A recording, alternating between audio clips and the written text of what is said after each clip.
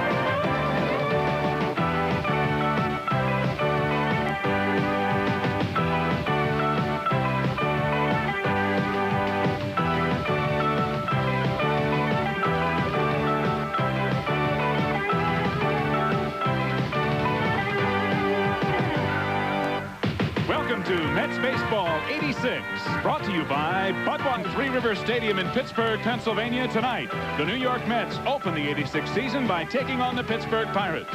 And pitching for the Mets tonight, Dwight Gooden, who was 24-4 in '85 with a league-leading 1.53 ERA. On the mound for the Pirates, it's Rick Russell, a 14-8 comeback season with an ERA of 2.27.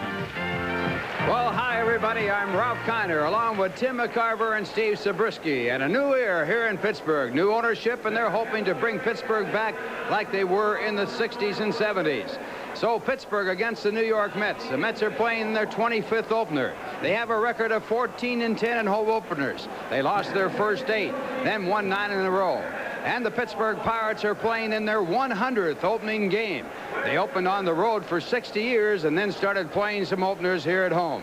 So it's baseball once again in the 1986 season. The Mets in their 25th year. They have been the world's champions once. They also have played in the World Series one other time, losing in the 7th game to Oakland. When they were the world's champions, they defeated Baltimore in 1969. Right now, Blackman batting second. What a spring Wally had. First baseman Keith Hernandez hitting third. Gary Carter behind the plate and batting fourth.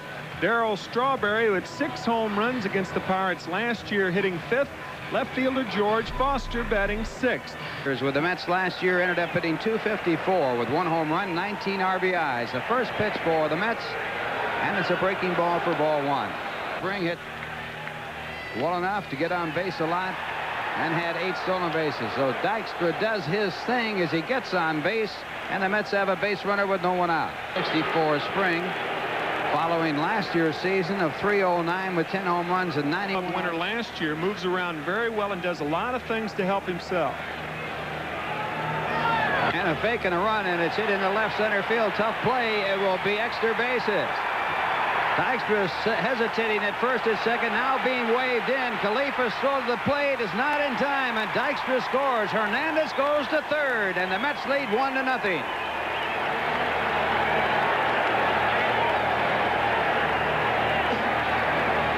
Outstanding base running by Keith Hernandez, going to third on the throw.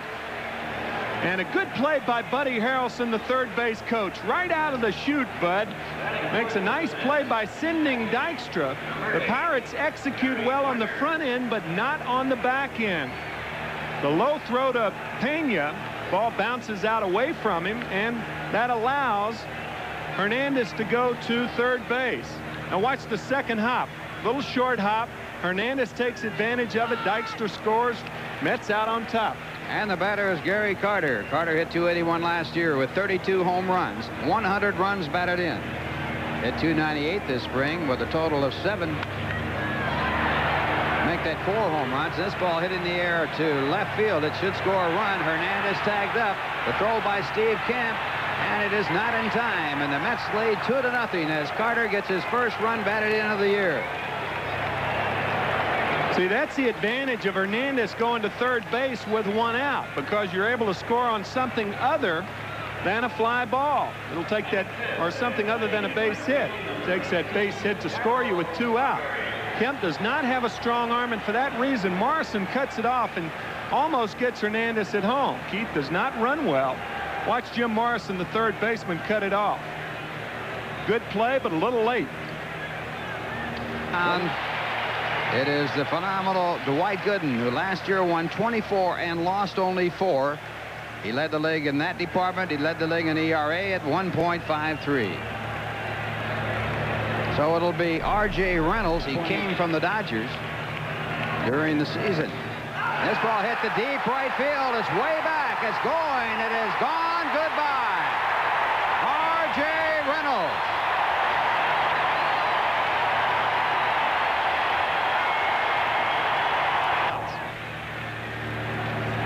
The pitch, strike 3 called, and Gooden gets his first strikeout of the year. In the inning, 1 run on 2 hits. The home run by R.J. Reynolds. 1 man left. The score at the end of 1. The Mets 2, the Pirates 1. Now here's a word. 3 months. Another curveball got him looking. So Dwight Gooden, not making that mistake again, throws a nasty curveball on this 0-2 count. And Gooden picks up his second strikeout. And when you hit a home run off the fastball,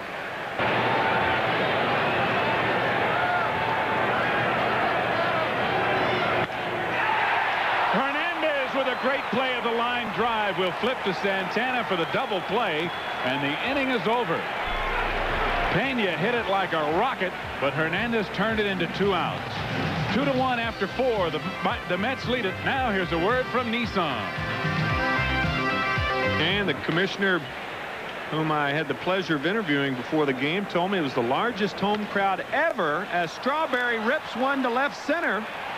He's going to have at least a double. Darryl Strawberry into second.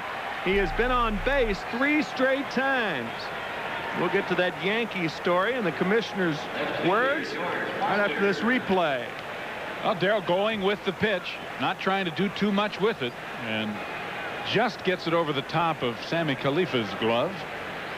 And Darryl cruises into second. What a swing he has, huh? Still, even though he was fully extended and out in front a little bit, able to generate so much power the other way. Never been a question about that. Nor George Foster. As he lifts one to right, this could be trouble. Orsulak a long way, and it's over his head. Foster's liable to have a triple. And there he goes to third. He's going to be out at third. Strawberry scores. Foster thrown out at third on a good recovery by Orsulak. And the Mets lead it 3-1. 1-2. And it's back to the middle, a base hit. Moving around to third is Dykstra. The throw coming in to home is not in time, and Dykstra scores, and Hernandez with his second RBI, and the Mets lead by a score of 4-2. Well, Keith picking up right where he left off at the end of last season. And what a key man he is, and what a fine piece of hitting by Hernandez, who controls that bat as well as anybody. The throw by Reynolds is way offline. It would have taken a real good throw to have a play at Dykstra. As you see, he's on the plate by the time the ball gets to picks one off like that. Most hitters can't do anything about it. Back again, and it is strike 3. Kemp knew it. Gooden gets his third strikeout. And the crowd boos. Well, I need one more K up there in the mini K corner. He got Kemp on a breaking ball similar to this back in the first inning.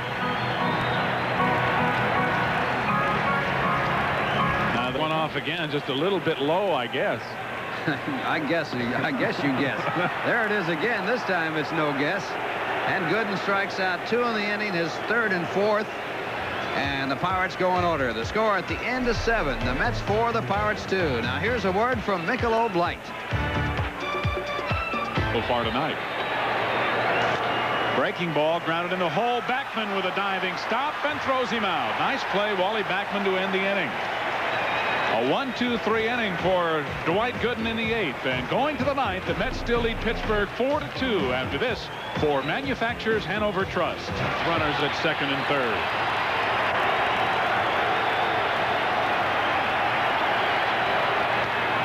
Tapper, and Gooden will take it himself, and the Mets win the first game of the 1986 season. Dwight Gooden picks up his first victory and first complete game as New York wins it 4-2. Ralph and I'll be right back to wrap it up here at Three River Stadium in Pittsburgh. Stay with us. Once again, the final score, New York 4 and Pittsburgh 2. We're back after this word from Michelob Light. Bay Stadium last Monday saw this weird sequence. Off the pop fly, shortstop Rafael Santana not able to hold on, but George Foster made the catch. Tough week for pitchers. Dale Murphy of the Braves with a shot, and John Denny did live to talk about it. How about this drive off the bat of Joel Skinner of the White Sox? Bruce Hurst of the Red Sox still looking for the baseball. In Chicago, Wednesday night, Floyd Bannister of Chicago hit Dave Collins of Detroit. Dave did not appreciate it. He went berserk, bouncing off White Sox players. No, this is not an NHL playoff game breaking out in Detroit. The umpires did eventually settle things down. Star, but their logo is Catch a Rising Star. Used to be, now it's baseball like it ought to be. Sure was this afternoon. All spring long, the media was full of stories about the Mets' future stars, Sean Abner, Stanley Jefferson, and Kevin Elster. Someday they may very well be stars for the Mets. However, lost in the shuffle was 24-year-old Kevin Mitchell. But he made it to the biggies in 1986, and today Mitchell knocked in the tying run and scored the game winner as the Mets beat the Phillies 3-2. In the top of the first, Phillies finagle a run against Dwight Gooden. They don't even hit the ball out of the infield, but Glenn Wilson's bouncer scores Gary Reedus, and it's 1-0, Phillies in the lead. Gooden comes back to strike out Darren Dalton to end the inning. In fact, Doc strikes out the side. Move ahead to the bottom of the 5th. Mets get the equalizer. Barry Lyons rips the ball right back at Shane Rawley. He thinks he looks Gary Carter back to 3rd, but Carter dives and beats Von Hayes' throw to the plate, and we're tied at 1 apiece. Then with a score 2-1 in the 6th, Dwight Gooden leads off first base. Kevin Mitchell drives a double deep into the gap in left center. Gooden, who had opened the inning with a single, scores. Watch Doc make the turn at 3rd, comes in and slides at the plate, and we are tied at 2 apiece. Then, in the bottom of the 8th, Mets chase Shane Rawley, but Carter greets Steve Bedrosian with the base hit to right center. Mitchell scores. Gooden goes on to strike out 10 Phillies, and the Mets beat Philly 3-2. Now to Olympic Stadium in Montreal.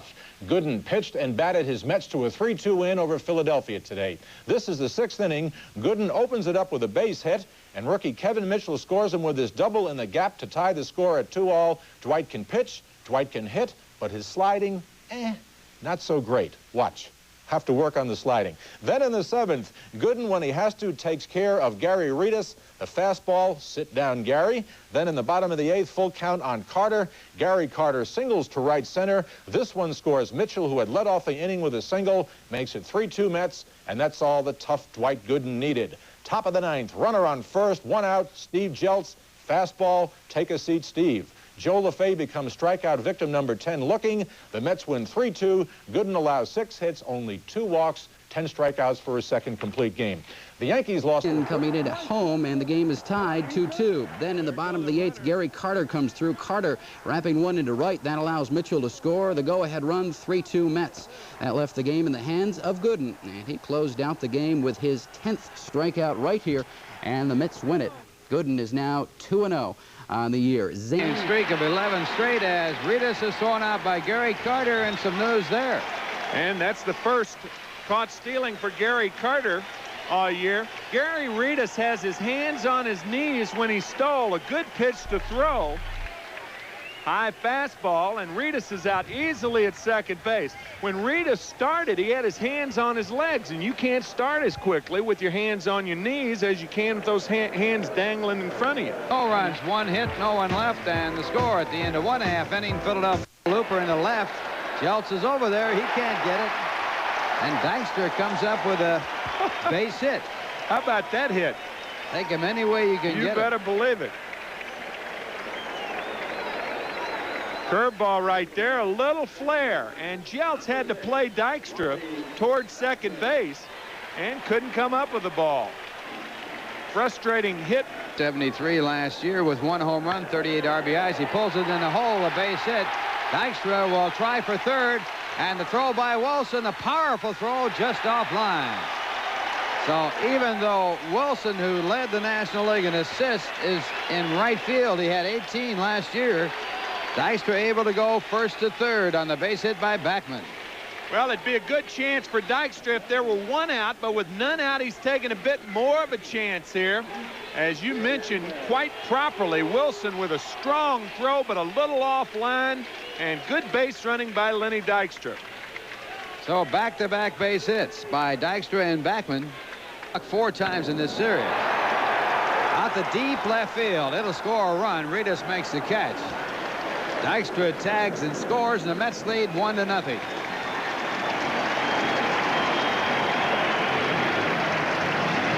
So Strawberry gets his 3rd RBI. Long swing. It's harder to get the bat out. And a slice to right, a base hit. Hernandez goes to second. He'll try for third. The throw to third base will not be in time. And Hernandez goes in safely. Kind of a dangerous play for Keith, but he got away with it. And the reason you say that is because there were 2 outs. You don't want to make the first or the third out at third base. Ball gets in on Carter. And watch Wilson approach that ball. He gets to it in a hurry. Strong throw, and I mean strong throw, right there. Carter off and running, and this ball drilled in the corner and right. Extra bases. And it is over the wall, a home run. And Danny Heap with a 3-run home run, and the Mets are leading by a score of 4-0.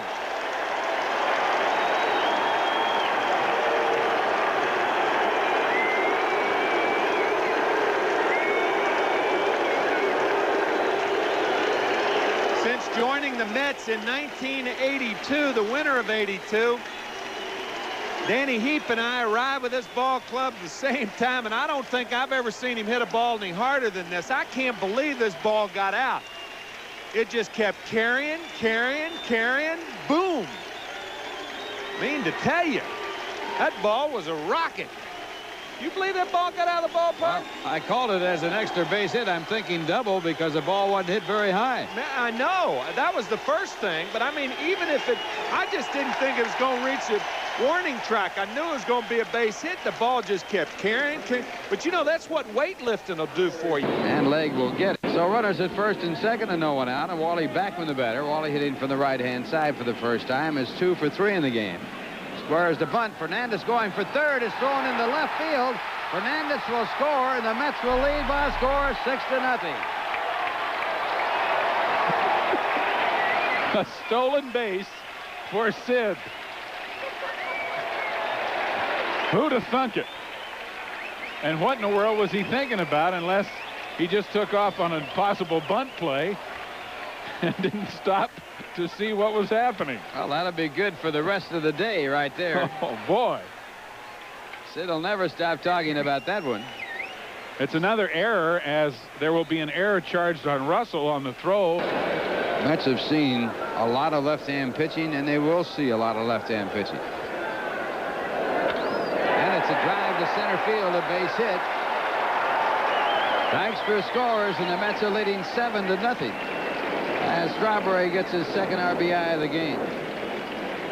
Well, one of the reasons for batting Darrell 4th and Carter 5th today was to give Darrell an opportunity to get better pitches to hit. And so far, in 4 at-bats, he hit a fly deep, almost out of the park to the warning track for a sac fly to drive in a run in the first. He hit a rocket just like this, only right at the second baseman, Luis Aguayo, in the 2nd inning. And the has singled in 3 appearances. This ball hit out to the corner in right center field. Long way back there and over the head of Wilson. Strawberry coming home. The throw to the plate is not in time.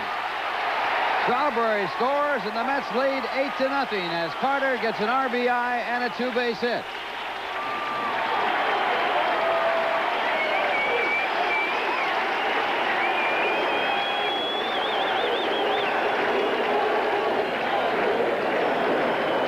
Well, the Mets are pounding the ball this afternoon, and this ball off the bat of Gary Carter just kept carrying and carrying and carrying. Wilson couldn't believe it when he got almost to the wall.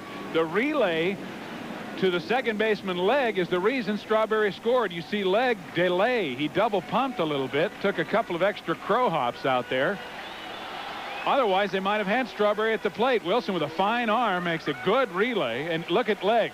He takes a little too much time, and that hesitation allowed Strawberry to get past Russell. 1 man left at third. The score at the end is 6 as Tim McCarver comes back in. The New York Mets 8, the Philadelphia 4. Anniversary. The Mets have put together a sleek 25th anniversary book entitled The New York Mets, the First Quarter Century. This book is a hardbound volume of the Mets history told in candid, action-packed color photographs, and engaging essay compiled and written by noted baseball historian Donald Honig. So to get your copy of the Mets official, A 4 to 6 to 3 double play. And Fernandez still with that shutout alive. Santana smoothly at second base, turning it over. Backman gets rid of it in a hurry here. Greg Gross runs pretty well, and boy, he gave him a good throw. Right about Chester James is because he always does throw a lot of pitches. Swing and a miss. 5th strikeout for Fernandez. No runs, no hits, and no errors. John Russell remains at third. Fernandez has a shutout. Roger McDowell closes the door in the 9th inning. Following a fine performance by Sid Fernandez to pick up his first victory of the year after going the first 8 innings, the loser is starter Kevin Gross of Philadelphia, who is 0-2 as the New York Mets win their 3rd game in a row after losing 3 in a row to defeat the Philadelphia Phillies and sweep this series here at Shea with an 8-0 victory here in the final game. Tim and I will be right back to wrap it up for you, and as always, Ralph is standing by with Kiner's Corner. Stay with us. The Mets win at 8-zip, and we're back at Shea after this for Michelob Light. Starting pitching other than Dwight Gooden, of course. They got strong outings this weekend from Gooden, Ron Darling, and today Sid Fernandez, and completed a 3-game sweep of the Phillies. This time it was 8-0. At sunny Shea, it was a beautiful afternoon to have a little ice cream. And it was a nice day to look at some blonde-haired people and some unnaturally blonde-haired people. No score in the bottom of the first. New York would send 8 men to the plate. Lenny Dykstra was the leadoff batter, popped up toward foul territory. A reunion of Philadelphia Phillies couldn't get it. That was Rita's Shoe or Jeltz. Now with new life, Dykstra dinked the flare just past the diving Jeltz. He's probably tired of seeing Dykstra. Dykstra would later score on a sacrifice fly by Darryl Strawberry. With runners on the corners, the big blow of the inning, Danny Heap line drive homer to right into the bullpen off Kevin Gross. And the Mets led 4-0 in the first inning. They added 3 more in the 6th on some sloppy Philadelphia fielding. And the closest the Phils came to scoring off Sid Fernandez came in the 5th inning. Glenn Wilson flew deep to center field with Mike Schmidt on first, but Dykstra made the diving catch. Schmidt had to go back to first base. Sid Fernandez pitched 8 innings of 2-hit shutout ball.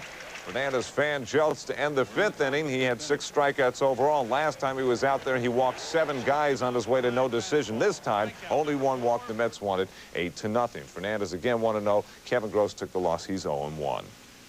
By Rick Aguilera. See, just off the plate, you got a free swinger up there. Pena goes down. Here comes Ray. Out and home. What a play by Gary Carter.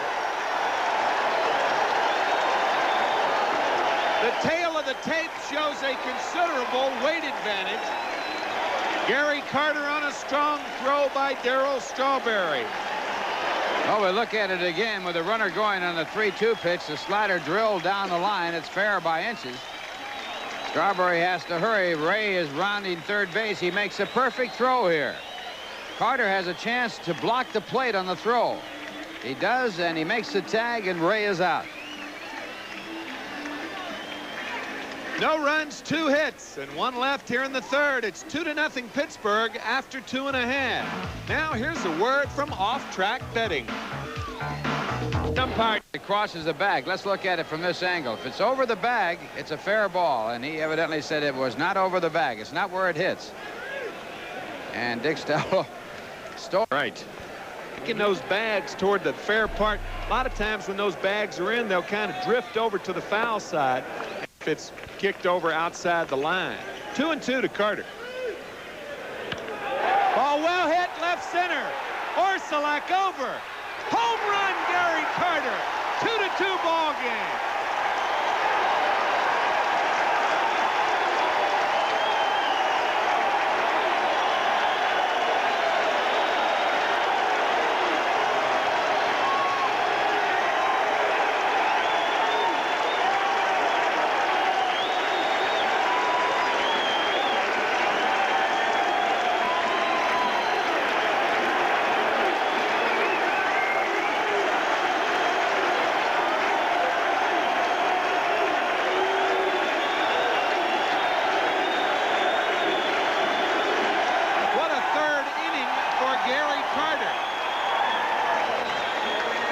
He gets a breaking pitch. It's up a little bit. Gary gets on it and lines it into left center field. Orsulak over, can't get to it. It clears the wall by a good enough margin. Second home run for Carter this year. And the Mets have tied the game at 2. Carter last year had 32 home runs. Darryl Strawberry right off the bat, and Gary Met when he hit that dramatic 10th inning home run opening day 85 to beat the Cardinals here at Shea. And I think his leadership ability on and off the field has made a big difference in this club. He certainly does it on the field. I think so too, Steve, and I'll tell you, there are a lot of runs on 10 hits and 1 error. The winner in relief, Roger McDowell. He is 1-0. The loser in R.J. Reynolds comes in to score, and the Pittsburgh Pirates are leading by a score of 1-0.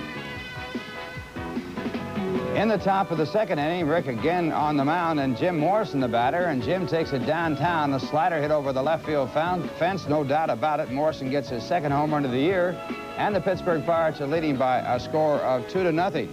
Aguilera had given up 2 home runs in his previous start, so he has now given up 3 home runs in just about 6 innings. Now this drive into the right field area.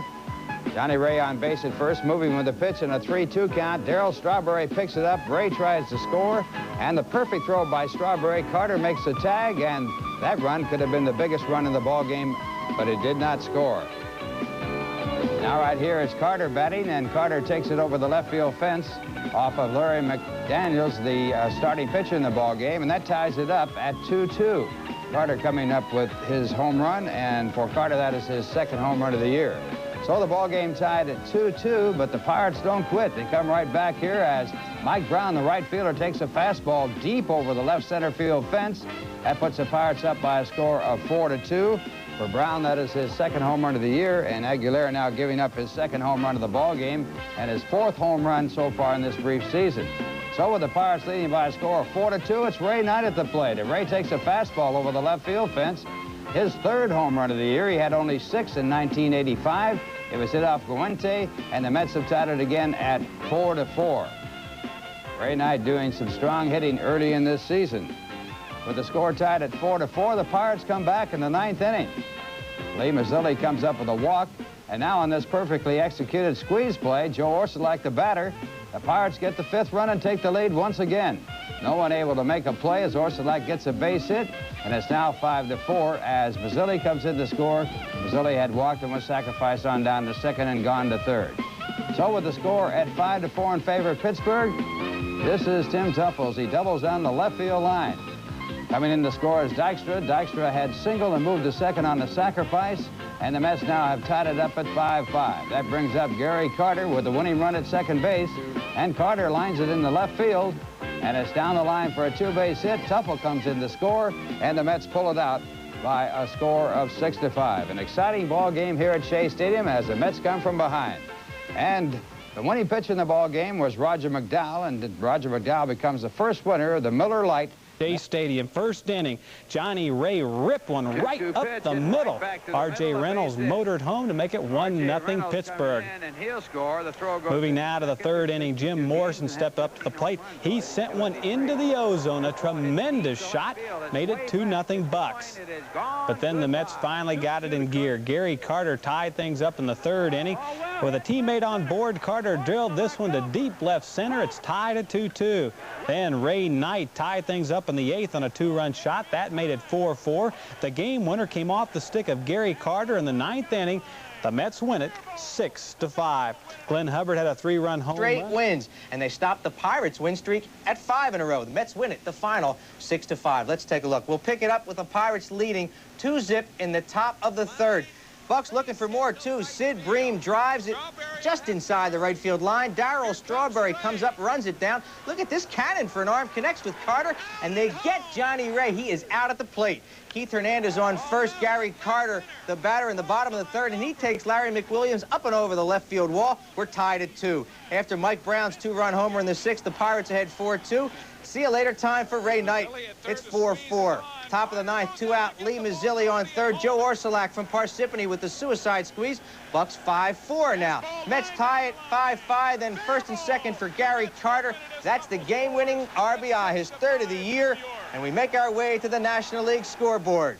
Gary Carter wins it for the Mets, the final 6-5. That's Bob Kipper gives the Mets a 1-0 lead. Bottom of the 2nd, Keith Hernandez goes the other way. A bases-loaded double. Right down the line, Ray Knight scores. Rafael Santana scores, and the Mets are rolling. Then, the 49-minute timeout for Mother Nature. I've got to get one of those umbrellas for Christmas. Bottom of the 3rd, Ray Knight sends souvenir number 4 over the fence and left. At the same time, burglars were robbing his house, believe it or not. It was 4-0. Then Kevin Mitchell doubles home Santana. 7-1 the final. Bob Ojeda gets the win. The Mets have tonight off. The Yanks at Kansas City. Scoreless game until he served it up to Darryl Strawberry and swung so easily, but sends it into the upper deck to make it 1-0 Mets. But in the bottom of the 6th, with the score the same, the Cards come back. Nice bunt by Tommy Herr. Ron Darling to Wally Backman. He can't handle it. And we have got a man across. Coleman scores, ties the game at 1. And then with the bases loaded, Andy Van Slyke rips it to right. That scores McGee and Tommy Herr. Makes it 3-1 Cards. But the Mets come back to tie the contest in the 9th at 4. And then the top of the 10th, George Foster rips the shot, drives in Wally Backman. That'll atone for that error earlier. And the Mets take it 5-4, their 6th straight win. Now, a note, last year, you might recall, these two teams locked horns. Who fails the signs, 11 of them decided by 1 run. Now to Wrigley Field, where the Cubs in the National League East, the New York Mets and the St. Louis Cards met in the opener of a 4-game set, and it took an extra inning to decide it. We'll pick it up in the top of the 2nd inning. Darryl Strawberry got the Mets off and running. Bob Forsch's breaking pitch doesn't break quite enough, and Darryl deposits it into the right field seats for his first home run of the year and a 1-0 New York lead. Bottom of the 6th, Cardinals at first and second. Tommy Herr drops the bunt. Ron Darling picks it up, throws it at first, where Keith Hernandez promptly drops the ball. Vince Coleman scores, and the game is tied at 1-1. Then the Cardinals loaded the bases, and Andy Van Slyke with a line drive base hit into right field. Willie McGee scores, and Tommy Herr will score as Strawberry's throw is wide of the plate, and the Cards lead at 3-1. But in the 9th, Cardinals leading 4-2. A man on. Howard Johnson tags Todd Worrell's fastball deep into right field seats. 2-run homer ties it at 4. Johnson's first of the year. Then in the 10th, 2 out. George Foster base hit into left field. Wally Backman comes roaring around third. He will slide safely home ahead of the throw, and the Mets win it by a score of 5-4 as the Cardinals have now lost 4 in a row. Roger McDowell the winner, and Todd Worrell takes the loss. The Mets in St. Louis to play the Cardinals tonight. In a nutshell, Dwight Gooden is hot. Ray Knight is hot. The Mets are hot. The Cardinals are in a slump. That tells you pretty much how the game went at Busch Stadium in St. Louis. It was scoreless until the top of the 5th inning when Ray Knight gets a hold of a Ricky Horton pitch and deposits it into the seats in left for home run number 5 on the year. Ray Knight is a ball of fire, 1-0 in favor of the Mets. Then they broke it wide open in the 8th inning. Darryl Strawberry goes with the pitch. Fair ball between the third baseman and the bag down in the left field corner. Keith Hernandez comes around to score while Vince Coleman tries to make an omelet with the baseball in left field. 3-0. The Mets in the lead. Still in the 8th, Dwight Gooden didn't hurt himself at all. Base hit to left field off Pat Perry. Rafael Santana scores. Mets led at this point 7-0, and you think Dr. K can use a lead like that? Look at the size of this hook to Terry Pendleton.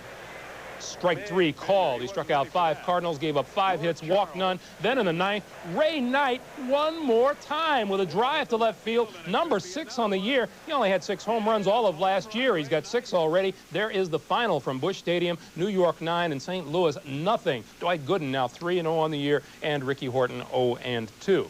This afternoon, BC, Gary Carter leads the red-hot New York Mets, coming off their shutout last night against the St. Louis Cardinals, losers of 5 in a row, or some of you will see. And the Cardinals from St. Louis, game 3 of their 4-game series. Mets have won 7 in a row. It'll be Sid Fernandez going against Danny Cox, who is just off the disabled list. Some of you will see the White Sox going against the Detroit Tigers in Detroit. Now, last night in St. Louis, it was Dwight Gooden shutting out the Cardinals 9-0, allowing only 5 hits, only 5 strikeouts for Dr. K, but a strong game. So Gooden now 3-0 with an ERA of 1.29. And Dwight got some help from Ray Knight, who with 2 home runs last night takes over the major league lead with 6, and he has already matched last year's home run total.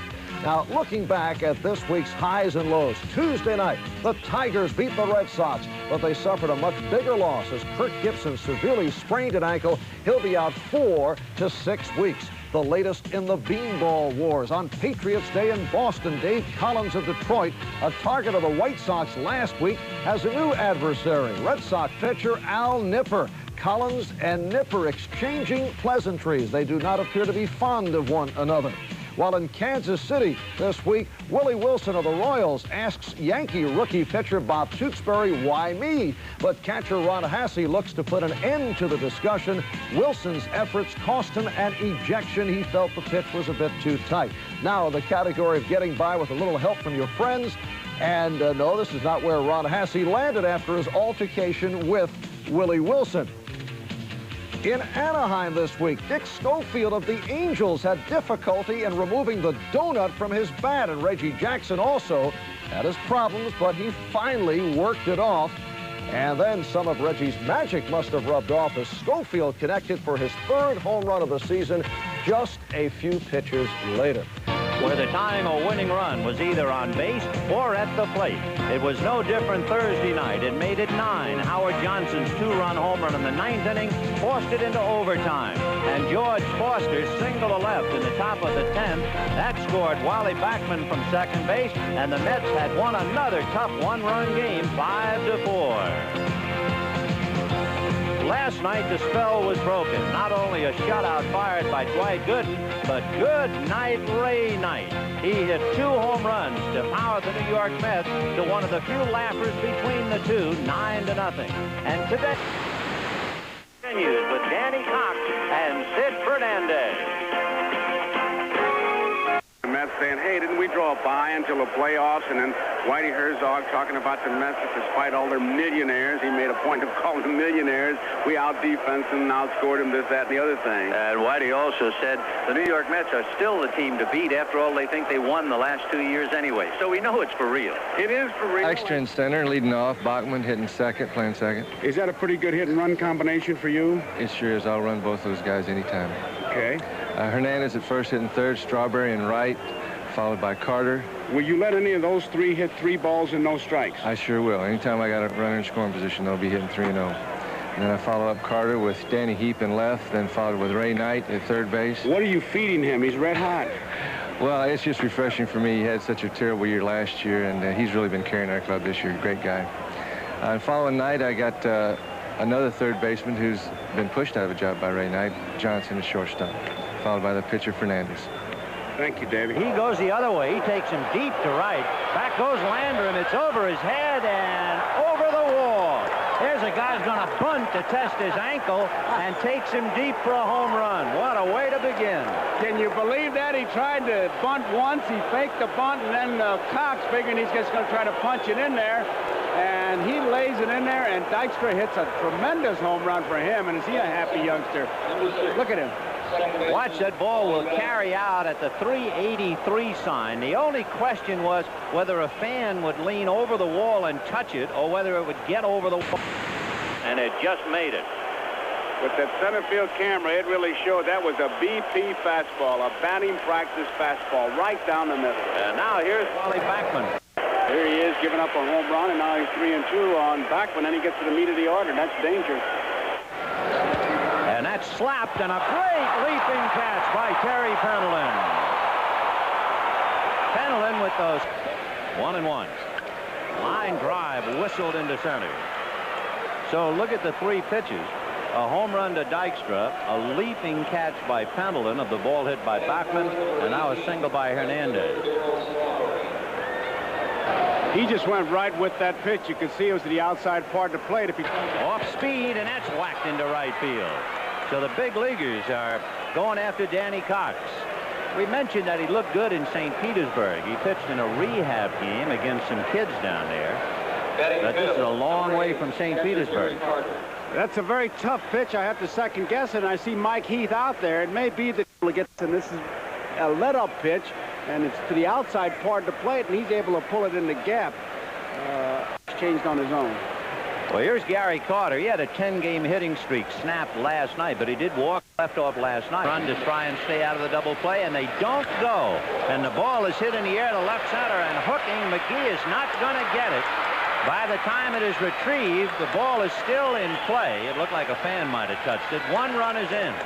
The only surprise, the fact that the runners were not going. So Carter doubles in Hernandez. It is 2-0 New York.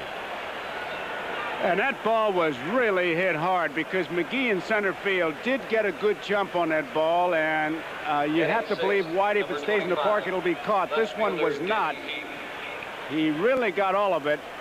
Curveball out over the plate, and McGee doesn't even come close to it. Has to play the carom, and he plays that perfectly. We were wondering if a fan could have leaned over and touched that one, but they can't get to it with that wire netting out there. So that meant the ball was live, and Strawberry stopped at third anyway.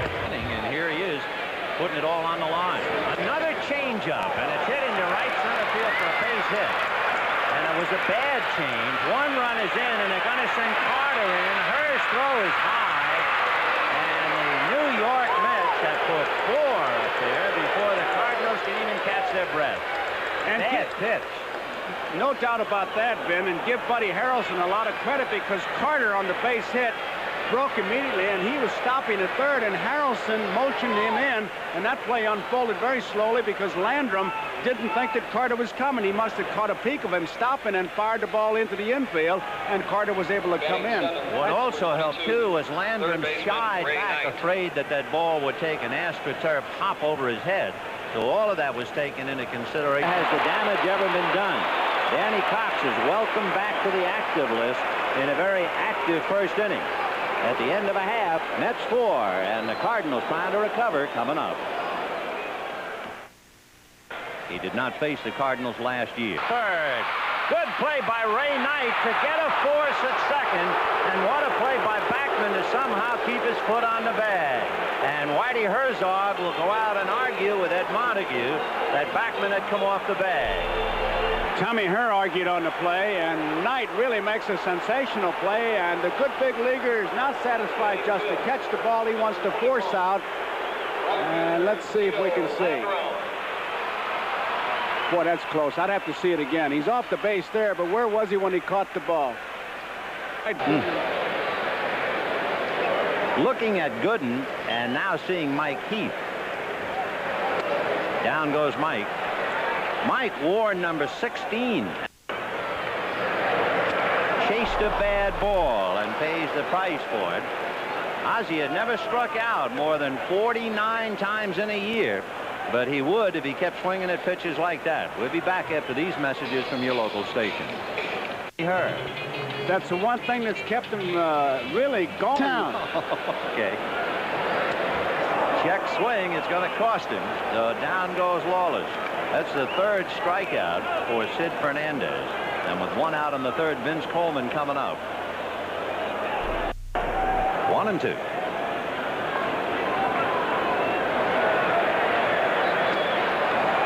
chased that fastball. It seemed to be just running away. That's 3 consecutive strikeouts, 4 out of the last 5. Sid Fernandez.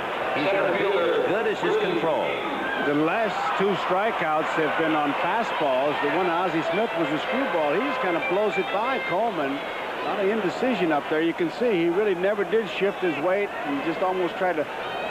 Sid Fernandez traded by the Dodgers. They were in desperate shape by the Yankees for Bob Sykes, and that will do that. That's 4 consecutive strikeouts, 5 of the last 6 hitters, and at the end of 3, the Mets 4 and the Cardinals 1.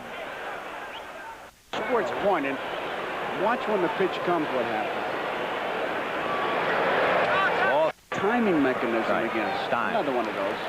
3-2 to Jack. And got him with that fastball up and away. And Clark was giving. I think he was expecting something inside. That's a half a dozen strikeouts. Right fielder Fernandez. Landrum. Watch that foot again. There it goes. Now he kind of reached for this ball. He doesn't take that good Jack Clark swing.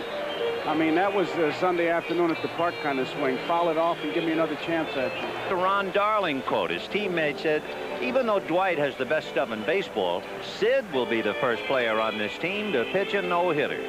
Well, he gave up the single to Tommy Herr in the first inning, but he has struck out a half a dozen. He's been... Gooden led National League pitchers with 21 hits, including a home run.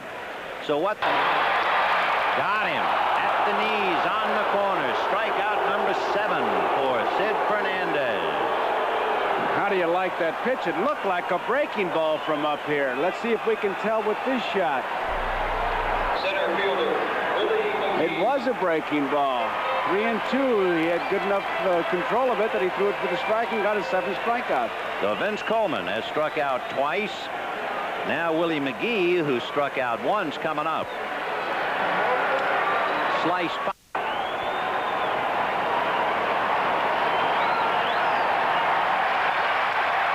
I tell you what, Los Angeles will bemoan the fact they have traded him for the next 10 years in the National League.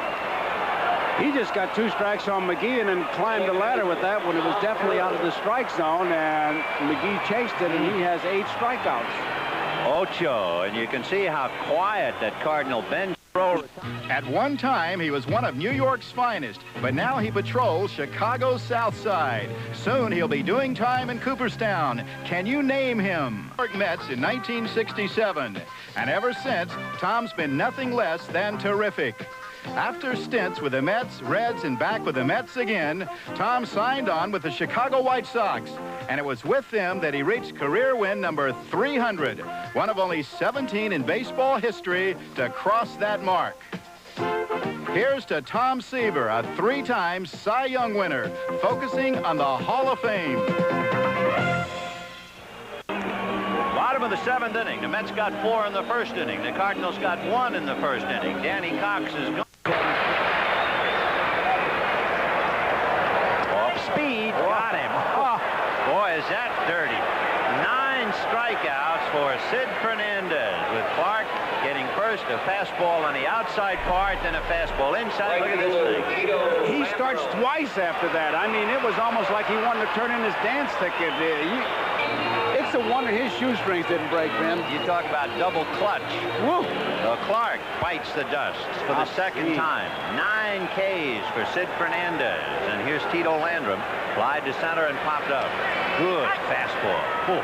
And remember, it's a left-handed pitcher against a right-hand batter where you think he would drive the ball, but there goes the middle section of that body out of there, so to speak. I was kind of groping for a word there. Well, remember that Broadway show? Boy, was Davy Johnson right when he said, I don't have a ground ball pitcher today.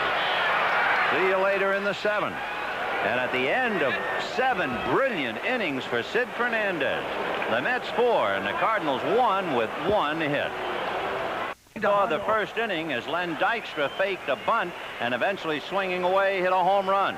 Gary Carter doubled to score Hernandez. Danny Heap singled to score Strawberry. And the Mets all of a sudden was sitting on top of a 4-0 lead. In the bottom of the first, Vince Coleman walked and stole second, took third on Tommy Herr's single, and came home as Clark was hitting into a force play, which was actually a brilliant play by Ray Knight taking an extra base hit away from him. It is 4-1 in favor of the Mets. And despite the fact, right center field, Dykstra and Strawberry. One, he ran with him at all right now. Put down number 1 and see if you can blow him away. You got it. 1 and 2, and they got him picked off. And now Keith Hernandez trying to make Ozzie commit. They have to throw it to Sid Fernandez. 3 and 2. Ozzie doesn't go. Ground ball to third. Knight down to Backman, who's flipped, but in the act of throwing, so the runner is out. Backman lost the ball while in the act of throwing, and then landed heavily on his left leg. So the runner is out, and Backman is hurt. Well, the lead by Ozzie Smith paid off, and then it prevented the double play. He didn't go out of his way to make the slide. It was right there. You always worry about the knee. Here it is again. So Knight gives him a good ball to handle. He's ready to make the pivot right there. He's standing there. Ozzie just went straight in after him. The elbows high and arms. It was really not a slide. It was a football takeout. And you can hear the crowd chanting Ozzie, Ozzie, as they try and put another log on the rivalry. Ozzie, of course, an infielder, just going straight in at the bag. And he got a good chunk of Backman, who, by the way, is evidently okay, but he does have a bruised leg, I'm sure. Yeah, but that'll be one of those you catalog. I mean, it's true that he was there. Now watch, Backman is there, so he's vulnerable, but watch how Ozzie goes into him. It's not a slide. All right. Hey, if you're Vince Coleman coming up, are you expecting to go down? Not really. I think that the IOU is on Ozzie Smith. There's a good shot of it. You can see it was really not a slide, although Backman was vulnerable. But it's one of those things you catalog and you say, okay, pal, you're going to be in this neighborhood too. Which, of course, you admire when the... Got him. And that is 10 strikeouts for Sid Fernandez. Well, Ozzie Smith was right in the middle, the eye of the storm on that play with Backman. His quote, bad blood? Well, there's nobody over there that I hate. I just wish they'd give us our due. At the end of 8, Mets 4, Cardinals 1. Leaving, and Roger McDowell will be brought in to try and quiet any possible 9th inning uprising. It is 4-1 New York. We're in the bottom of the 9th inning, nobody out, and we'll be back right after this. But I think that's a couple things. Not so much Fernandez as his depth and strength of that bullpen, and I also think the complete game has become the dinosaur of baseball. Well, he went 8 brilliant innings, allowed 1 run, 2 hits, 2 walks, and... So Davy Johnson sweating out Roger McDowell now. A drive into left field and deep. Looking at it is Heath. It's off the wall. In comes the run on a 380-foot single by Jack Clark to make it 4-3 New York. He's got a little groin pull. That's why he It was not a home run. It didn't come that close to the yellow line. You can see Danny Heath was ready for the Karen instinctively and immediately, and will have a runner. Jose Oquendo will run for Clark. They win the game. 1 and 2. He's bunting and got it down. In fact, he's going to beat it out.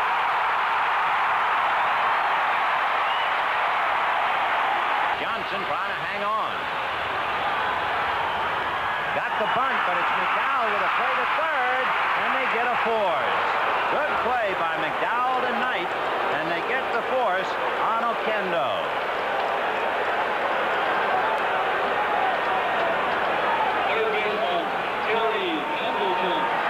McDowell gets off the mound in good shape. It was not towards the line enough, and Hop is right to McDowell. Had a little bit of a problem, but he was there in good shape and easy force. See him breaking towards the line. It's the second grab he has to make. Knight never did charge from third base. He was going to let McDowell and Hernandez handle it. Here comes Davy Johnson again. He may make a move. Now, as we said, everyone available. Of course, Pendleton switches. And he's going to bring Orozco in. That turns Pendleton around. As we showed you, all of the hitters available. McDowell a third of an inning, allows 3 hits and a run, and of course he's not out of the woods. He leads by 1, but the runners on base belong to him. We'll be back after this. Classic on the right, the starter who left with a 3-run lead, and on the left, the relief pitcher who has almost let it get away.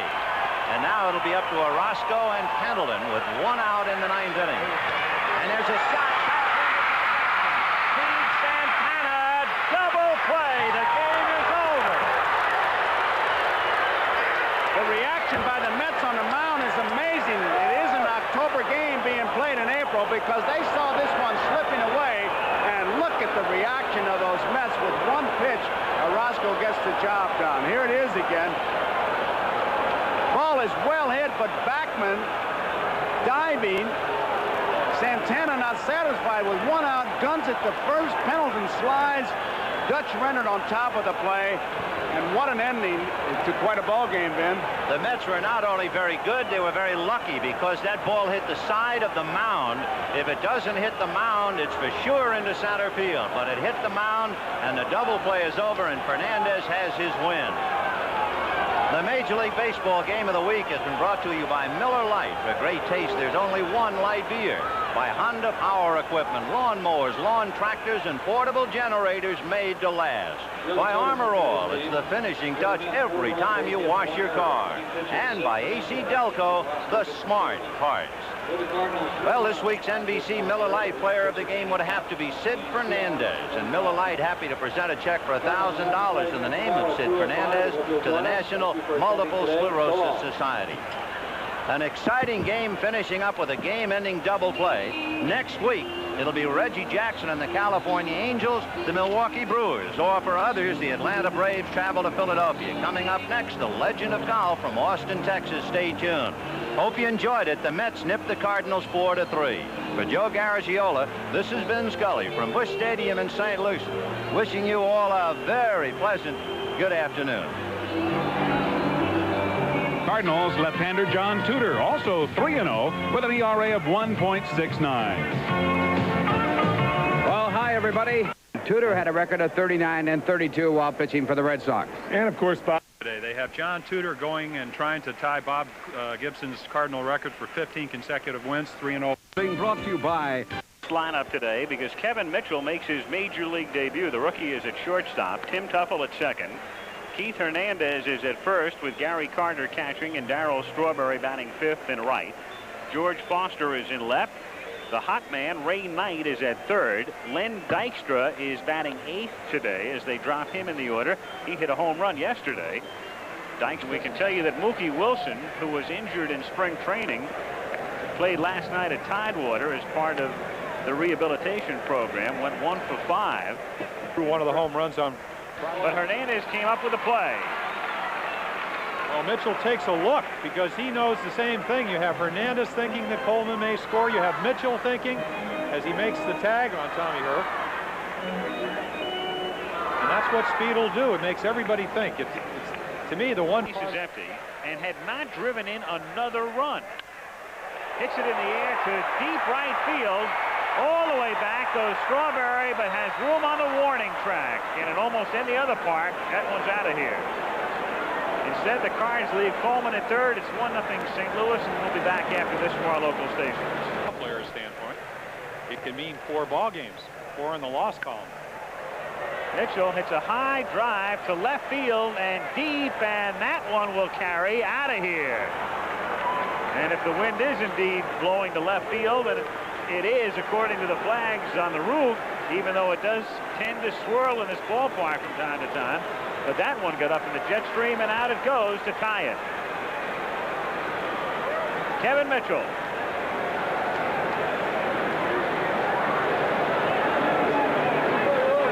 First Cardinal, or first Met hit.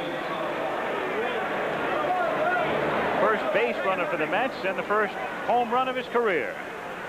Really looks like a fly ball off the bat. Grounded down. The second one that Ray Knight hit, they felt was just a fly ball, and ended up being in the second deck. Wind looks like it is.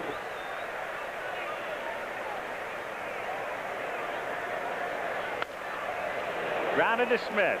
to Herb, and he throws it away and throws it down into the corner where there's a lot of room. Hernandez is being held by Harrelson as Carter stops at second, and Heath, not knowing where Hernandez was, dives for the plate blindly, and that'll make this week in baseball. A lot of great hustle job by Heath, but nobody was there. It looks like it's going to be 2. From this angle, it looks like the throw is just to the first base side. Jack Clark saves a run with some hustle right here. As we see, pretty nice tag, Mike.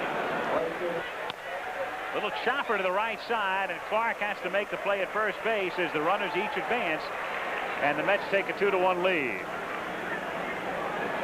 Strawberry driving in his 7th run of the season. Foster coming to the plate. You wonder how you don't make a good pitch to Foster. And that's into center field for a base hit. So George drives in his 5th run of 1986 as Carter comes in to score. The big error by Smith has given the Mets 2 runs and a total of 3 now with Mitchell's homer here in the inning. It's 3-1 New York. George Foster, an idea. Once hit 52 home runs, still has a lot of strength. Just fights it off. Pitch up really on the inside part of the plate, fights it off. A homer, and at the end of 4, 3-2 Mets. 2 for 3 as Tuffle hits it high in the air to deep left center field. McGee races back, and that one is gone in the basket. And Tim Tuffle has hit his first National League home run.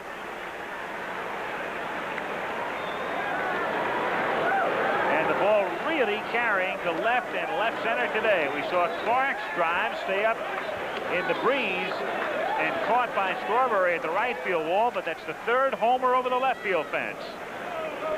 Tuffle hit 10 last year, has some power, played for the Twins in the Metrodome. As you see, Willie McGee not thinking the ball's going out. I don't know if we can get a shot at the flags, but Tudor didn't make a very good pitch, but wind is definitely helping the ball as we see Tuffle coming. He hit it pretty good, but usually balls like this, Willie McGee is under, and it's 3 outs. You see it hit right on top of that screen, which serves as the home run line and also keeps the fans from interfering. Lines, it looks like he was saying, Timmy, that ball looked like in the middle of the 5th inning. Physically fit for the first time, I guess, in 4 years, and having a lot of physical trauma over the last 3 years. I got down mentally and lost confidence in myself, and this winter I worked hard. Got myself back into shape, got strong again, and I'm seeing the ball real well, and had some success in spring training, and it's just continued to snowball, and I don't know why I'm hitting home runs. I'm just getting a good part of the bat on the ball. It's going out of the ballpark. Is only the 2nd strikeout for Bob Ojeda and the 1st since he fanned McGee back in the 1st. Well, he gets ahead, throws a great changeup in the outside corner. Again, Coleman struck out 115 times. 7 of 8 set down by Ojeda. To the 8th we go. 5-2 Mets.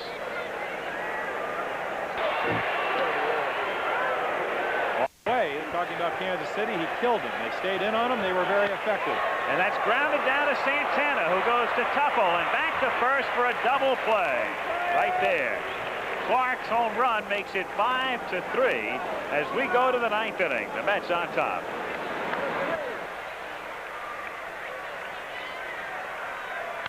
Hurdle hits a high drive to deep right field. Strawberry goes all the way back, has room, and makes the catch on the warning track. And the New York Mets in the early season come to St. Louis, sweep the nemesis Cardinals. And you'd have to go back almost a decade, the last time the Cardinals were swept in a 4-game series here at Busch Stadium.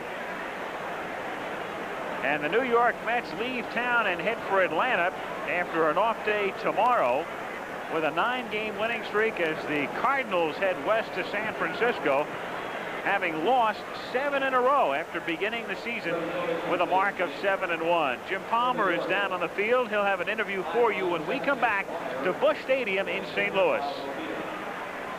Runs at Busch Stadium today. You don't see that very often. Bob Ojeda goes all the way. You don't see that very often either. But today he was masterful as New York beats St. Louis by a score of 5-3. And let's go to Jim Palmer. Thank you, Al. I'm with Bob Ojeda.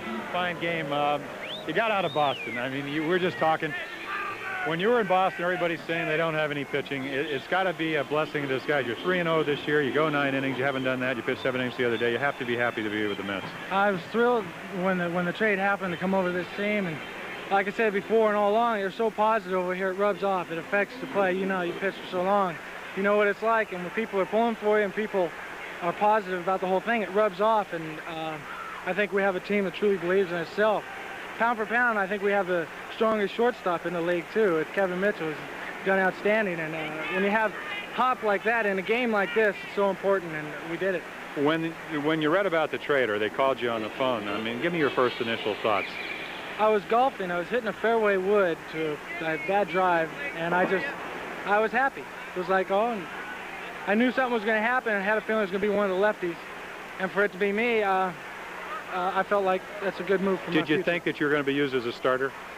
Yeah, well, initially I wasn't sure, but I went back in January to meeting and dinner and stuff, and Davey said that's where he wanted to use me. Night never before seen on the Major League front. This is the book on Boston right-handed pitcher Roger Clemens. He pumps up 95-mile-per-hour gas and turns knees to jello with a sharp-breaking curveball. That is Roger with a K I'm talking about. This evening at Fenway Park in Boston, Clemens joins a mighty illustrious company and then surpassed them all. The Major League record for strikeouts in one game was set by Charlie Sweeney over a century ago, then thrice tied by sure Hall of Famers Carlton, Seaver, and Ryan. Now, Roger Clemens has served notice he will be heard from before his career ends. He certainly got the attention of the Seattle Mariners this evening. Even Dr. K, Dwight Gooden, hasn't done what Clemens did this evening. In the ninth, he strikes out Spiko and ties those other four at 19 for one game. The next man up is Phil Bradley. Everybody in the place knowing that history is riding on the moment. And Clemens does it with Bradley looking, but yet doesn't show a sign of emotion.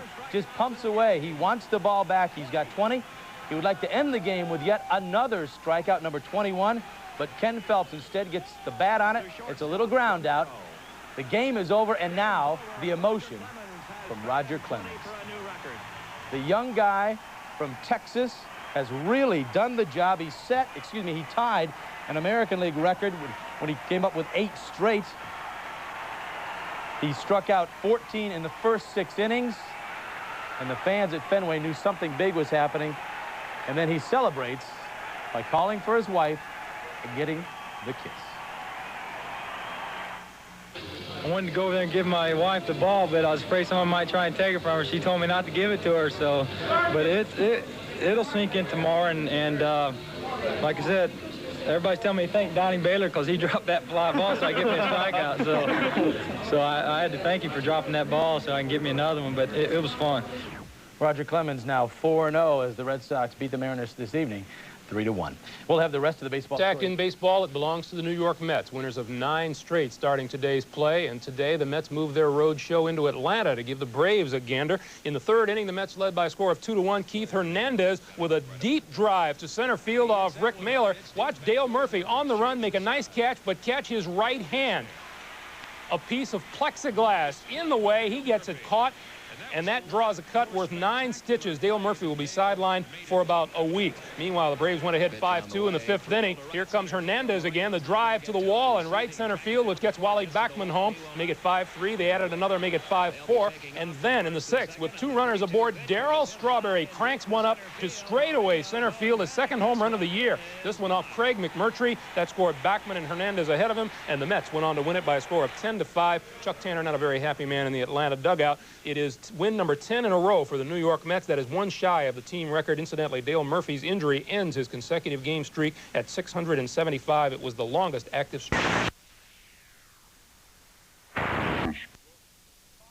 In the plexiglass, he has to pull it out. Now that is razor sharp plexiglass. Everyone is concerned, and rightly so.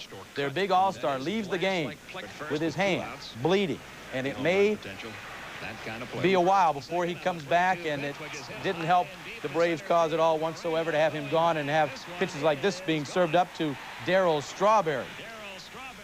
From a 5-2 lead, the Braves go down 10-5. The Mets win their 10th in a row. They're off to their best start ever. And Dale Murphy may miss, perhaps, 10 games. We'll keep you posted. Philadelphia. Before Rick Aguilera gets to start tonight, Mets have won 11 straight. They did it in '69 and '72, never 12 in a row, however. And in winning their 11th straight last night, the Mets improved their record to 13-3. That's the best in the biggies. Everybody knew they would challenge for a National League pennant this year, knew they were an improved team, no matter how good they were the past couple years. But this good? And believe it or not, Dwight Gooden was off last night, still almost pitched a shutout, and the Mets beat the Braves 8-1. Pick it up in the top of the first. Wally Backman off with the pitch as Keith Hernandez smacks a single through the left side. Lenny Dykstra scores 1-0 Mets as Backman slides safely into third. Then he jogs home as Darryl Strawberry rips an RBI single to right, and it's 2-0 Mets after 1. In the top of the third, here's Gary Carter, and there goes his third home run of the year up and over the left field wall. A 2-run shot, and it's 4-0 New York. Now, here's how Doc does his little magic act, getting out of a little trouble in the fourth. He gets Andres Thomas to line out to Dykstra. Chris Chandler strays off a second. That's a double play. In the top of the fifth, with Backman on board, it's see-you-later time for Strawberry, his second dinger in as many nights, and his third home run of the year. Bottom of the fifth, here's a gutsy performance. Dale Murphy pinch hits with 9 stitches in his hand, homers off Gooden, keeps his consecutive game streak alive at 676 straight games played. The shutout's gone, but nothing can tarnish the night for Darryl Strawberry. This is his 5th hit in 5 at-bats. Darryl's first 5-hit game in the big leagues.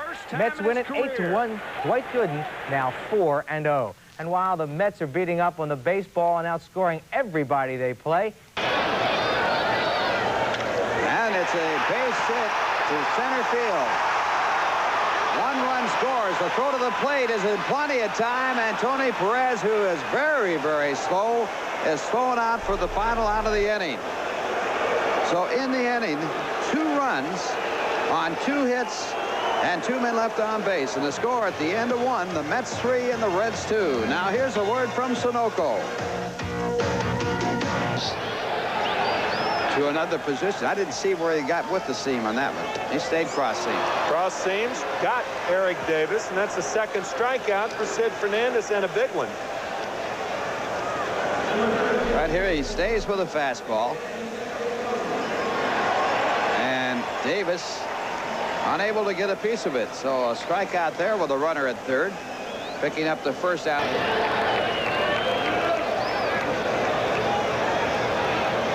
Ground ball to short, could be 2. There's 1. An easy double play gets Fernandez out of the inning. Of all things, a double play ball. No runs, 1 hit, and 1 left. After 2, it's still 3-2 New York. Now, here's a word from Avis. He didn't want to talk about it, right?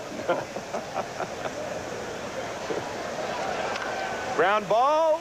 Good play, Oster. He knocked it down, but it gets fine. I said a good play, but by deflecting that ball, it allowed Gary Carter to go to third base. First and third, 1 out. Looked like he had it in the beginning. Made the diving try, and it looked like he got his glove on it to stop it, but it caromed off his glove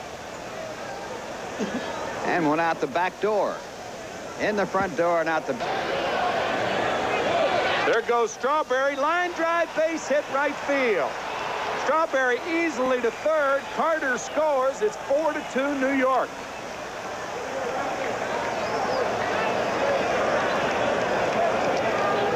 Well, with Strawberry in motion and the second baseman moving to cover, no chance at all for a play by Oster on this handled base hit by George Foster.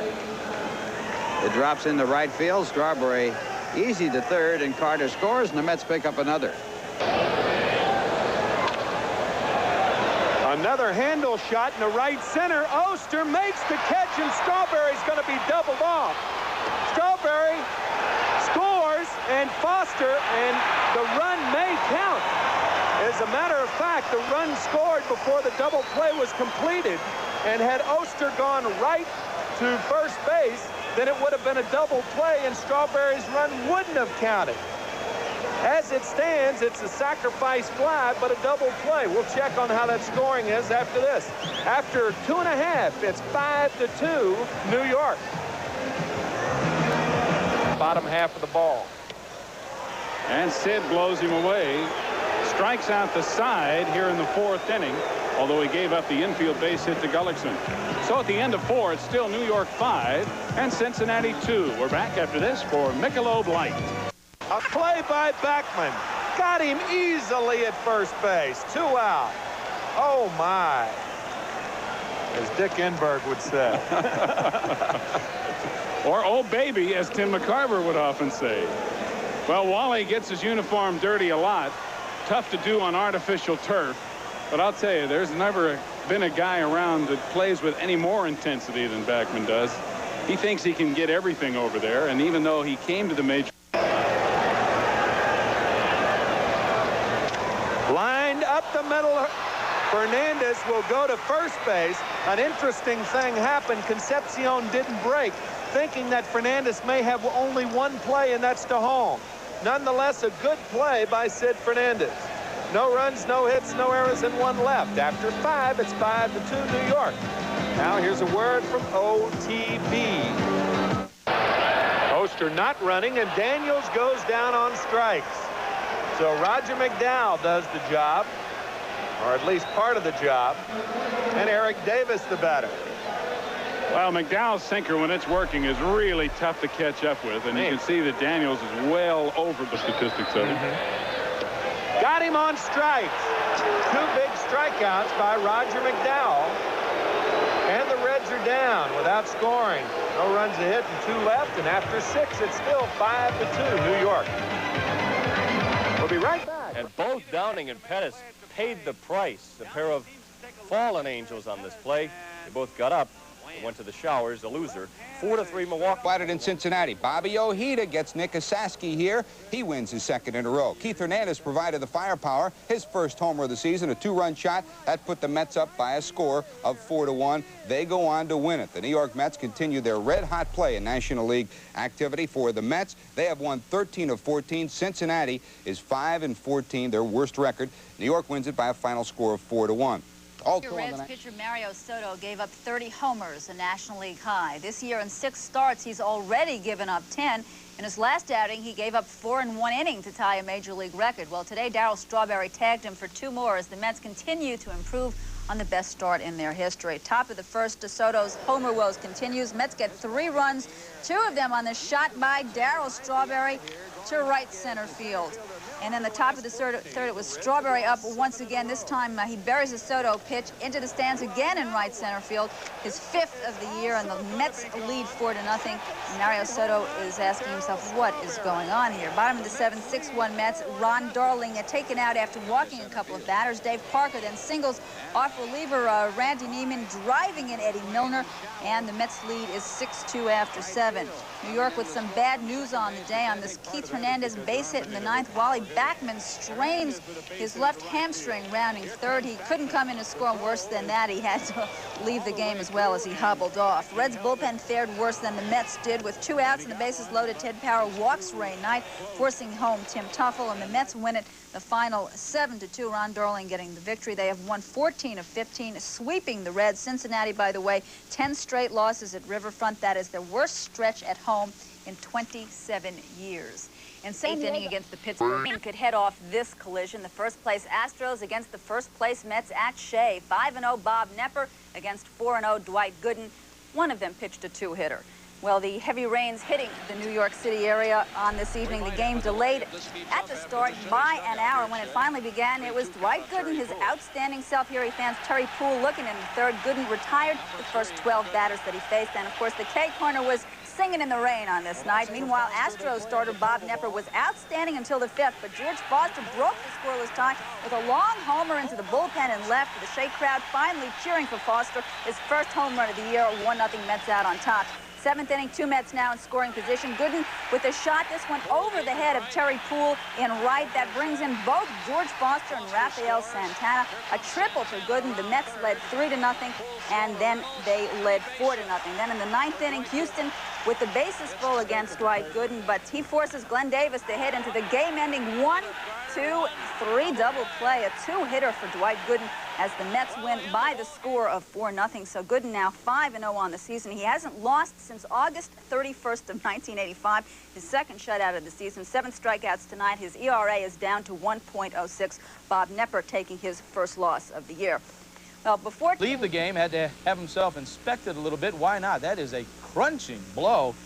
The game, meanwhile, went on. It was tied at 2 in the top of the 8th when finally league, and our first stop at Shea Stadium for the Mets and the Astros. The story here was pitching. 5-game winner Bob Knepper on the hill for the Astros.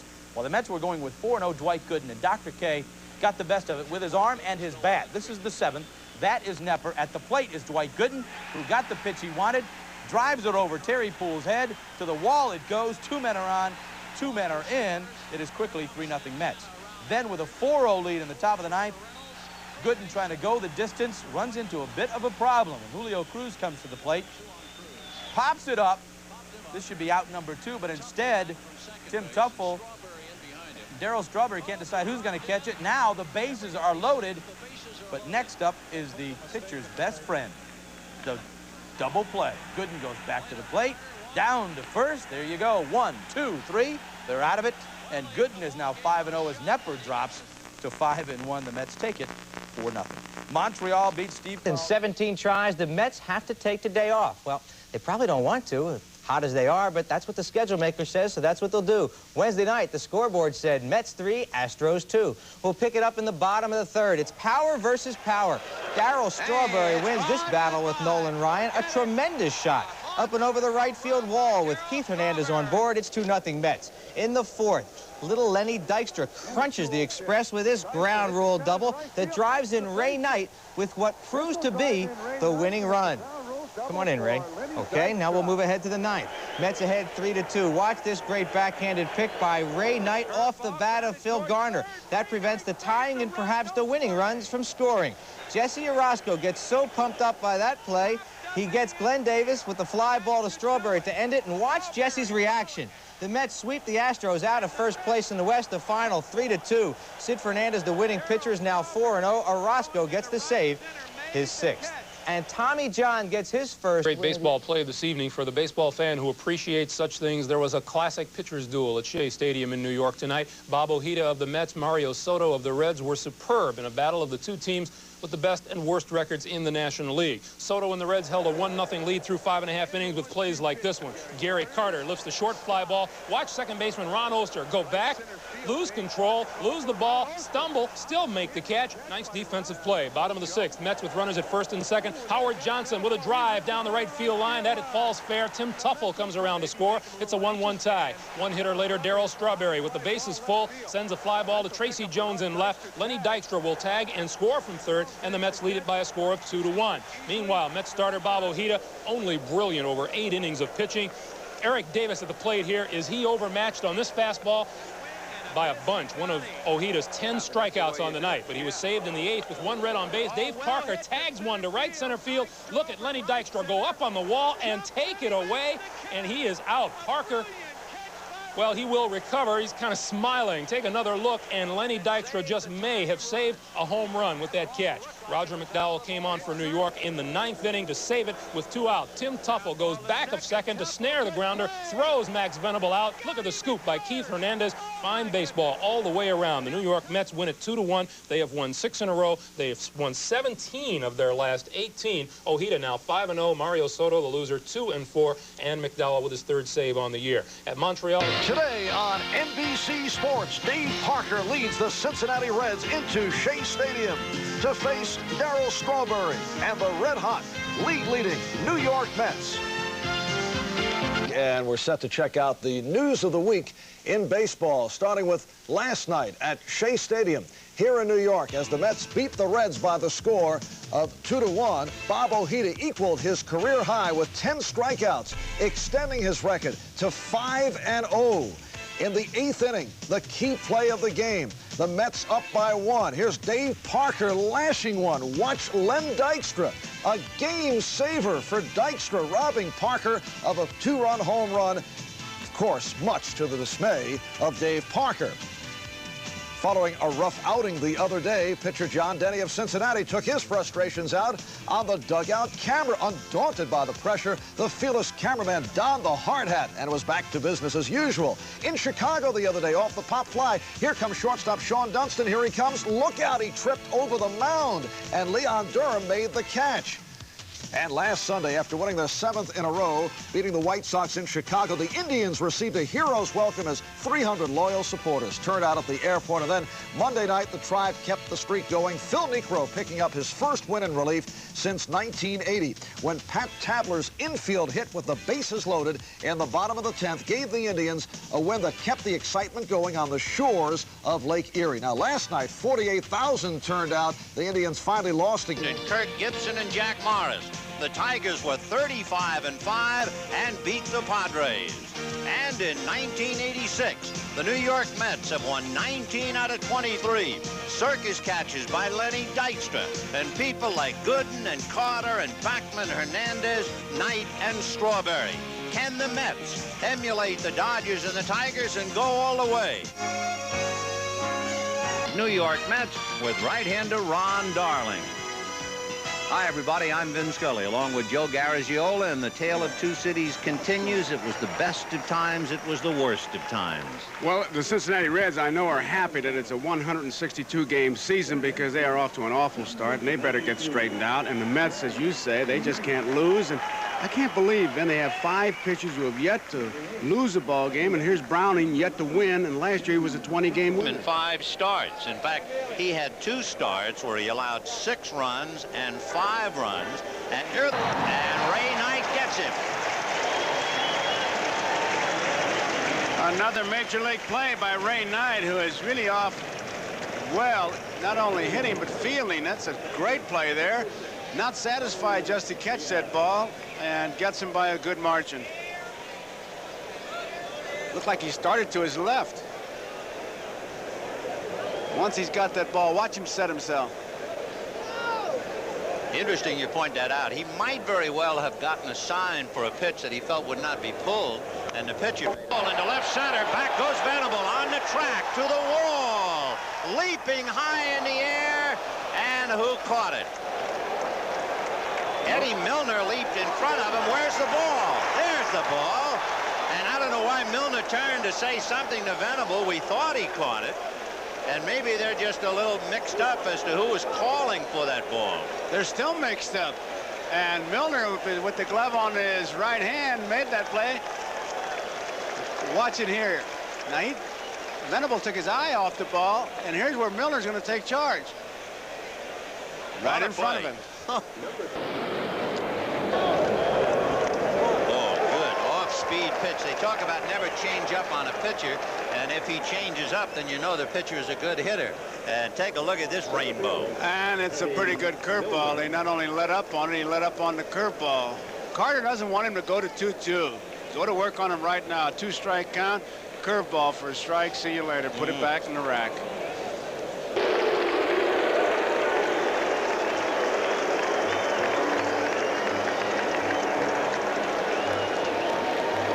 Bottom of the 3rd, no score.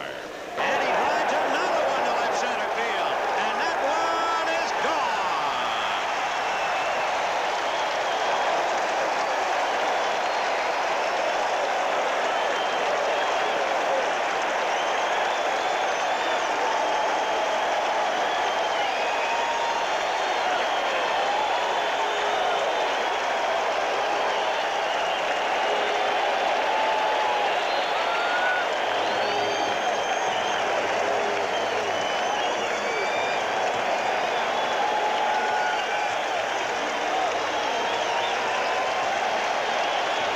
Been booing him here.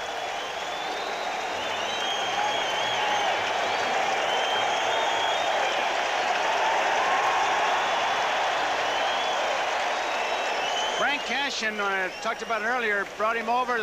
He said for stability, and he said everybody thought he could do it just all by himself. A lot of extra pressure. For the Reds. But now as we're into the middle of the game, something else gets the attention, and that's the fact that Ron Darling has not given up a hit. He's come close. There was the ball hit by Bell in the second. The batter will be Bo Diaz, who struck out in the second inning. A comebacker. Darling to his shortstop. Mitchell over to Hernandez. There was a classic example of anticipation. As soon as Darling caught that ball, he knew who was covering, and watch him throw to the shortstop side of the bag. He doesn't hesitate. Look at there. Just a perfect throw. All Mitchell has to do is catch it and walk across that bag. Easy double play. Know what to do when you catch the ball. That's the art of playing baseball. That he is certainly thinking about her and sending her his love. As he sends Oster to his glove. No runs, 1 hit, nobody left. And at the end of 4 1/2, 1-0 Mets. 3-0.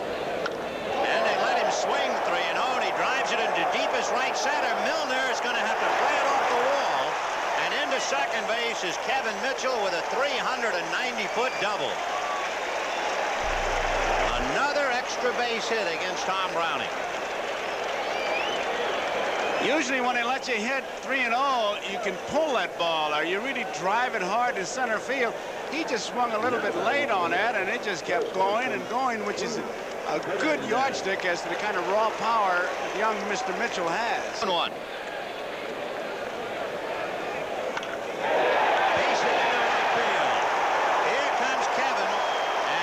Will go to second, only missed it, and he wound up at third.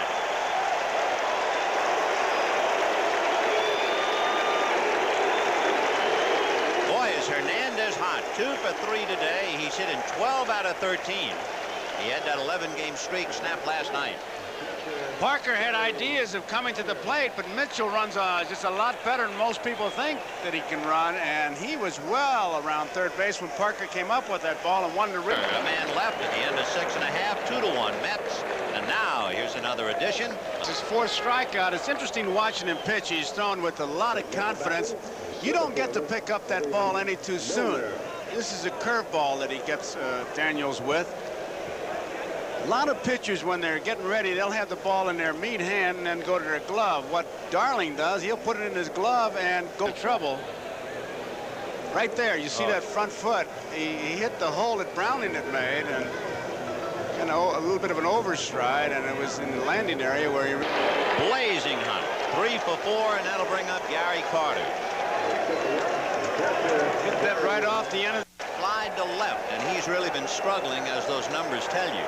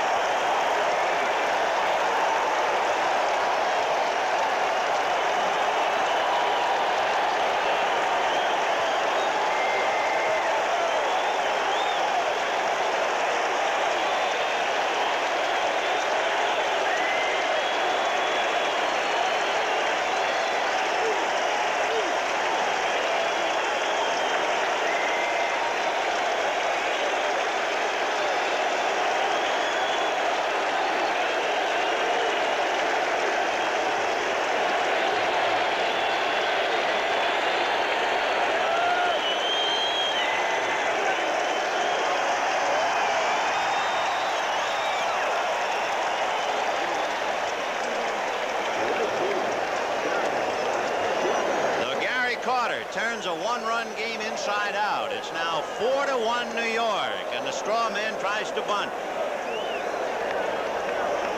Gary has reason to smile coming out of that 4 for 42. The Mets are just destroying the opposition pitching staffs. In the last 17 games, the numbers are awesome. Can you imagine, in 17 games, 38 doubles and 21 home runs? I mean, they make you keep a very neat scorecard. He's in the game in center field. Mookie Wilson, who started in center field, moves over to the mound. Jesse Orozco picking up for Ron Darling. Darling won 8 innings, allowed 3 hits, 1 run.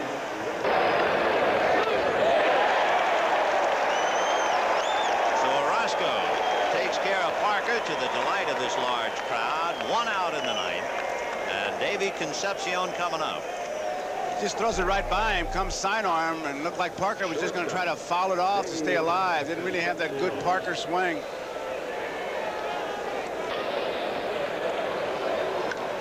High fly ball to left field. It's playable, and Mookie Wilson is there.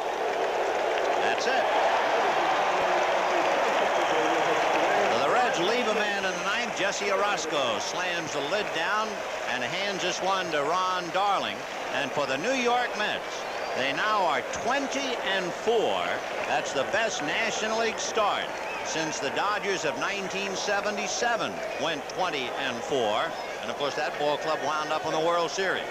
So the New York Mets, about as hot as a ball club can get. You can't get much hotter, and just whatever they need, they do. They get good pitching, good defensive plays, and then, as you pointed out, there's a double, a single by Hernandez. Somebody gets on, a home run, they're hot. And as hot as the Mets are, the Reds must think that home plate is Ice Station Zebra. Buddy Bell consoled by veteran Tony Perez, who's been through plenty. But are the Reds ever going through it? They've lost 3 in a row and 15 out of 16. They are buried in last place. They have the worst record in the big leagues. They're 6-19. More from Shea Stadium after this. One lifetime. Miller Lite happy to present a check for $1,000 in the name of Ron Darling to the National Multiple Sclerosis Society. Baseball, a humbling, frustrating game, even if you're too old to cry. Ask Ron Oster. Like a mismatch at Shea Stadium in New York today. The Mets hosted the Cincinnati Reds, and the Mets had won 20 games this year. The Reds had only 6 victories, and the Mets were on a 7-game win streak, and they had Dwight Gooden on the mound. First inning, Reds have 2 on and nobody out. Max Venable hits a shot. Looks like it's going to find the gap. Lenny Dykstra, holy cow, diving catch. Gooden and the Mets get out of that inning. Then in the bottom of the first, the Red starter Bill Gullickson gets some defensive help. Other center fielder Eddie Milner takes a hit away from Howard Johnson off the wall with a great leaping catch. Second inning, Reds load the bases, 2 outs. Pete Rose at the plate, singles this one off Tim Tuffle's glove. Bo Diaz and Ron Oster score. Eddie Milner then beats Gary Carter's tag right here at home plate. Oh, good shot, too. It was 3-0 Reds. Gullickson had a no-hitter through 4, but in the 4th, he walked 2 here with 1 out. He gets Keith Hernandez to line to Buddy Bell. They get the play at second base and get out of it. In the bottom of the 8th, George Foster at bat, 2 on, 2 out. Mets trailing 3-2. Franco gets him to strike out with men in scoring position. Second time it happened to Foster today. So Franco and the Reds hold on to win that ball game. Gullickson takes the win. Gooden suffers his first loss, and Franco gets the save in that ball game.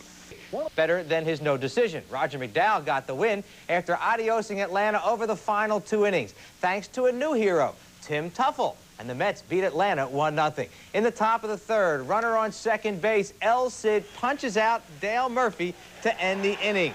But then Mr. Murphy comes back in the top of the 6th. He drives the ball all the way to the wall in right center. Lenny Dykstra stops and plays the carom. Now watch baseball's best player, Dale Murphy, somehow crawl into second base with a double and a smile. Again, El Cid reaches back. He gets Terry Harper looking at a nasty curveball, a total of 10 Ks for El Cid. Move ahead to the bottom of the 9th. Ray Knight leads it off with a shot down the line and left. It goes for a stand-up double for Ray Knight. He's all fired up about that, and so is Timmy Tuffle, a chance to play the hero. And he is, as he singles off lefty Paul Assenbacher. Here comes Knight with the game's one and only. Tuffle coming in, hitting just .211, gets 3 hits, including the gamer. The Mets win at 1-0. They are now 21-5. That is still the best record in baseball. Now, the Mets might have been ahead earlier in this ballgame had a couple of aggressive gambles paid off. In the Mets first, on the single to left by Howard Johnson, Lenny Dykstra tries to take an extra base on Terry Harper, but his throw to Rafael Ramirez rubs Lenny out of there. Then again in the 3rd, Dykstra tries to get things going, but Ossie Virgil's throw is in time to erase Dykstra, his first failure in 10 attempted thefts. But in the interest of fair play, despite those play, Dykstra has been stealing base hits away from the opposition all season. In fact, Friday night, he stole a home run away from Dave Parker. And that kind of all-out effort makes Dykstra one of the fans' favorites out at Shea Stadium. Tonight at Shea, Bruce Bereni gets his first start in nearly 13 months for the Mets. The Braves will counter with Joe Johnson. And in an 11-game Western road swing, it's Lefty City. Bob Nepper at 6-1 for the Astros, and Bobby Ojeda tries to win his 6th without a loss for the Mets. But on Tuesday night, the Mets lost to Atlanta 6-3. We'll pick it up in the bottom of the 4th. 2 on, 2 out. Howard Johnson picks on Joe Johnson for a 2 RBI double up against the wall in right. Keith Hernandez and Ray Knight score, and we're tied at 2. Then with 1 out in the 5th, Lenny Dykstra on second. A lizard off the bat of Hernandez bends in the short left field. Dykstra scores, and it's 3-2 Mets. But with 2 outs in the 7th, Rick Aguilera, in relief of Bruce Bereni, gives up a 2-run home run to Claudell Washington. See you later time. Mets 4-3. Braves lead it. That's the 9th dinger Aguilera has given up in just 17 2/3 innings. Mets load the bases in the 8th, but Bruce Sutter gets Tim Tuffle to hit into a 5-2-3 double play. That's it. Braves over the Mets, 6-3. Tonight in Calgary. He struck out Rich Reese to set the record. There's one up the middle and a base hit for Ray Knight, and the Mets take the lead 1-0. So Knight does it again. RBI number 18 for Ray, and a big 2-out base hit. A good at bat by Strawberry, stealing second. This ball in on the hands, and the quick hands of Ray Knight this year been handling those pitches. That 2-out base hit is so important. Manufacturers Hanover. Games here on WOR. Breaking ball got him. Second strikeout for Darling. He seems to be getting stronger. The Astros go in order, and after 5, it's 3-0 New York, and we go to the 6th after this word from Manufacturers Hanover. Darryl Strawberry hits one deep to center field, and Bass can't get it. Strawberry will go to third base at least. Cruz having a tough time with the relay, as is Craig Reynolds. So it's going to be a stand-up triple for Darryl Strawberry. Darryl actually could have scored on the play, I think, because of what happened in the outfield, but you can't really anticipate this. This ball just misses being a home run. Right off the wall, a foot or two below the top. Bass gave it a good shot as he went as far as he could go and went against the wall. Actually might have jumped a little too early. Did you see that ball just about a foot or foot and a half below the top of the wall? Yeah, if it were a fly ball, he would have had an opportunity playing in just like it were normal grass, especially on this infield. That ball will get to you in a hurry. Just wait for it. Yeah. Well hit to right. Poole way back. This ball is out of here. Home run, Danny Heath. Boy, did he put a charge into that one. Mets lead it 5-0.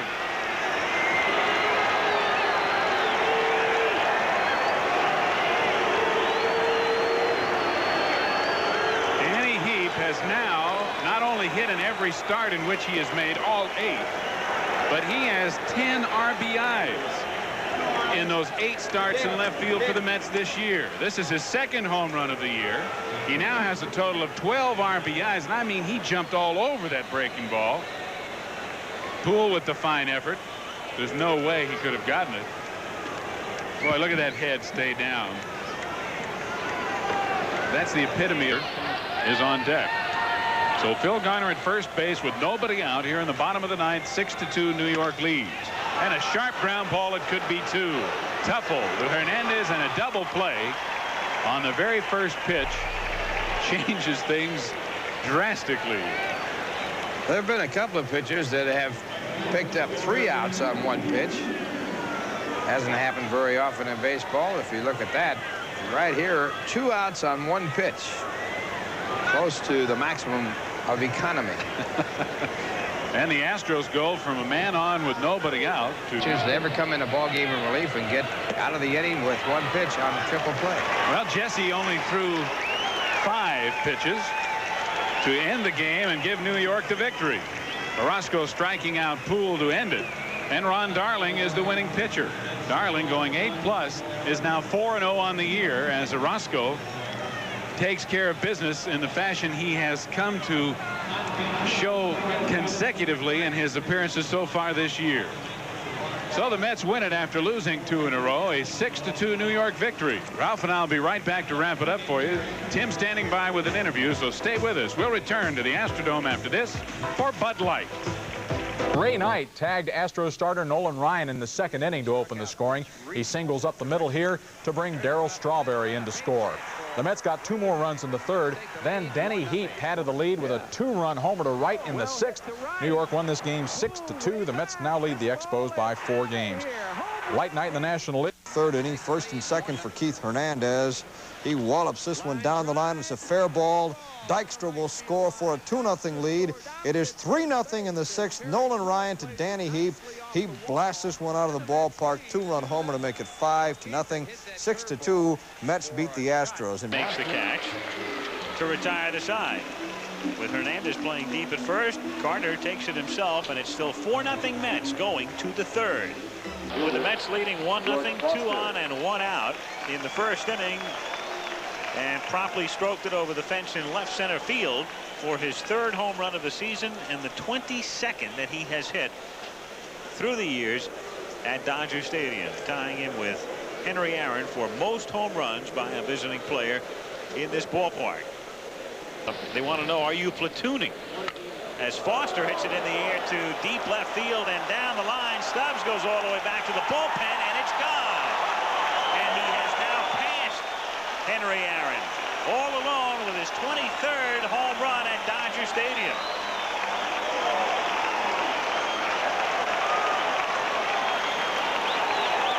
What platoon?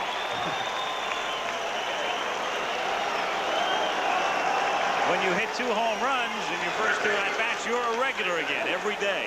We talked about Royce trying to establish the breaking ball. He gets one up in the strike zone. You still have to hit it, and that's what George Foster does. Again, as we saw with the first home run, gets his arms extended, a high curveball. Instead of left center, it's right down the line. Back in '77, he hit 52 home runs. Gives me the impression you can hit the ball out of anywhere. Ray Knight looks at a strike, and the count is 0-1. So George Foster, only 2 previous home runs off Royce. Isn't that interesting? August, the fall season coming in, and 8 runs batted in. And he has 4 reviews to go with his 2 homers today. Get tough, right. Chopper toward the middle, but Santana gets there in front of second and throws him out. So Neiman is able to close them out, but the Dodgers come up with 4. And at the end of 3 full, it's the Mets 5 and the Dodgers 4. The Red Sox game ends up. Texas goes ahead 4-3, top of 10. Then in the Boston 10th, 1 on for Marty Barrett. A slicer to right. George Wright dives, but cannot make the grab. But look out, there's 2 Red Sox at second base. That's Steve Lyons and Barrett. Lyons going to third. Wright runs the ball in and lets it loose. It's a wild throw past third base in the dugout. Lyons scores. Barrett awarded home plate. A 2-base hit. Red Sox win it 5-4. Commotion here in the 7th inning. Hit sharply fair by Brock and down the line into the corner. And Hernandez is on his way to second with a double. So Keith has his second hit.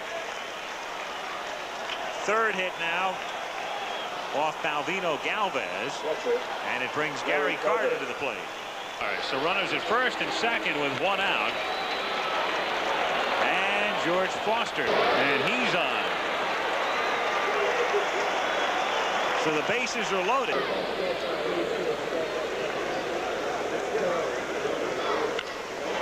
Ripped to center field, and that's a base hit. And it will score a couple of runs, and it gets away from Landro. As Hernandez and Carter score, Foster goes to third. And after he gets Knight, it's Tuffle who does the damage with a 2-run single.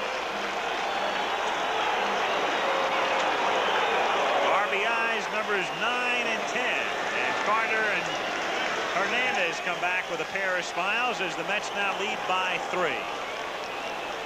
We started Knight off with a breaking ball, the same with Tim Tuffle.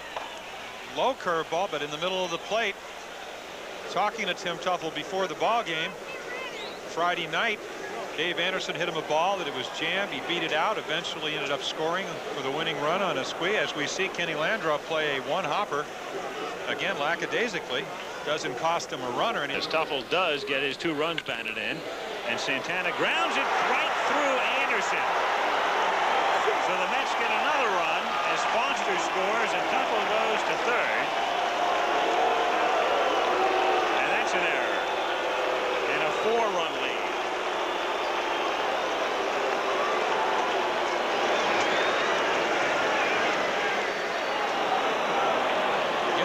A sinker ball pitcher really gets Santana to do what he intended to. A ground ball to Dave Anderson. The ball just takes a heavy damage. 3 runs, 2 hits, and 2 errors, and it's 8-4 Mets after 6½. Carter at the plate. Carter bloops one to short right center field for the base hit as Kevin Mitchell trots home, and the Mets out quickly 1-0. The very next batter is George Foster. And Foster takes Royce deep to left center field. This one clears the wall. 3-run homer. His first homer off Royce since 1975. His 3rd of the season. And the Mets lead 4-0. And Foster liked that one so very much that he did it again in the 3rd inning. This one a little more towards left field and into the bullpen. A solo shot. Also coming off of Jerry Royce, and that put Foster ahead of Hank Aaron for visiting home runs in Dodger Stadium with 23.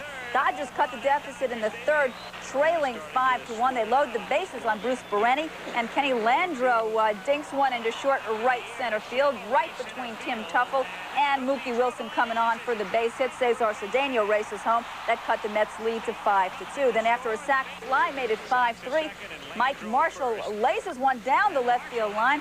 This is good for a double. That brings in Steve Saxon. We've got a ball game as the Mets lead is down to a run. It stayed that way until the 7th. The Mets with runners on 2nd and 3rd, 2 outs. Tim Tuffle comes through with the base hit to center field off Ed Vandenberg. Keith Hernandez comes in to score as Landrau boots it in center. One of 3 Dodger errors. That allowed Gary Carter to score as well. And Tommy Lasorda has seen enough on this day. The Mets go on to beat the Dodgers by the score of 8-4. Randy Neiman with his first major league win since 1982 when he was with the Pirates as they end the Dodgers' 4-game winning streak. To make it 5 and sweep the home series against the Mets. But New York had other ideas they put to work immediately. Loading the bases off Jerry Royce in the first, George Foster then followed with an enormous blast to left center. The ball easily flew out for a fast 4-0 New York lead. Foster hadn't homered off Royce in 11 years, but he hit his first and only 2 homers off the left-hander in 1 game back in '75. And 11 years later, Foster matched his career total against Royce. The next inning, this one sailed out. Foster pulled it this time, and the Mets were off and running. They won it 8-4 to stop Los Angeles' 4-game winning streak. Meanwhile, the power arrived again. It happened in the top of the 4th. It was Red Sox pitcher Dennis Oil Can Boyd against Don Slaught. This is Don Slaught taking the pitch right in the face. Now we'll look at it again from the pitcher's point of view. On the second look, notice how Slaught is almost lifted off the ground as the ball hits him flush in the face. He was rushed to the hospital. The story appears to be with a happy ending because Slaught was released from the hospital today, a broken nose and a broken cheekbone. They'll wait until the swelling goes down, which will take about 4 or 5 days, and re-examine him again. And then let a fastball fly. And it was clearly wild. It banged off the wall, right back to catcher Rich Gedman, while Larry Parrish streaked home. Nipper covered and got the out, but paid the price. He got spiked on his right knee, suffered a deep laceration, was carried from the field, taken to the hospital, had surgery tonight, and will be out 6 weeks. To add insult to that injury, the Red Sox couldn't hold the lead for 300 average or better in the major leagues. Keith Hernandez of the New York Mets, our guest on Sports Look. You're off to a great start. You're hitting almost .340, leading on-base percentage. This may be your best start ever. This is probably one of my better starts. My entire career has been one where I've always had a tough time getting started. The older I got, the more relaxed, the more confident I came. I coped with it better. Therefore, the starts weren't as bad.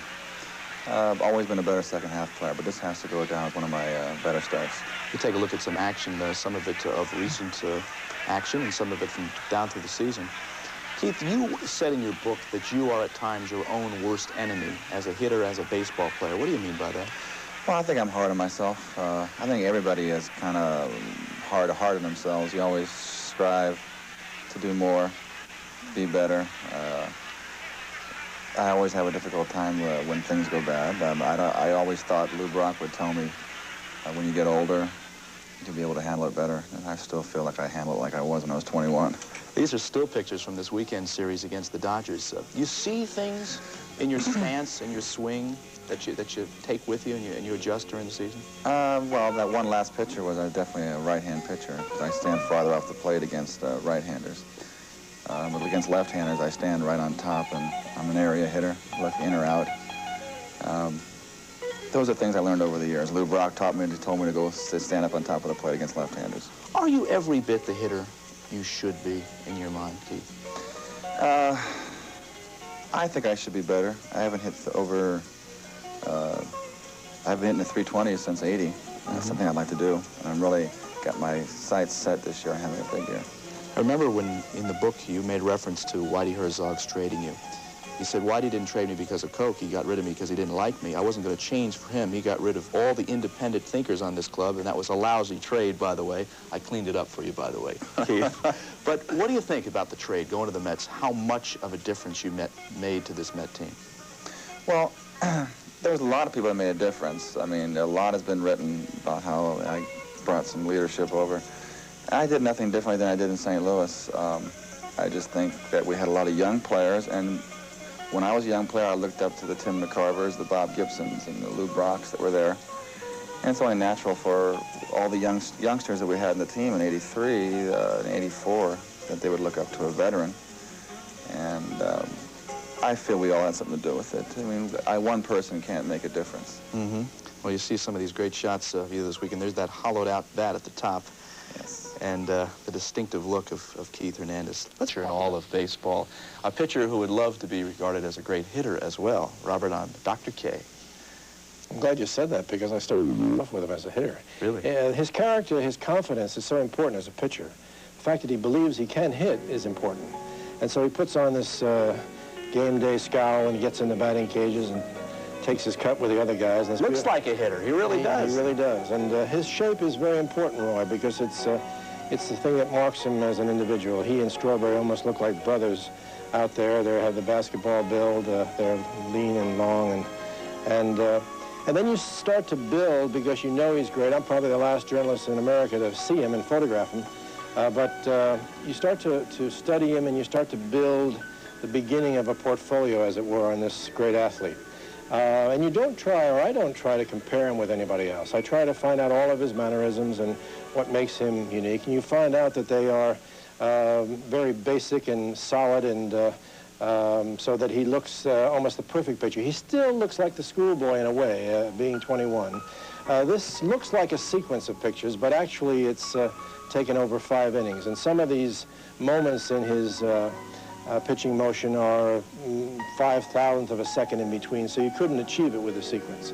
But of course, his great extension in his stride and the fact that, as I say again, emotionally you know what he can do, and so you apply that emotion to each picture you look at. Right. One thing I did notice, and it proved itself to be valuable in the game, he has a wonderful setup for fielding, and he took a Brock liner off his left shin a second after this picture, and he's wonderful to see. His eyes in the dugout are especially happy. This was Saturday. I have more pictures later in the week on the 2 teams and how they stand at this point in the season. But he is infectious as a player. You want to see more of him, and you tend to want to root for him. We'll be seeing more of your photographs, too, as you said later in the week. Thank you, Robert. I want to thank our guest, Keith Hernandez. First trip to the Bay and 4 wins in 5 games by San Francisco to bring that about. And a pitcher's duel deluxe in front of more than 30,000 at Candlestick Park. The Mets, the top-drawing road team in the National League. Scoreless. Bobby Ojeda pitching with a runner on third. Rob Thompson lays down a perfect squeeze bunt that gets home Chili Davis. 1-0 Giants for Mike Lacoste. Still pitching a shutout when Darryl Strawberry comes to the plate in the top of the 7th. Draws Strawberry, screams one to left that Jeff Lennon almost made a miracle catch on. Pops out of his glove. Strawberry later scored in the inning and tied it at 1. Next inning, Ray Knight had doubled, went to third, and then Lacoste throws one high to Bob Brenly. The Mets take a 2-1 lead. Bottom of the 8th. Jose Uribe on first, breaks with the pitch, a ground ball to Knight, who throws to Hernandez. Hernandez throws back to third, and a brilliant throw to Knight, nails Uribe, ends the threat, and Bobby Ojeda holds on with relief help from Roger McDowell. The Mets win it 2-1. Ojeda is 6-1. onto the Astrodome. More Davis has Damaso Garcia on first. Lloyd Mosby tags the extra base hit to left center field. And Garcia now trying to come in to score, but Azagia now with the relay to Carlton Fisk at the plate, and they nail Garcia. He is out. So the ninth inning, Toronto has a run in. Mets went into Candlestick Park, San Francisco, eked out a 2-1 win over the Giants. Today, a crowd of over 18,000 showed up at Candlestick to see if the NL East league leaders could do it again to the first-place Giants, who were tied with Houston in the NL West. Well, they did. Top of the first, Mets have the bases loaded. Darryl Strawberry lines it past Mike Brown at third. Mookie Wilson scores. Wally Backman scores. It's 2-0 Mets. Later in that same inning, remember now, we're still top of the first, 2 outs. Howard Johnson at bat. Guess what? He loops a double to left. Keith Hernandez and Darryl Strawberry would come around. And Jeff Leonard, who's getting in shape out there and left. It's 4-0 the Mets. Leonard with the throw on into the infield. Bottom of the second, 1-on, 1-out. Ron Darling faces Chris Brown, and the Giants make some noise. He rips a pitch by Ray Knight into left field. Danny Gladden scores. Danny Heap has trouble handling the ball in the corner there. Brown says, I'm going to try for a triple. Why not? It's a nice afternoon. Sun's out. Grass is high, and the fans love it. And he's safe. 4-1. Top of the third, Mets leading 5-1. 2 outs, 2 on. Chuck Hensley on the hill. Wally Backman now up right-handed, and he strokes it up the gap in the left center. Darling and Wilson score. Was a big day for Backman, 3 for 5, including 2 doubles. Here comes Mookie Wilson with one of the 7 New York runs. Ron Darling now 5-0. Why is he 5-0? They get him about 6.5 runs a game. I think I could pitch with that kind of support. We all know if I Bunting here earlier this year. Ground ball to Hernandez. He goes for the force play at short. Throw back is in time. 3-6-3 double play. That's a nice play right there, and the ball was not hit that hard. But if you watch Hernandez, his left hip is open, which makes it easier for him to get the ball to second base. Here's the high chopper. Hernandez with that left hip open.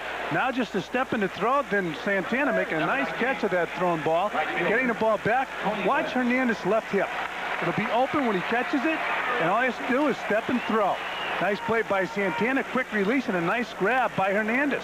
And now with 2 and out, Tony Gwynn, the batter, and he lines, and that'll retire the side. 2 hits, a double play, 1 man left on base, and the score at the end of 3. Tim McCarver slips in here, and we're going to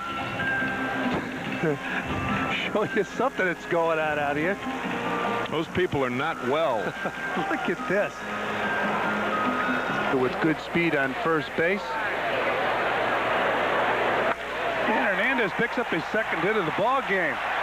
Mitchell rounding second base, and now heading for third as Tony Gwynn was unable to come up with that ball cleanly. So a base hit by Keith Hernandez and an error by Tony Gwynn. Well, see what happened. Tony Gwynn saw Bill Webb show those yo-yos up in the stands when the inning started, and Tony did the same thing. This is an imitation of Bill Webb showing those guys. He's got the ball in his glove. Check it out. Whoa.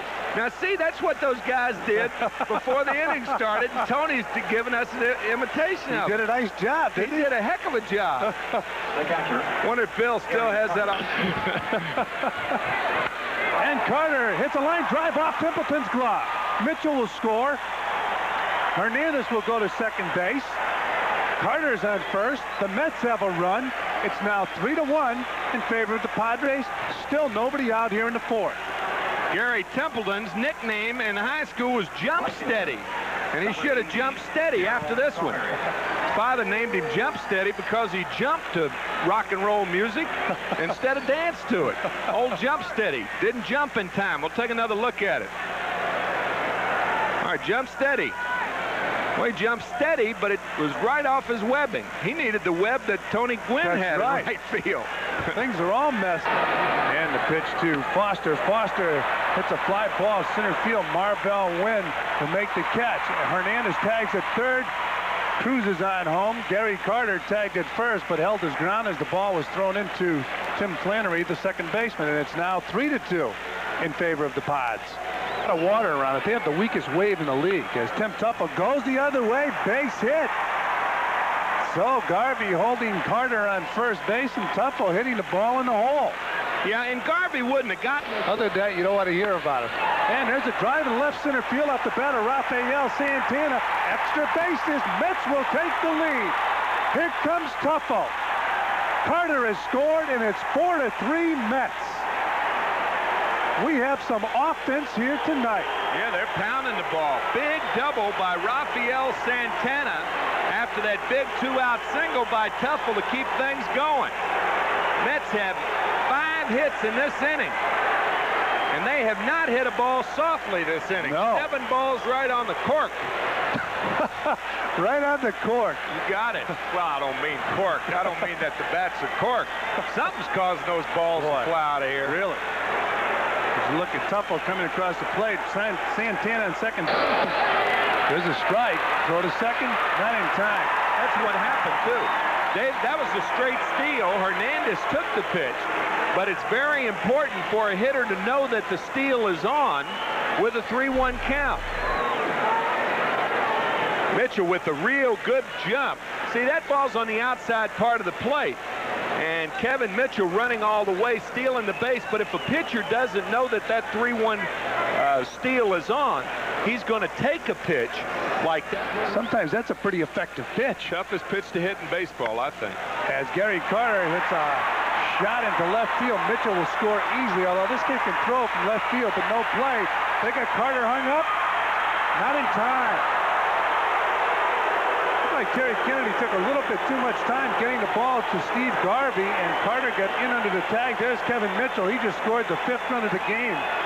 Gary takes that wide turn. Now, that's a hanger. That's not a backup slider. That's a hanger. Mitchell charges the ball well. A strong throw. Right fielder. Or I should say McReynolds charges it. Mitchell scores easily, and Terry Kennedy did indeed take his time.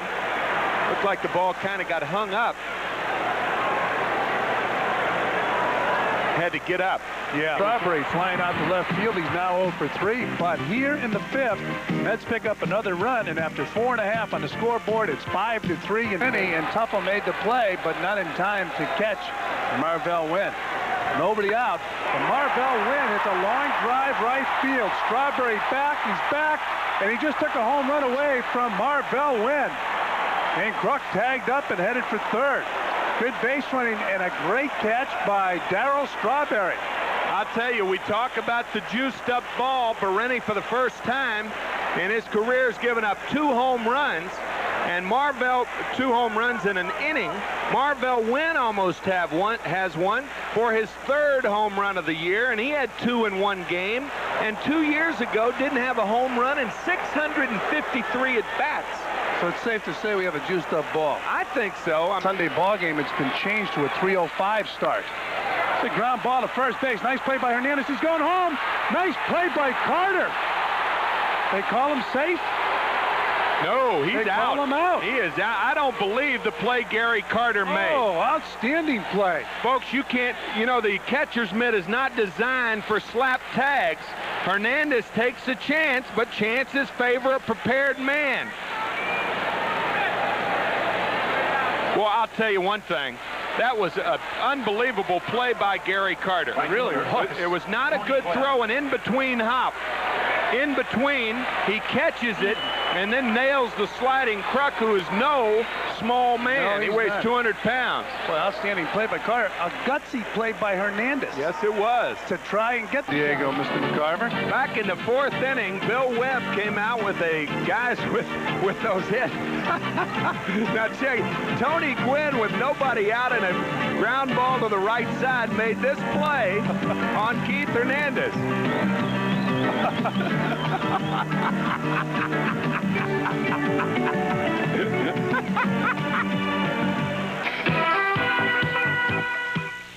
What's baseball like it ought to be? Baseball is great when 9 people go out there and they throw the ball hard and hit it hard and catch it hard. That's baseball.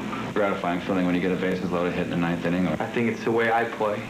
Hard, aggressive, and try and come out on top. Cheering for the home team. Hard work and sweat, a lot of dirt. Baseball ought to be winning. Baseball like it ought to be is you should have a championship in New York City. The 1986 Mets. Baseball like it ought to be. Templeton at second, as you see. Tony Gwynn over at first. Ground ball up the middle, could be 2. Tuffle to Santana, to Hernandez, up, and Rafael Santana was not on the bag. Safe at second, says Fred Brocklander. And here comes Davey, and this is one of those arguments that Johnson may get run.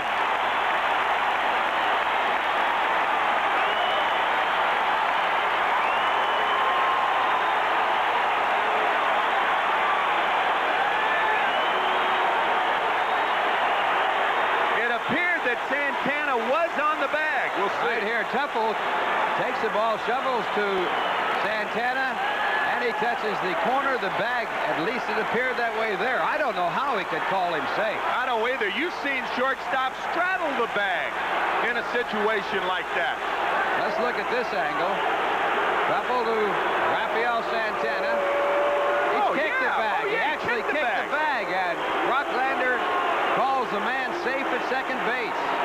You can see the bag and the dirt from the bag pop in the air. Yeah. Definitely kicks it. The foot comes back. And it's not a chance of Santana trying to keep from getting the runner to get to him. He was right there, back of the bag, in perfect position. You know, Ralph, I think Tuffle could have made the play himself, really. I think so, too. Here it is one more time. Santana takes the throw, kicks the bag right there. Foot comes back off on the recoil and is thrown to first for the double play that they did not get. And how many times is a worked the count to 2-2 and drilled his second homer of the night? Swing and a miss. He got him. Talk about a big strikeout. 2 out. Well, he got him with 3 pitches that were almost identical. All good sinking fastballs. And that could be an awfully big strikeout for Roger McDowell. Ground ball towards second. Tuffle to Hernandez to do the job. Well, Roger McDowell dancing through the raindrops. No out, no runs, I beg your pardon, on 2 hits and 3 left. The Padres have now stranded 9 through 7. That's why they trail 5-4. Dykstra in center field, Wilson in left now, by the way, and Wilson's going to have a shot, and he drops the ball. Trevecchi back to second, and it's going to be a forced play at third base. And that's another reason you don't have pitchers as pinch runners. 2 out. Well, it's a line drive to left. It looks like it's going to drop in, but it hangs long enough for Foster to get to it. It appeared that Foster lost it in the lights. He has trouble picking it up. Trevecchi had gone back to second, and he is an easy out at third base. Trevecchi an easy out. Mookie Wilson, I should say.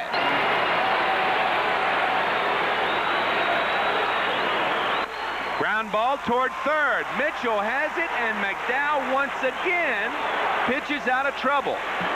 No runs, 2 hits, no errors, and 3 left. And the Padres have now stranded 12 through 8 innings.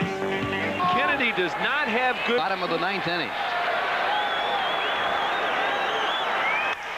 Fly ball right field. Tagging is Kennedy. Strawberry, strong arm. Kennedy's not going anywhere, and Strawberry holds the ball. I've never understood that. Ralph said they don't want to use another pitcher. Breaking ball, strike 3. Talk about Uncle Charlie. That was indeed Lord Charles. 2 out. So now after 2 base hits with no one out, Roscoe to his last chance at another out to pick up the win for the New York Mets, and he pick up a save.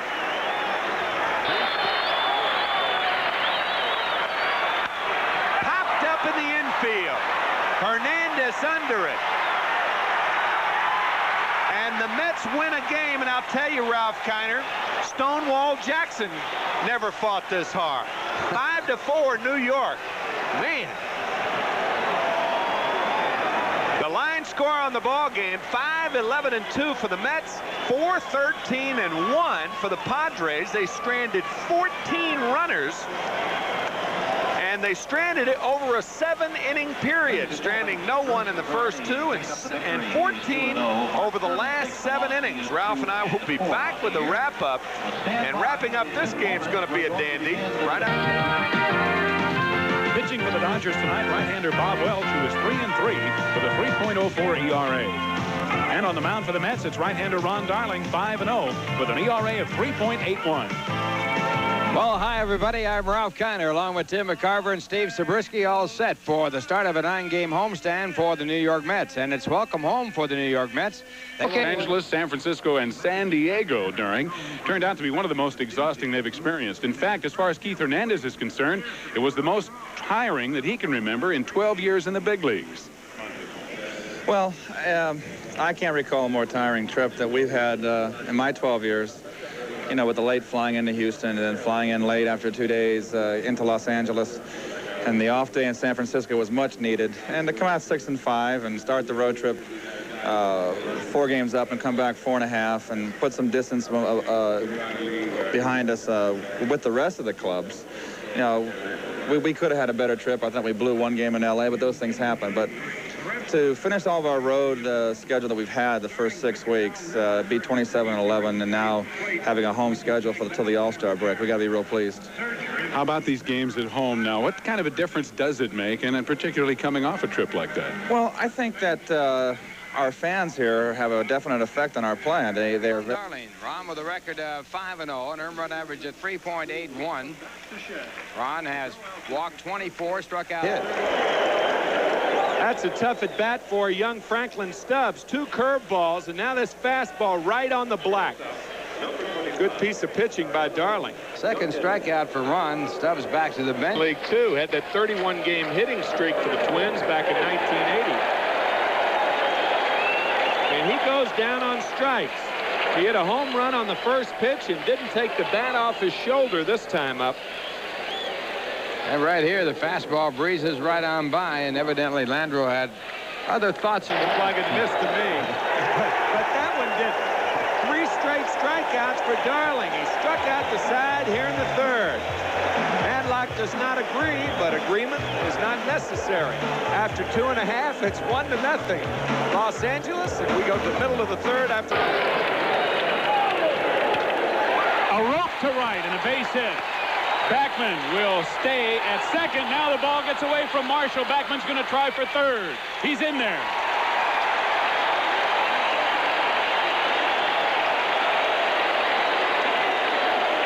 It'll be a base hit for Hernandez and an error on Marshall, allowing Backman to go to 3rd.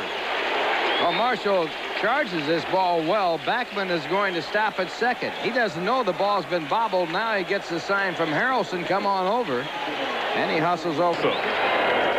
Fastball lofted deep to right. Not deep enough, but it will score the run as Marshall makes the catch. Backman comes home, and we have a tie game 1-1.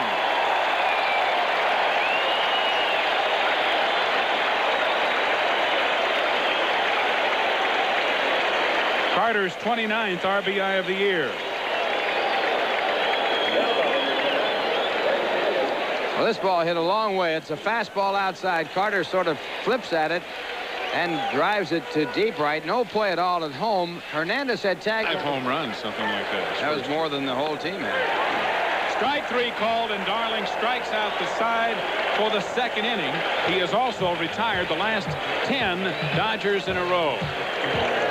Still 1-1 in the middle of the 5th, and we're back after this for Budweiser. Weak, so my arm is in shape. 2-2 pitch, and strike 3. Strikeout number 9 for Ron Darling. The 2nd time that Landreau has struck out, and he got him with the split finger fastball.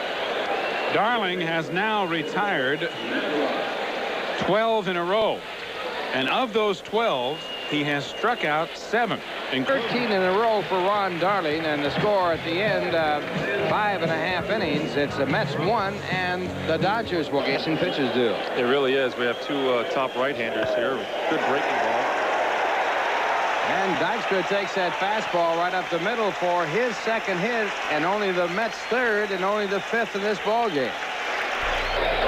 Madlock, the 3rd baseman, looking for a bunt, and this ball ripped down the right field line. It'll be extra bases, should score Dykstra. Dykstra on his way to 3rd, being waved in, and the play at the plate is not in time, and the Mets take the lead 2-1 on the double by Wally Backman.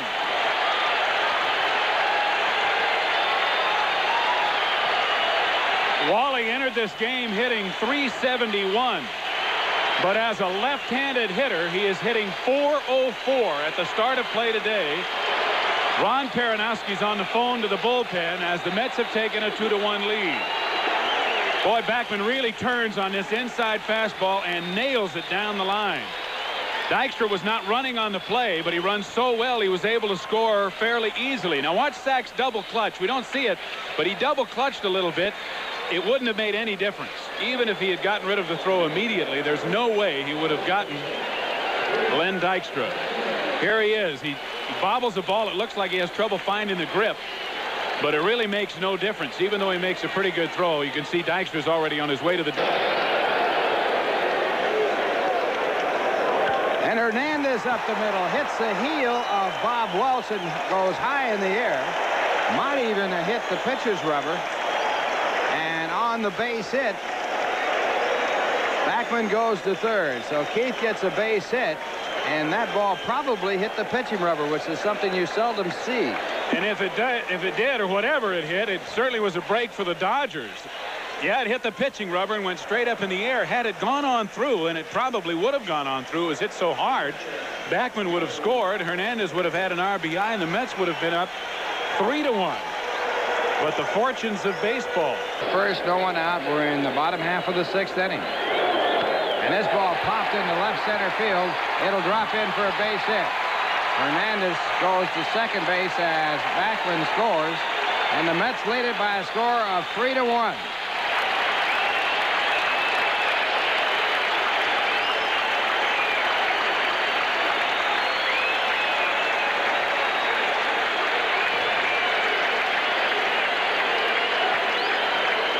Gary protecting with 2 strikes, and he's strong enough that even though he only had a half swing at it, he muscled it into center field to pick up his 2nd RBI of the ball game. Backman scoring easily,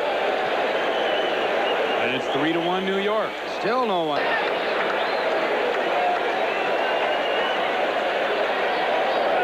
And the fastball lined to left field, a base hit. Carter will be held at third base.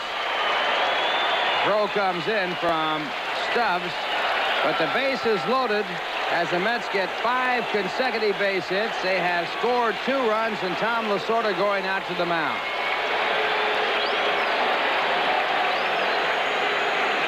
The roof has caved in on Bob Welch, who was breezing along on a 1-run, 2-hit ball game until...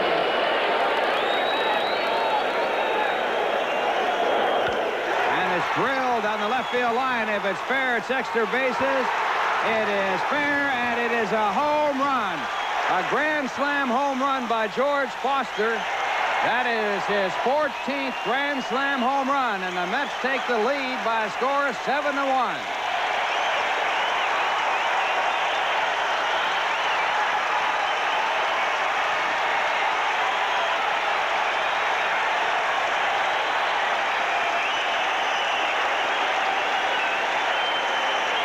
Boy, I'll tell you, one look is worth more than 1,000 words right there. Niedenfuhr standing in dejection, and you might have thought that that was a freeze-frame videotape. He did not move for a full minute.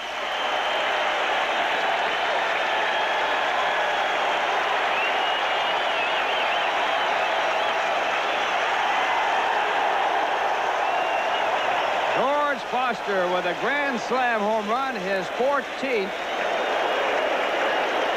And the Mets are leading by a score of 7-1. Foster now 2nd among active players in the major leagues. Dave Kingman has 15 career grand slams, and now we're going to have a fight as Knight was hit.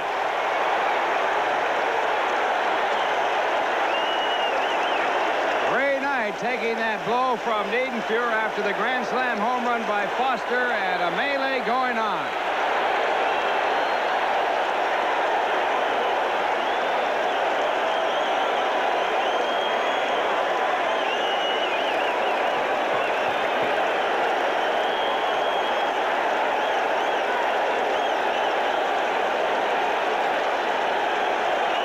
Davey Johnson talking to Ray Knight, who is being held by Joe West. I mean, Knight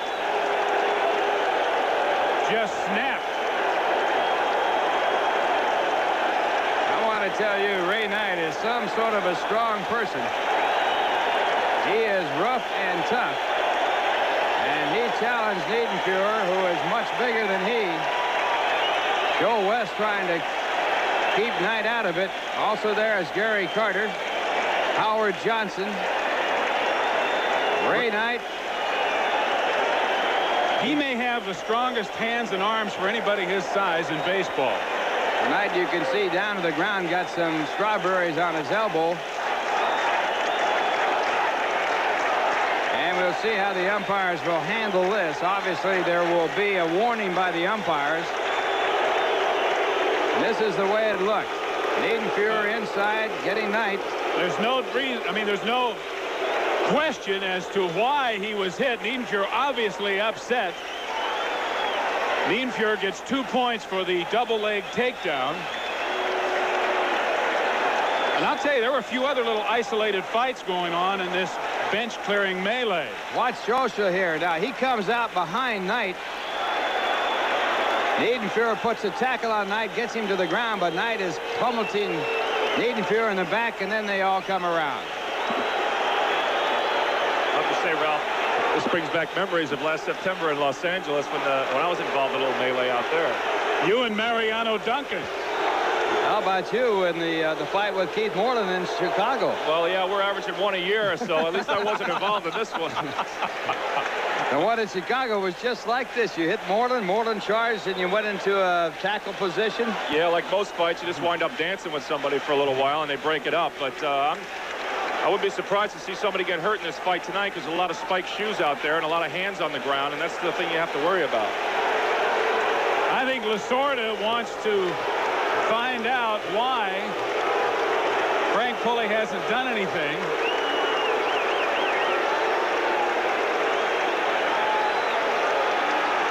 Well, the fight I was involved in Chicago in '84, the umpire said after it was over, I know you and Keith Moreland are both professionals. I'm not going to eject either one of you, and let's just try to go on from here. And I think that's a good policy here. This fight was a little more widespread, I think, than that one, but I'm not surprised by this decision. Now, crew chief Billy Williams and Lasorda nose to nose. He's figuring that Ray Knight started it, and that Niedenfuhr ought to be allowed to drill somebody after somebody hits a grand slam home run off of him, I guess. Yeah, it looks like Niedenfuhr has a swollen right eye. You can see there's a little mouse right underneath his right eye. And let's go back to Foster's 14th career grand slam. George now second on the active list behind Dave Kingman. And he's tied with Gil Hodges for 8th on the all-time list. And Niedenfuhr's expression says it all.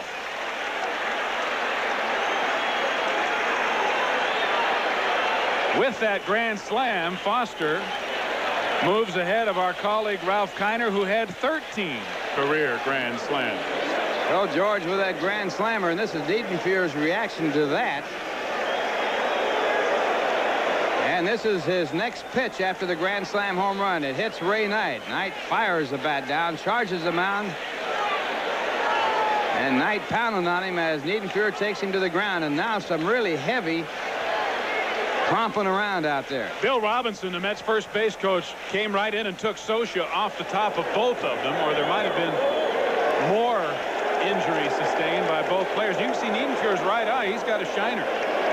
So Niedenfuhr now pitching to Rafael Santana. The Mets leading 7-1. They only hit off him 3 or 4 times. The breaking ball gets it. 10 strikeouts for Ron Darling. And they're 2 out and 2 on. And the batter, Mariano Duncan. And for the 3rd consecutive at bat, Franklin Stubbs looks at a called 3rd strike. Get him. So Darling pitches out of mild trouble here in the 7th. The Dodgers strand 2 on 2 hits. And after 6.5, 7-1 New York. Major leagues in Tildes. In Yuz. They have Pena, Cedeno, and Trevino. Well hit right field. A 3-0 fastball that's going to be out of here. Keith Hernandez.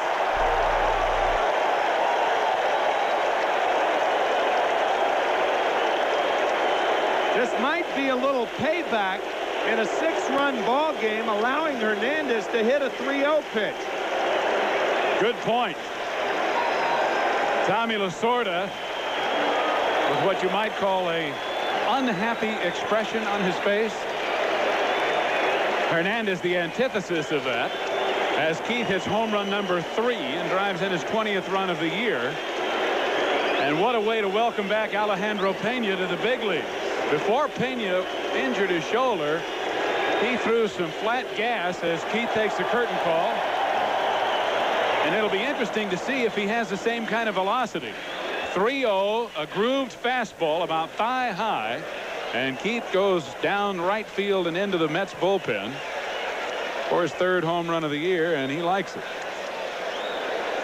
Keith now 3 for 4 with the Mets way out in front, 8-1 over the Dodgers after this for U.S. Healthcare.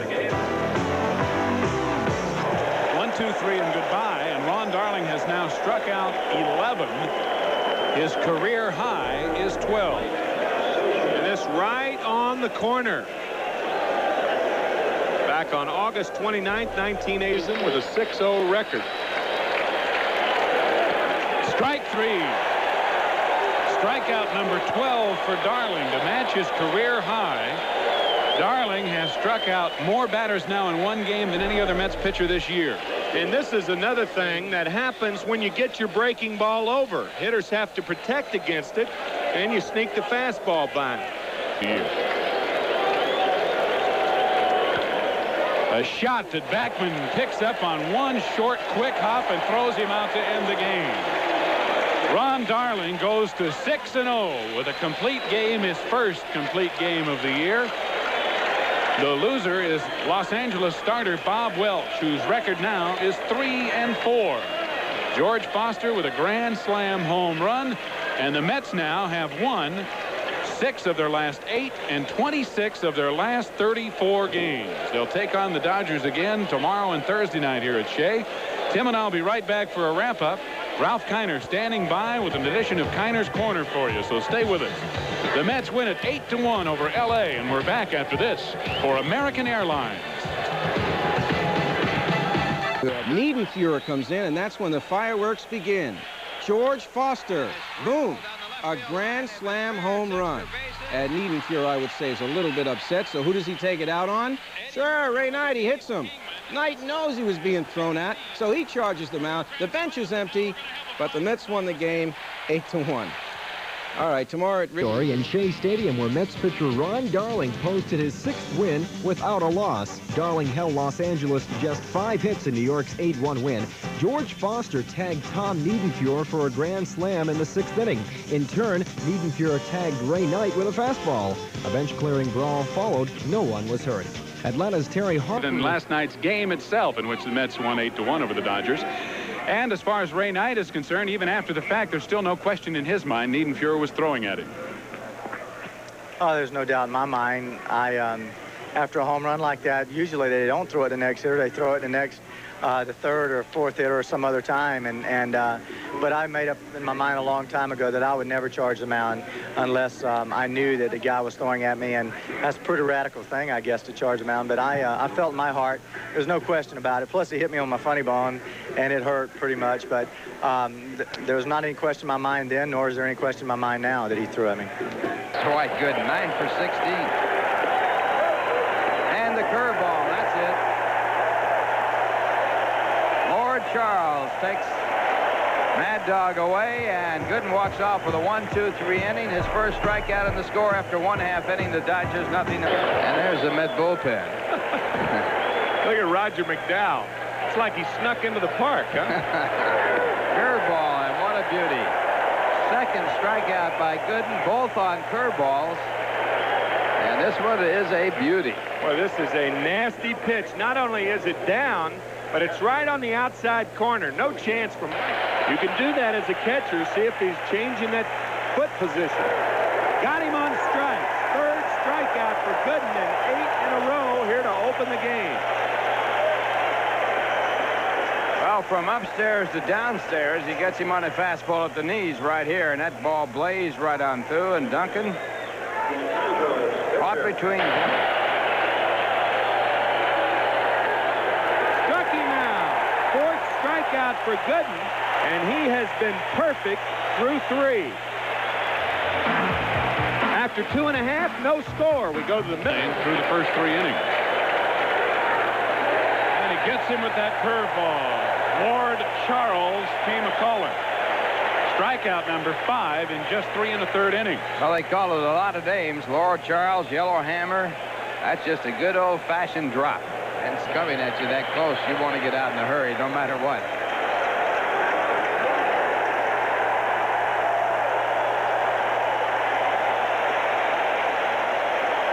Over 40,000 on hand, and they are loving it as the doctor is in.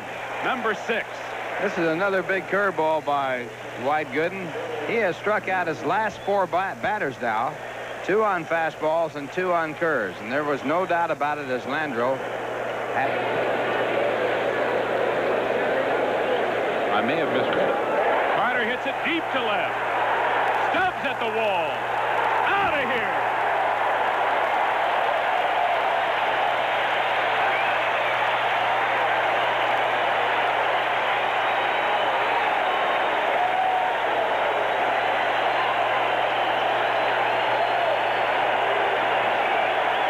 The Mets lead it 1-0 on Gary Carter's 8th home run of the year. His team-leading 31st RBI as well. A 2-run solo shot. A 2-out solo shot, I should say. And they want Gary to come back out, which he does. The 5th home run given up by Royce this season.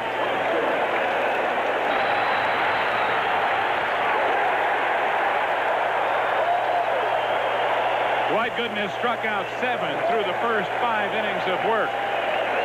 And the Mets lead it 1-0 in the middle of the 5th here at Shea. Now here's a word from Chrysler. Kevin Mitchell. And Mariano Duncan, who struck out his first time up, hits a long fly ball to left. He can't believe it as it goes over the wall, and it's a home run. Mariano Duncan with a home run off Dwight Gooden, and it's a tie ball game at 1. Average about 75 points. And the changeup curveball hit down the left field line. It'll be at least a double. Stubbs tracking it down, gets it back in. Mookie stops at second base. So the Mets have their second leadoff double in the last 2 innings.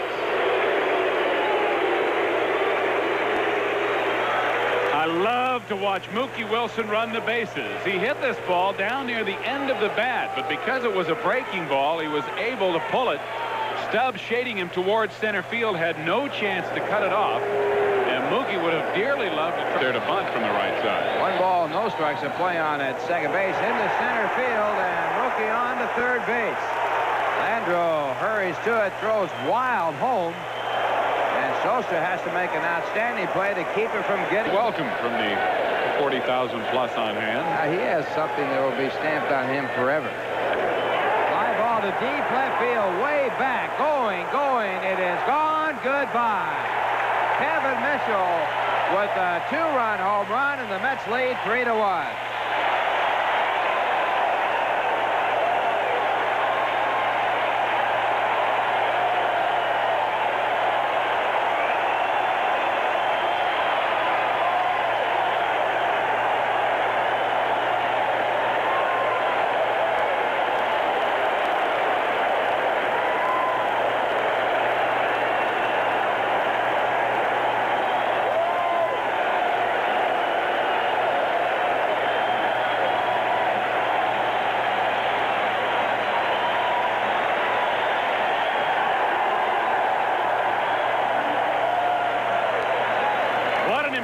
Kevin Mitchell has made on the New York Mets fans. He's also 8 and lost 11 so far this year. And the curveball lined into left center field. Another run will score. Hernandez comes in. The throw goes to second base, and Key scores, and the Mets pick up another. They lead by a score of 4-1. Ray Knight with an RBI, and on the play, Gary Carter goes to third. Ray Knight with his 999th career base hit. He drives in his 19th run of the year. He is 2 for 3 in the ball game as he continues that torrid pace. Hernandez bringing home the 3rd run of the inning and the 4th run of the game. And Lasorda, it is more difficult for a team to repeat as a champion as it is for them to win the first time. Dwight Gooden has to live up to himself.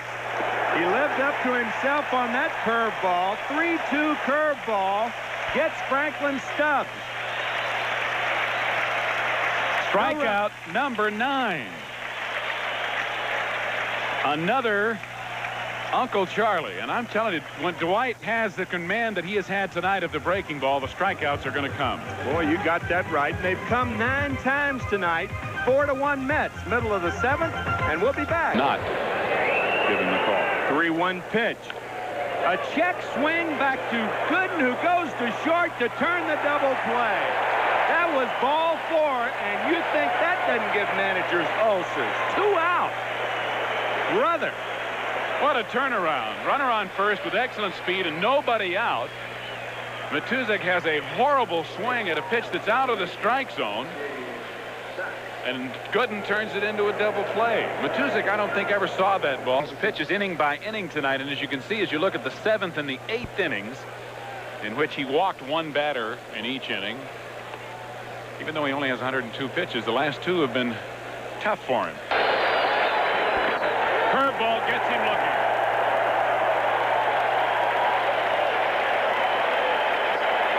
Dwight Gooden once again in double figures with his 10th strikeout of the game. Well, Mike Marshall, his first time up, tried to hit this pitch. And this, his 4th time up, thought, I can't hit it, so I'll take it and hope he calls it a ball. I mean, that is a devastating curveball. And for the 2nd time this season, Dwight Gooden's in double figures and non-existent. He is non-existent. That's right, and with 2 out, it's just a moot point. Brock hits it a ton to center field. Dykstra on the track at the wall makes the catch.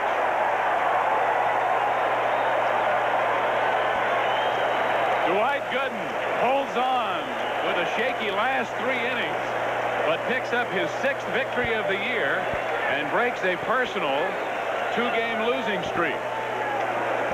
And the Mets have matched their best record in club history after 40 games. They are now 29-11 and have won 7 of their last 9 and 27 of their last 35. Jerry Royce, the Dodger starter, is the loser. He is 2-4 on the year as Doc picks up his 5th complete game. Tim and I will be back to wrap it up, and Ralph is standing by with another edition of Kiner's Corner for you. The Mets have taken 2 straight over the Dodgers here at Shea. Tonight's final 4-2, and we're back after this for Express Mail. Apple. People go to ballet classes, they go to baseball practices, always trying to strive for that ultimate success. 1985, you were finally ready to come to New York. It was the time to come. We had a great season last year, and fortunately I was able to experience one personally. Through the injuries and everything else, it was an exciting time. I guess you can compare it a little bit to a chorus line. They pick and choose the best. And when you're in baseball, it's kind of the same way. I think when you have the ability to play the game, that's the reason you're in the major leagues. When it comes down to it, though, it's ability, it's performance, and if you go out there and prove yourself and do the very best that you possibly can do, then that's really about all you can ask of oneself. 1985 was one of those kind of years, and it's going to be that way from here on out.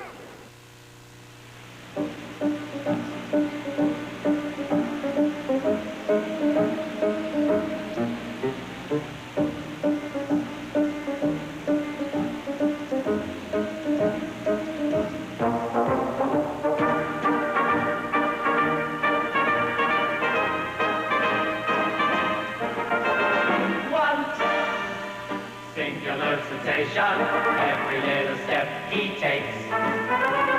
One thrilling combination, every move that he makes.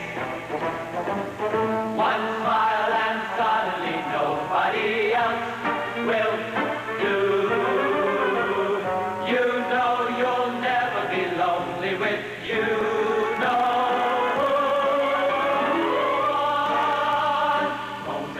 Present, and you can't forget the rest.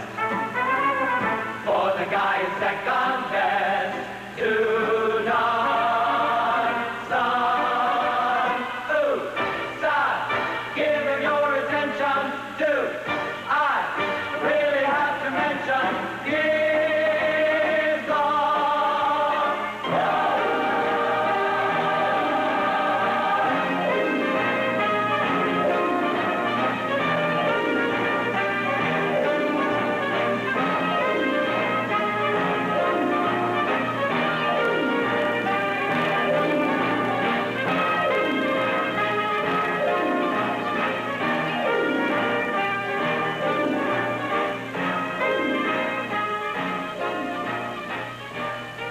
And in fact, Gary Edmund Carter is the one player that many citizens around this game of baseball agree that the Mets just couldn't win without.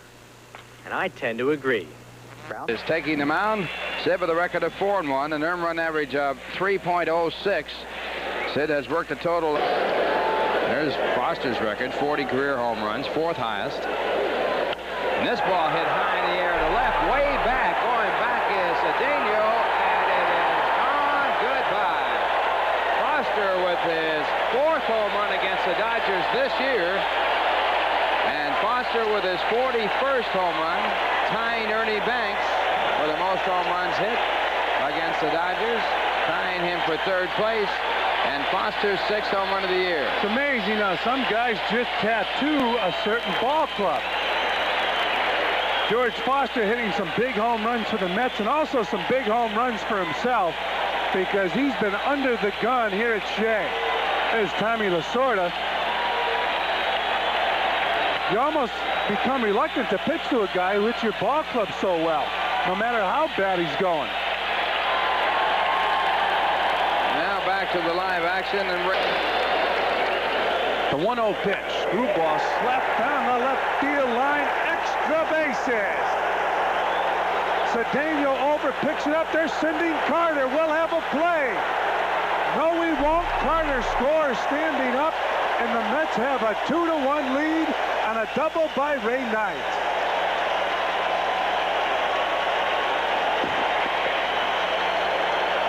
That's Ray Knight's 1,000th hit, and it came in a big moment here. And the Dodgers have always prided themselves on good fundamental baseball. And even though the Dodgers are a very talented club, the one glaring fact about their ball club is their fundamentals have not been sound. This is a gift run.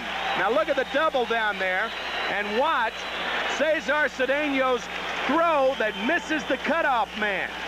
Look at Duncan. Now, had that ball been to Duncan, and Duncan makes anywhere near a good throw, Carter's out at home.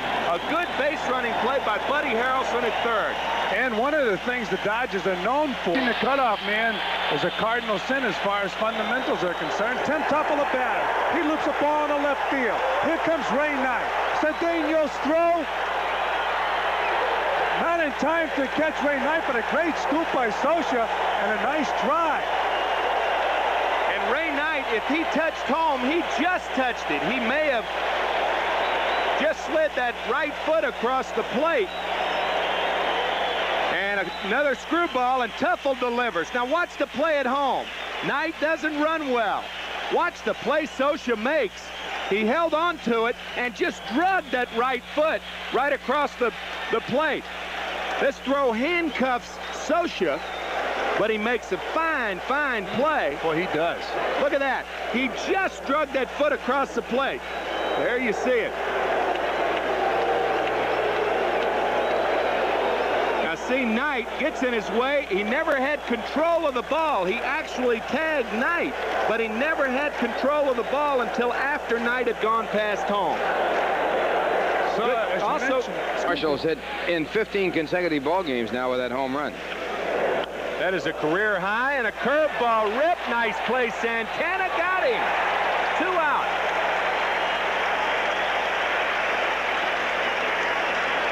Well, Marshall hit a fastball out of the ballpark for a home run. Right here, he's sitting on a curveball, and he gets it, and he hits it hard. Good play by Santana, and Raphael turns it into an out. Boy, he was ready for that curveball. He had been struck out on a curveball back in the 2nd inning. So he was really looking curveball on that pitch, and he hit it very hard, but fortunately for the Mets, right at Santana. Mess up his social life. Ground ball to short. High hop for Santana. And he retires Cedeno. The Dodgers are down. They stay in Madlock in scoring position here in the 7th. And after 6½, it's 3-2 New York, and we'll be back. Grounded sharply. Madlock knocks it down, but Mitchell's going to have an infield hit. Now he has no play.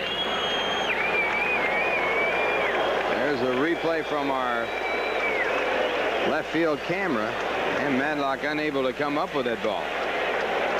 looked like he walked in the first and it's popped up and flying out. Oh, well hit to left center. Williams has a long way to go, and he can't get to it. Santana scores. Mitchell scores. 5-2 New York.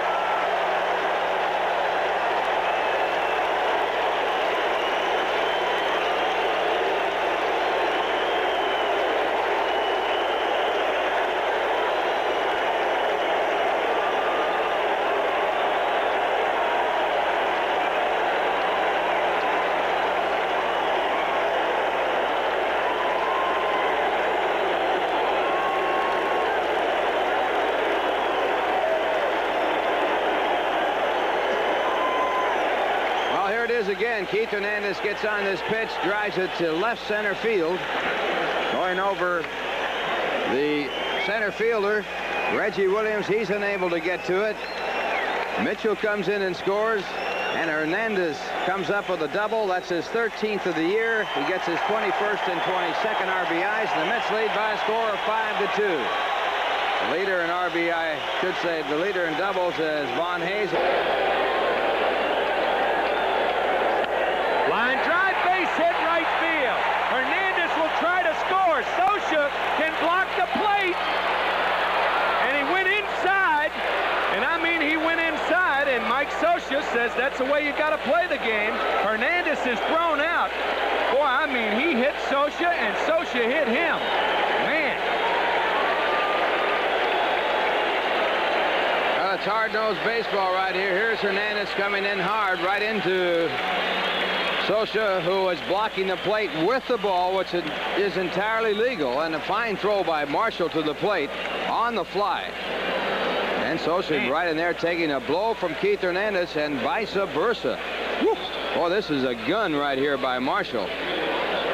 Line shot all the way in the fly to the catcher, and Scioscia comes in and gets right in front of Keith Hernandez, and he gets him out. The Mets do score a couple of runs thanks to the RBI double by Hernandez. Scioscia appears shaken up, and we'll see how he's going to do after we come back. We'll be back with the Mets up 5-2. Ground ball towards short. This could do it, and it does. Santana to Backman. Jesse Orozco with his 8th save of the year. And the New York Mets win their 5th game in a row to make them 30-11. 5-7-1 for the Mets, 2-5-0. That's the line score. The Mets winning 5-2, and Ralph and I will be back with a wrap-up right after this. By himself. Here's the final out of the ball game. Lasorda watching the ground out to Santana, the force play at second. And this is Davey Johnson's reaction as the Mets sweep the series, winning here tonight by a score of 5-2. Fernandez the winning pitcher. Valenzuela the losing pitcher. Fernandez 5-1.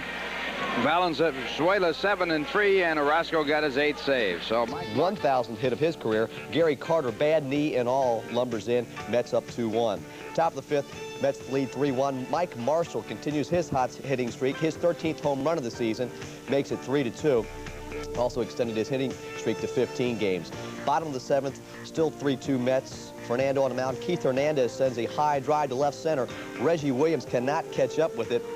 Rafael Santana and Kevin Mitchell score. Mets go on to win tonight. Their 3rd straight. They've won 5. They're making a shambles of the NL East right now. They win by the score of 5-2. They have lost 7 of their last 9 ball games, so they're on a divergent course from the New York Mets. The Mets have won 5 straight, and they have won 8 of their last 10 ball games. The Mets in first place by their biggest margin ever so far this year. They lead by 6 over Montreal, and the Giants are in 4th place, and they trail by...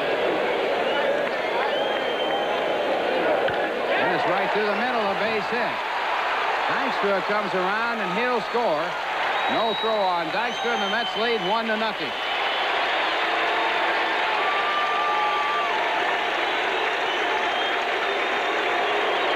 We talk often about hitters being patient, and sometimes pitchers are impatient. This is a fastball that's too good an 0-2 pitch. It's plain and simple.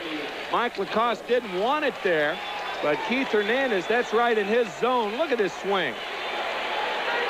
Boy, you see the weight shift at front foot? Boy, that is a classic swing right there. 3-2 pitch, and Foster goes after a bad pitch. A run will score as Hernandez is tagged out. The ball is dropping. Hernandez runs out of the base path and is tagged out. But a run comes in. The Mets lead by a score of 2-0. Well, we saw Hernandez run by second base the other day and then was tagged out coming back, and Keith makes a good base running play by knocking the ball out of the glove of Quinones, and now a bad base running play by overrunning third base. Uribe just tags him out. Good and bad. Tags Hernandez, and now the ball flipped to Uribe, who barehands it, and now tags Hernandez out. So if Keith stops at third, and Rob Thompson in the other hole.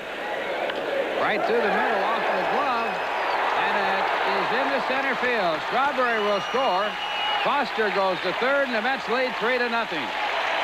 Ray Knight with a base hit up the middle as Strawberry comes in to score from second base. The Giants do not have an eye in the sky, and if they had an eye in the sky, they would tell you that Rob Thompson has got to come up with this ball. But the reason he didn't come up with it, he's way over in the hole. I have never seen middle infielders split as widely as Uribe and Thompson before. A base hit in the right field. Strawberry charging. Davis going to third. The throw by Strawberry is in time. Chili Davis with a bad base running mistake is called out at third. Bad base running by the Giants and Chili Davis. Well, it was bad base running when you trail by 3 runs. Davis was off with the crack of the bat. But I think he was safe at third base. I really do. I think Darrell made a strong throw, but a high throw. Now watch Knight make that quick tag. I thought the foot was on the bag and the tag was high, but Dave Pallone punched him out. I'll tell you, it was close, though, wasn't it? It was close. And this ball hit out to deep center field. Chili Davis back to the warning track, back to the wall, and it is gone. Goodbye. George Foster puts the Mets on top with his 7th home run. A 2-run home run, and the Mets lead it by a score of 5-4.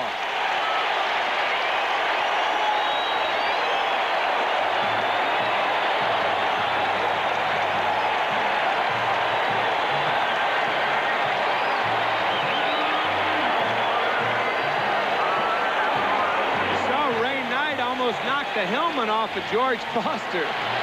Sometimes shaking hands and being happy can be dangerous. Boy, Foster's been red hot. That's his 7th home run in his last 17 games. My goodness. McCoss giving up his 5th home run of the year, and Foster out for a curtain call. Fastball, he got it up, and George allowed to extend those arms, and Davis leaping to no avail. So the Mets back on top again as Foster puts up his 7th home run, and now the batter usually turning on the inside. Very much so. Clark hits it into left center field, slicing away from Dykstra, but Wilson is there. They crash together, and Mookie holds on to the ball. Almost a disaster in more ways than one. Dykstra's calling here as the center fielder's ball. Mookie being a center fielder, I guess it makes it tough for him. Here's another rank. You see Dykstra has his hand up. That's a play where Mookie is so used to going for the ball being a center fielder, he instead of picking up his center fielder, which you have to do when you're in left field or right field, that's exactly what caused the collision. The Giants get 1, and it's 6-5 New York. Going to being in New York City rarely and wanting to enjoy the city will wear you down. Ground ball left side. Santana in a tough play. Got him at first, and I mean just got him. So a big out by Roger McDowell. Well, Santana usually does make it close, but here he has a long way to throw the ball. And not having a great arm, boy, I mean, he got him by maybe 1/8 of a step. see Raffy take that little extra crow hop to get something extra on the throw. And Keith stretching on the other end as far as possible to help. Bang, bang play, and we fire to the bottom of the 7th. The Mets lead 6-5, and we'll be back. eBay. Grounded, right side. Good play, Hernandez. They got to hurry. Got him at first. Nice play on both ends. One away.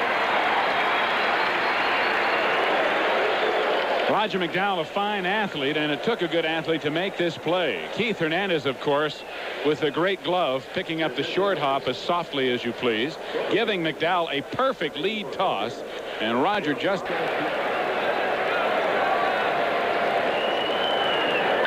Ground ball, right side. Good play, Backman. He'll have to hurry. Got him. On his back, man. 2 outs.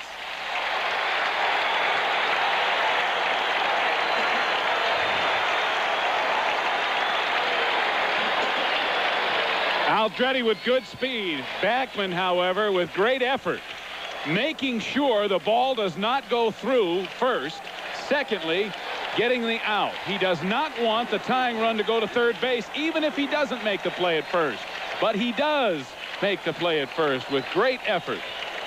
Well, he doesn't have time to get up. He doesn't even have time to sit up. But he throws out Mike Aldretti. Not many managers would in this game. Tap toward McDowell. Should be playable. And he throws him out. Good stretch by Hernandez. But the Giants tie it here in the 8th inning. 1 run on 2 hits and 1 man left. So after 7.5, it's a 6-6 ball game. And we'll be back after this. Check swing number back to Orozco, who will throw to Hernandez to end the inning. But a leadoff home run by Robbie Thompson has given the Giants a 7-6 lead as we go to the bottom of the 10th inning after this for Nissan. Johnson, who would hit 4th. Up the middle, a base hit.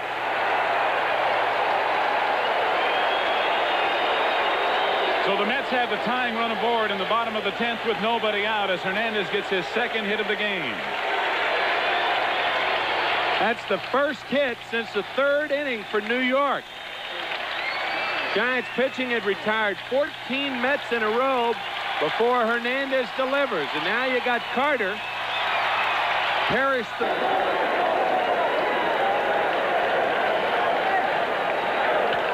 A base hit to left field. Hernandez will stop at 2nd as Leonard comes up with the ball, and Mitchell delivers his first pinch hit of the year to give the Mets runners at 1st and 2nd with 1 out. Mark Davis falls behind, and this is rifled through the hole. Now we'll see if Roger Craig makes the change to a right-handed pitcher. Boy, that's a good-looking swing. Toughest thing in the world. You and Rusty were talking about it earlier. Leave that bench. Situation, and Raffy. Not that Santana's not going to do it. Ball 4. Doesn't matter. Even though Santana could conceivably bat with a base. Mitchell carries the winning run at 2nd. Fly ball. Maybe deep enough to score Hernandez. Leonard with a catch. Here comes Keith. Here comes the throw. Tie game.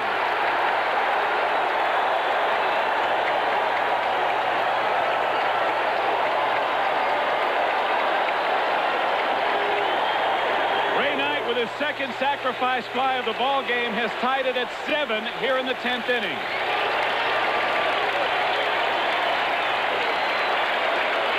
So Ray Knight delivers. And bad base running by Kevin Mitchell. The throw did not hit the cutoff man. And with Hernandez at 3rd and not good speed, you got to remember Jeff Leonard had 7 assists last year at home plate. Hernandez all over home. He comes back to touch it. There he is crawling back to touch it. And now it is up to Santana to win it. He had already touched home plate. He was just making sure. So the winning run still at 2nd, and here's Santana now with 2 out. Popped up. Uribe and Thompson go together, and the Mets win it! The Mets win it! Kevin Mitchell scores as they drop the pop-up in the infield. And New York wins it in the bottom of the 10th inning.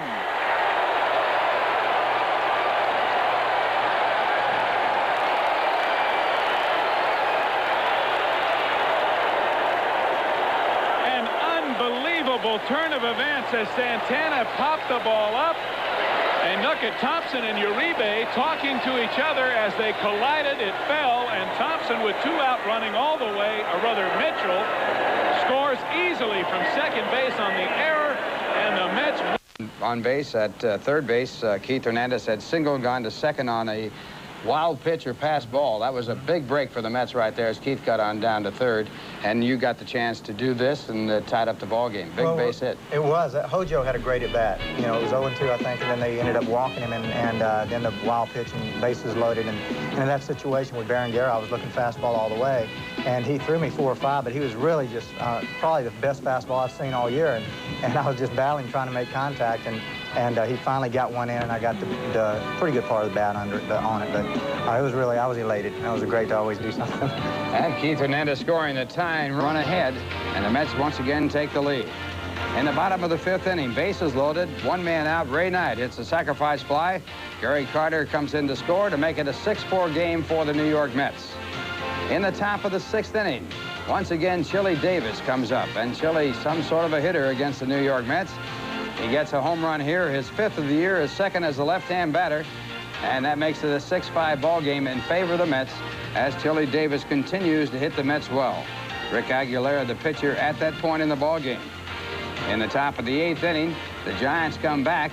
Roger McDowell is on the mound. A great play right here by Wally Backman to pick up an out and keep a runner off base.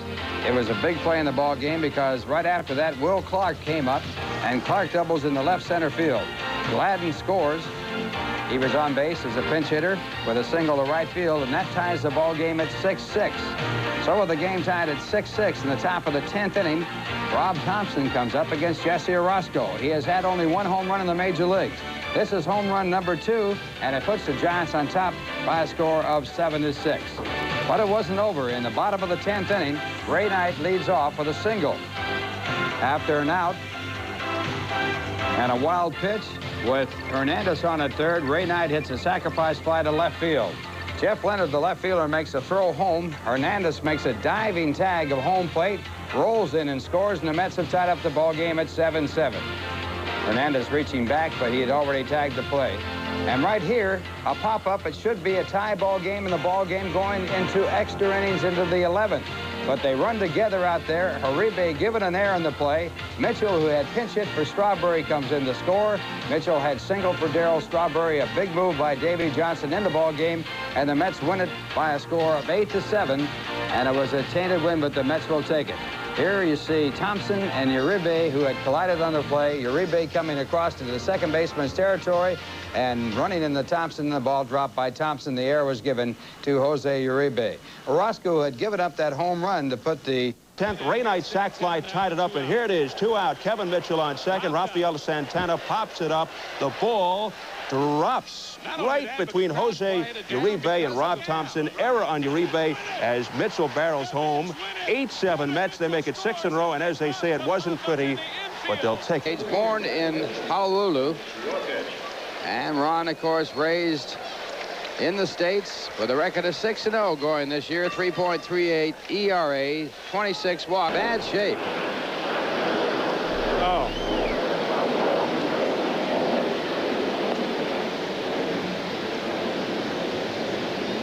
Well, the reason that Howard got the worst of the deal is he was extended on the ball up. Hopefully, we are hoping that he only had the wind knocked out of him. But he was really popped by the on-charging Dykstra. Lenny playing very deep, as he always does. This ball is a routine fly ball.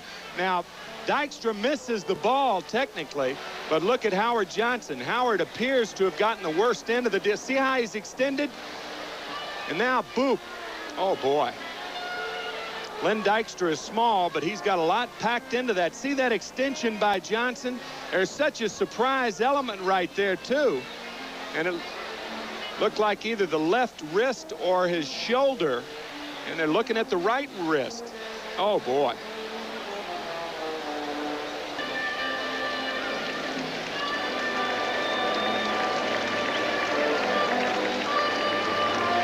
So Johnson will lead.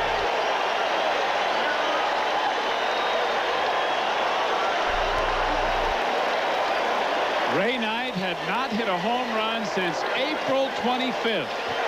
Over a month. And you remember the fast start he had with 6 home runs in April. Well, he started June off with his 7th, and they want him to come back out for a curtain call.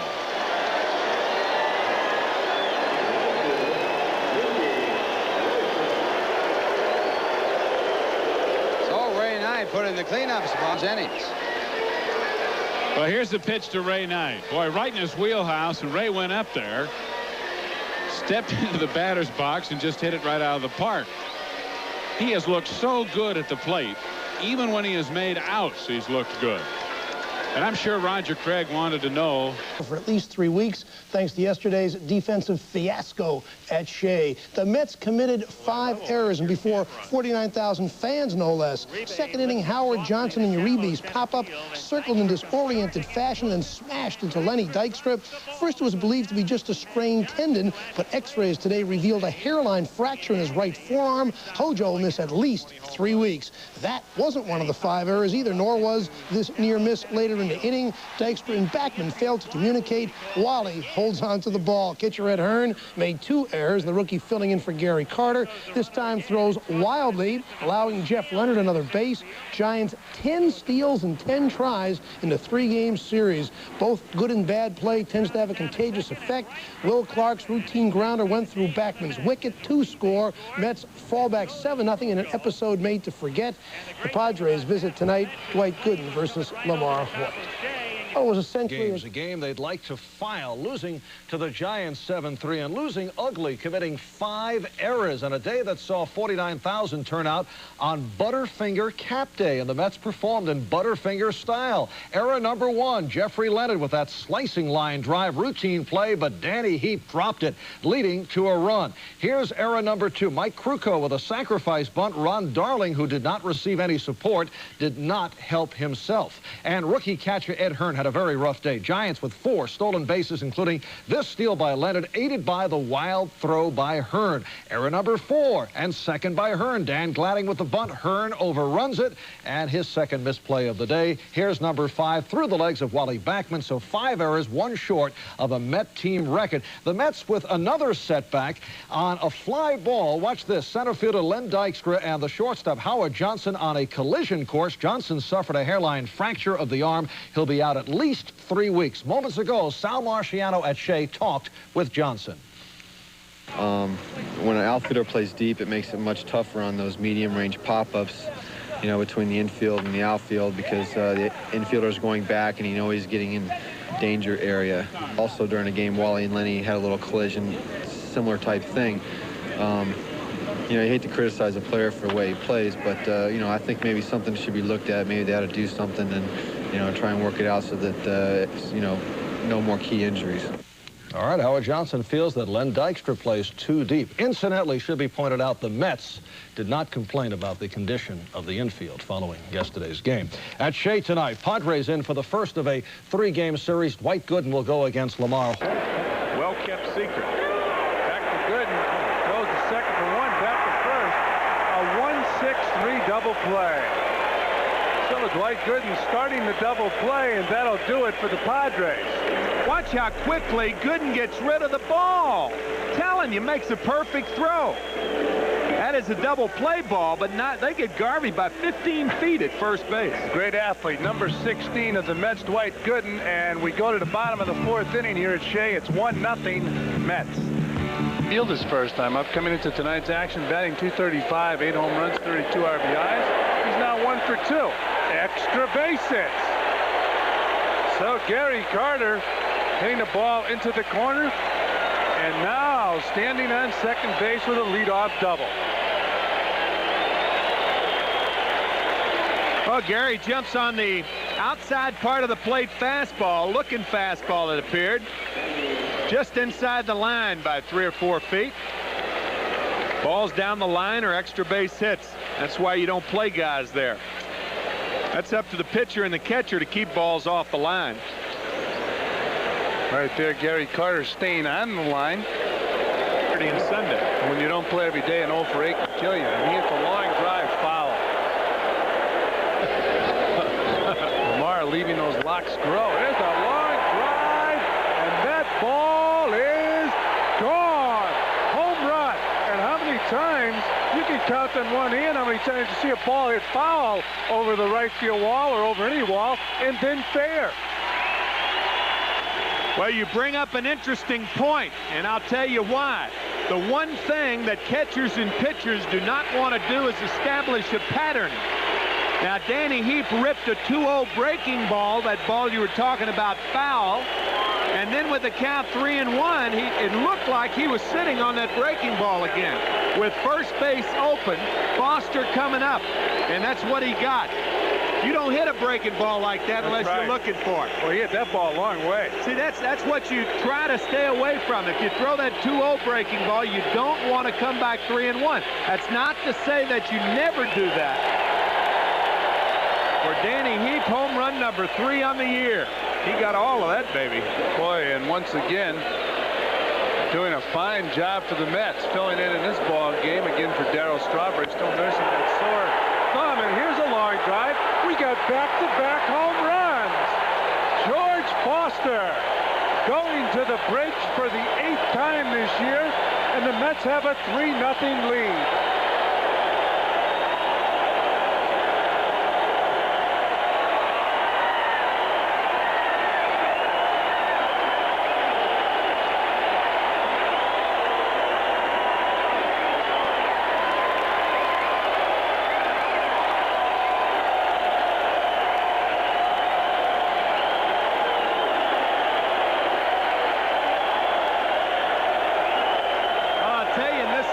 The other night after Foster had hit a grand slam home run off Tom Niedenfuhr.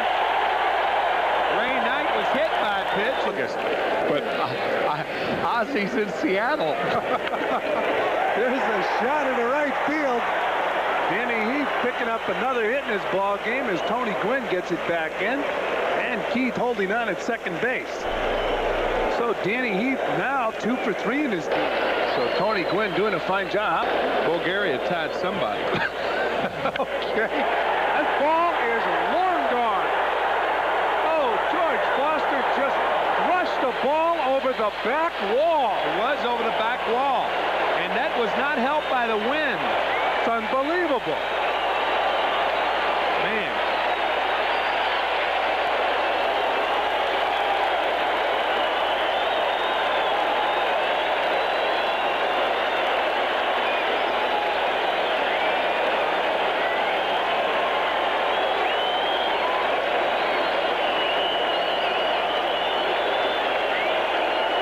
After playing the worst game of the season yesterday, the Mets appear to me that because of an embarrassment yesterday that they were coming out here tonight behind Gooden and showing this Padre team who was boss, and they've done that.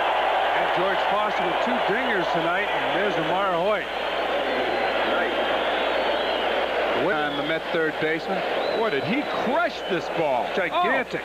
Oh. Over the back fence. Boom. You know, we talked about third. Most of the guys who hit triples are not this strong, and they run better. That's exactly right. 3 up, 3 down. Here at Shea, the scoreboard reads 7-0 Mets. A dazzling play by Ray Knight, 2 away. Ray has not made an error all year at third, and he has been making these plays all season long. A fine, fine defensive play by Ray Knight, making a great comeback from an off year last year, and Garvey robbed of a base hit. Garvey had the first hit of the game back in the second when he singled the left field. League. You know, lately Keith Hernandez's bat has been smoking, but so has Keith Hernandez. After hitting a home run in a game last week against Los Angeles, Hernandez returned to the dugout and lit up a smoke. A camera panned the dugout, caught Hernandez puffing away. Monday, Hernandez was fined $100 by the National League for breaking rules about such, quote, public in-uniform display, unquote. Well, the display was very much in unison at Shea Stadium as Dr. K blew him away. Dwight Gooden, a 4-hitter. Lamar Hoyt hung curveballs, while Gooden was drilling batters, and the Mets were drilling Lamar Hoyt. That was Danny Heap, a 2-run shot that made it 3-0.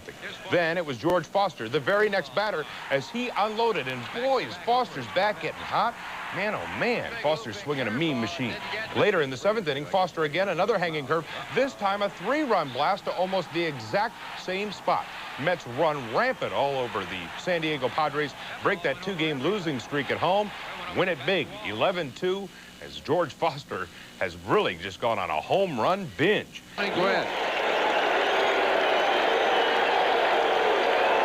Tony standing up at home plate. He does not agree with home plate umpire Greg Bonin, but this ball's a strike.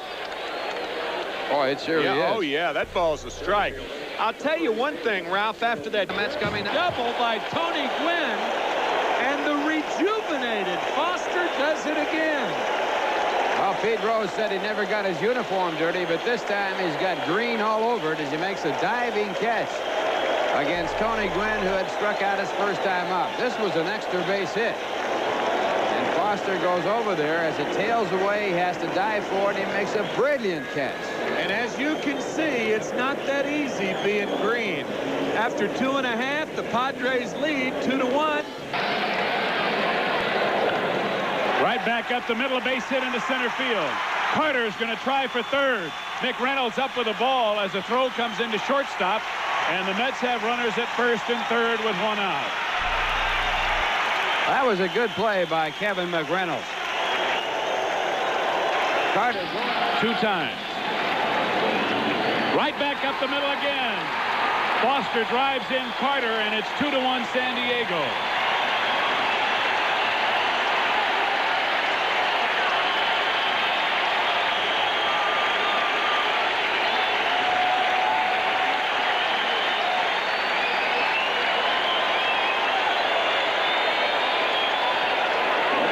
Finally break through after having runners on base in every inning with 1 man out, a walk, a base hit by Heap, and a single by Foster, and the Mets get their first run of the ball game as Carter scores.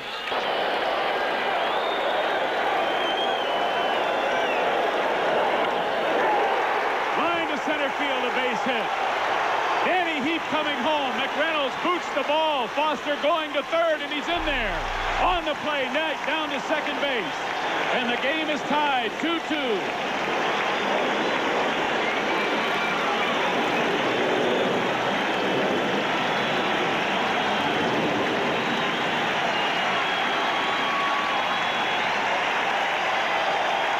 Well, a high slider right here as Shaw makes a bad pitch.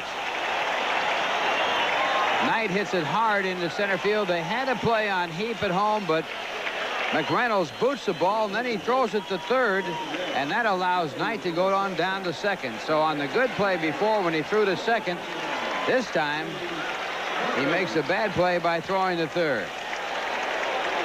So the boot in center field set it up for the Mets to have runners at second and third, and the Mets have tied it at 2. 0.05 earned run average with 4 saves.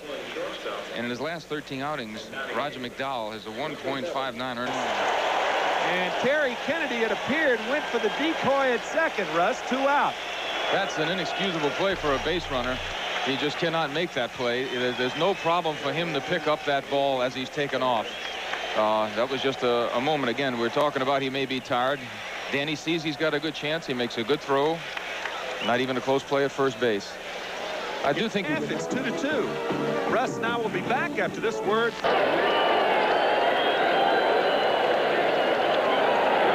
What was that? I don't know. It looked like... We mentioned Charlie Chaplin. That looked like Chicken Little. What's going on? Maybe that's a new trick play. I don't know. Maybe he was. I've heard him going for trying to answer Garvey. This is funny. Looks like Charlie Callis.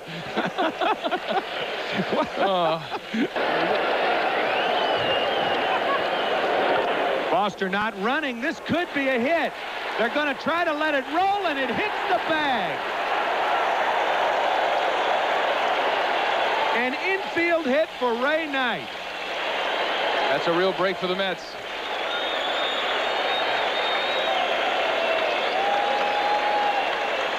I guess Ray Knight decided, well, I won't bunt. I'll just hit one like a bunt.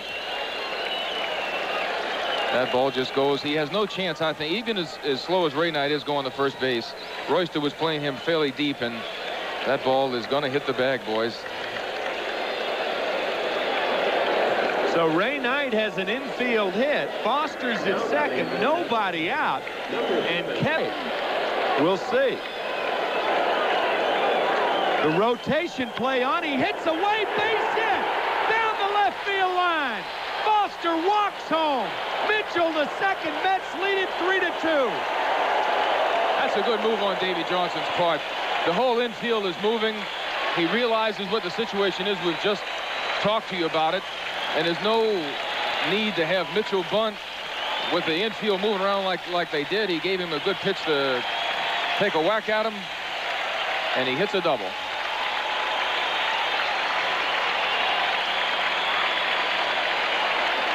How about that? Royster charging.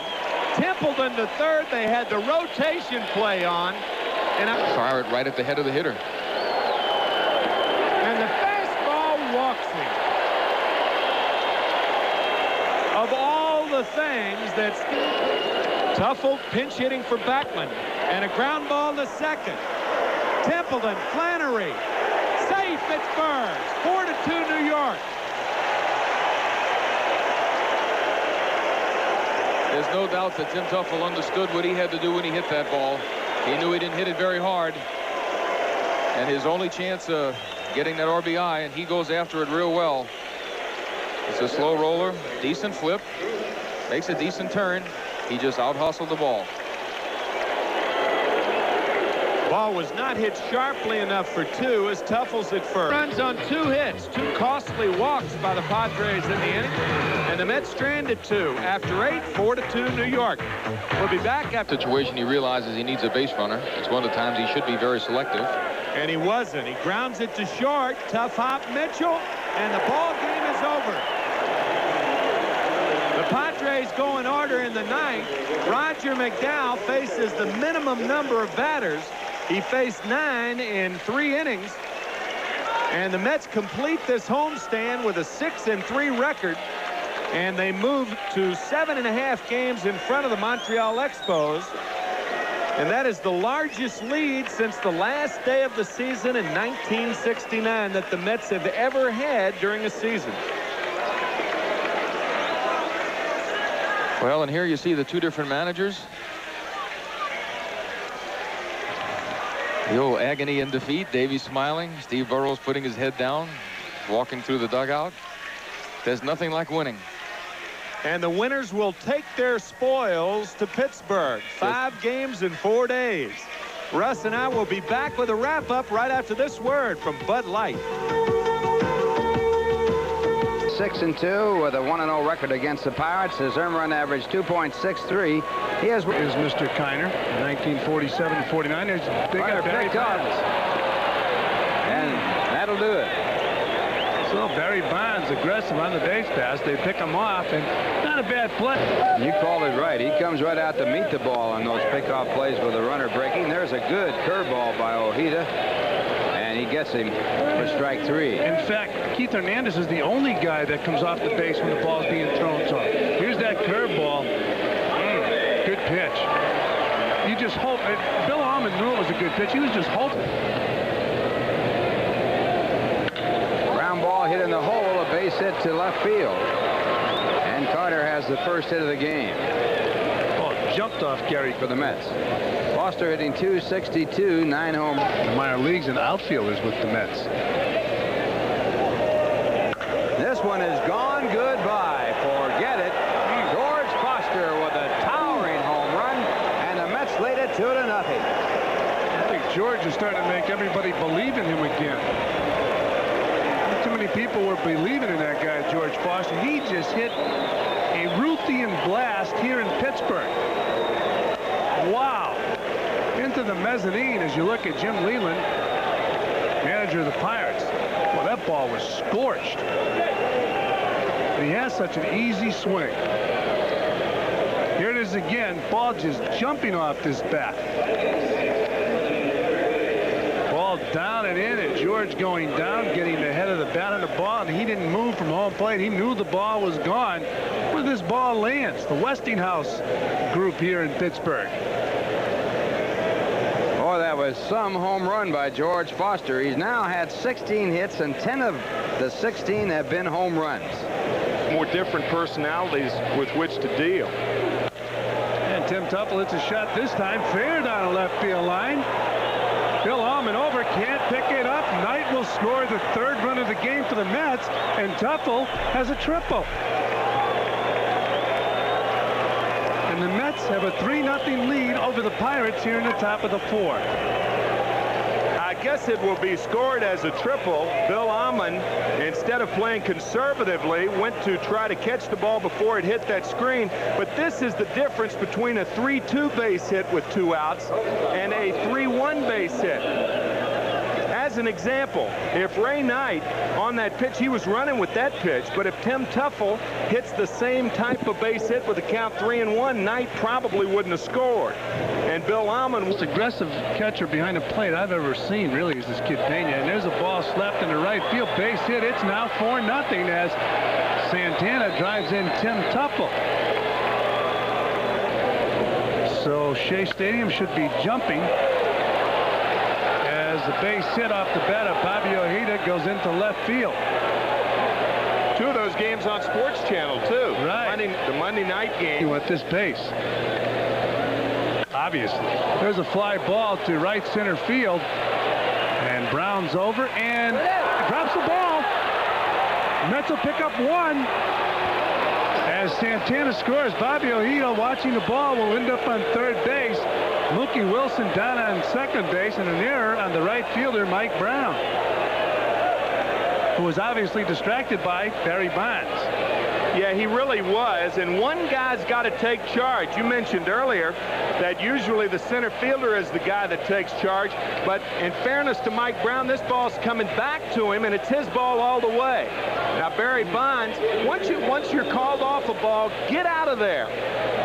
Now watch, he's called off in time. Now just get out of there, but he didn't get out in time, and the ball just kind of wiggles out. I remember dropping it. As a matter of fact, we did. 2-2 on Kevin Mitchell, and he gets jammed. This time he's going to pick up a Humperdinck base hit. And the Mets are going to pick up 2 runs. And Kevin Mitchell will be caught going to 2nd base, but the Mets have picked up 2 more runs in this inning. And Kevin Mitchell is caught at 2nd base. So for the Mets, I'd say they have a comfortable lead as we go to the bottom of the 4th. It's 7-zip. Grounded sharply, good play. Santana over to Tuffle in this ball game's history. The first shutout of the year for Bob Ojeda, and he, by the way, our Texaco star of the game, Bob Ojeda, who runs his record to 7-2.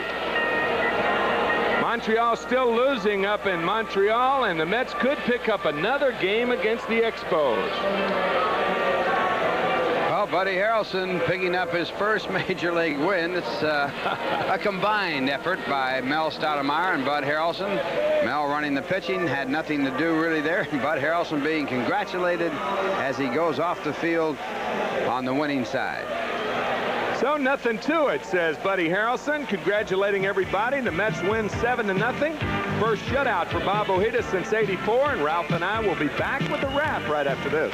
Davy Johnson was not at the game, attending his daughter's graduation. Let's go to the videotape. Top of the 1st, Carter on first with a base hit, and George Foster, boom, number 10 for Foster, 344 career, 2-0 Mets. Top of the 4th, the Mets broke it open. Tuffle up, triples into left field. The ball gets by Bill Allman, and Knight scores to make it 3-0. Santana singles in Tuffle to make it 4-0. Wilson then fly ball right center. Mike Brown back, reaches out and drops the ball. Santana scores 5-0. Mitchell then comes up, base hit. Ojeda scores. Mookie scores 7-0. That was it. And if the Pirate fans get bored watching the Pirates, just buy a newspaper. Expos lost the 5th straight. The Mets now lead by 8.5. Starling on the mound for the Mets. He is 6-1 with an earned run average of 3.18. He has not had a decision against the Pirates. Strike zone, contrary to his father. And the fastball hit the deep left field. Foster back to the warning track, and he makes the catch. George Foster having a long way to go against the left-hand batter, but he hauls it in. This is a great example of why an outfielder can play shallow, because especially when you're a left fielder and facing a left-handed hitter, you can play shallow because when they get up under the ball's going to have a lot of For Padres game last night. Let's go to the videotape. Bottom of the third, 2 on, no outs. Kevin McReynolds, ground ball back to Smith. Throw to second for 1, throw to first, double play. Here comes Leon Roberts trying to score. Umpire Charlie Williams says Roberts missed the plate. You're wrong, Charlie. You missed the call. Virgil missed the tag. Then he tags Roberts for the triple play. Garvey on deck tells Williams it was a bad call. Williams says, Steve, you're out for the first time in your life. In your 18-year career, Garvey is ejected from the ball game. The quote from San Diego was that Garvey said, you have to bear down up here. Roden puts it in the dirt. It's just as if you move that in about 6-8 inches. So I'll just bring this over here and take a hack at it. Billy Williams, I think Gary Carter is asking for the ball, and Billy defiant. And Gary's pointing to the spot that's dirty. Billy's trying to rub it off, will not change balls. Now, it's not that big a deal, Bill. Just put a new ball in play. Gary's saying there's a little spot I was there. The ball did go in the dirt twice. And now Davy Johnson coming out because Billy Williams was having not only words with Carter, but he's going to go out now and talk to Roden. So I think Gary was complaining that Roden was doing something to the ball, not the ground. Or that the ball may be a spitter. And Billy Williams out there, of course, Roden is known to cut the ball or to apply a spitter. Davy Johnson out to talk to Johnson's turn. So Davy is saying that if you know he's throwing a spitter, why not kick him out of the game? The umpire does have that right. Why warn him?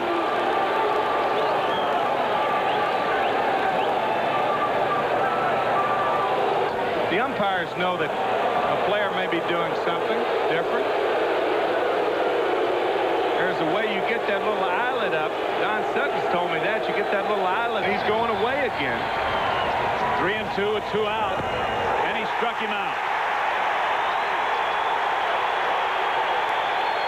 So Roden may not have won the war, but he's won the battle for the moment at least. And now Bill Williams and Roden are getting in a fight. Bill Robinson, rather, and Rick Roden. And both benches empty.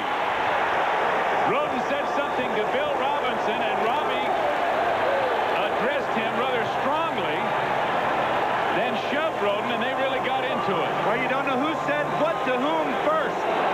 Look at Jim Leland, the Pirate manager, having to be restrained. Rarely do you see a manager fighting. Davy Johnson is trying to get Bill Robinson off of Rick Roden. And that's Kevin Mitchell right there, who's about ready to have somebody taken down for the count.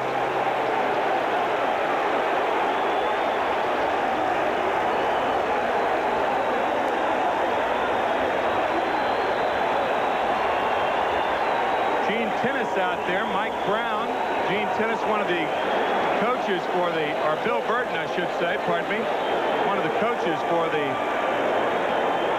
Pittsburgh Pirates. Sammy Khalifa and Barry Bonds. You don't know who said what to whom, whether Robinson triggered it or Rick Roden triggered it. This is the second altercation that the Mets have had this year.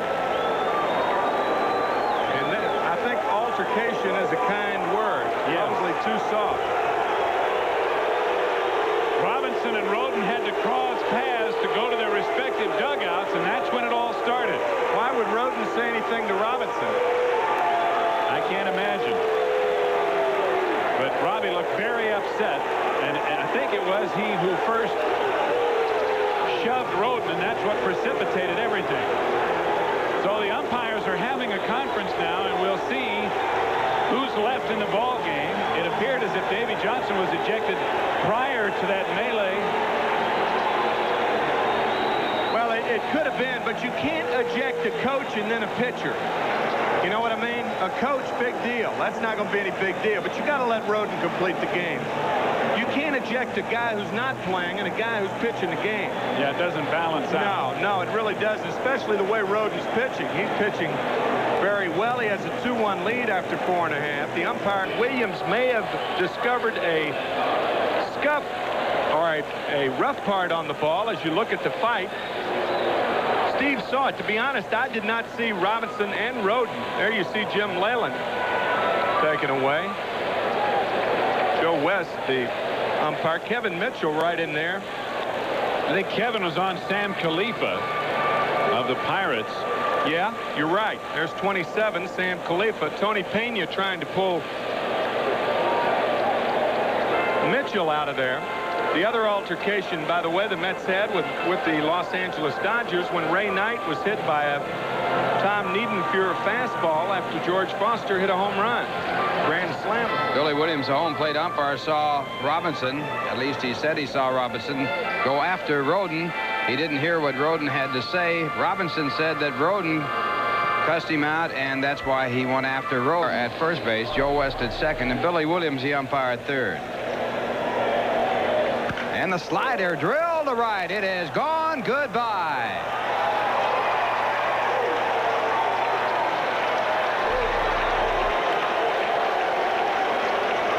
Ron Schuler, the pitching coach of the Pittsburgh Pirates, said that the forkball that De Leon throws is his third best pitch. And Ralph, I'm not too sure whether it was a slider or forkball. Certainly was something off speed. He got ahead, and that's when they want him to throw it. We'll see if we can. That downward movement is what made me think it might have been a forkball. It was a tough pitch to tell, but not for Mookie. See how that ball dipped down at the end? It was either a slider or a forkball. And Mookie, it didn't fool him. It might have fooled me, but it didn't fool Mookie. Boy, it was flat. Times they have scored first. And the runner going to third base. The throw goes in the left field, and there, and Strawberry comes around to score as Strawberry gets his second stolen base and also an error charge to Ortiz for a bad throw. Moving behind the play is Danny Heap, and the Mets lead by a score of 2-0. Well, we were talking about Junior Ortiz's setup, and you can tell that he is worried about his throwing. Almond has to come back. Darryl Strawberry slides into third and then comes home. So he's got to throw around Ray Knight. That's the impediment that you have with that right-handed hitter up there. And he not only threw around him, but is winded. And when I'm not using my RC Cola sports bag to carry my baseball equipment, I use it for my extracurricular activities, like the beach. Anybody want to catch some rays? And the split finger fastball. Hit a ton to left field and out of here. A home run for Rick Aguilera, his first base hit of the season. And the Mets lead 4-0. How about that, sports fans, as Mel Allen would say? How about that? A 2-0 fastball, the second home run of the game, given up by De Leon, and the first major league home run by Rick Aguilera. I mean, he hit a rocket out there. He batted .278 for the Mets last year. It's no accident. I mean, he turns on that fastball. Had a couple of RBIs last year. He has a couple in this game. That pads the lead now. Ripped into right for a base hit. Mookie around third. Orsulak up with the ball, throwing it into the infield as Wilson scores, and it's 5-0 New York. Darryl picks up an RBI, his 28th of the year.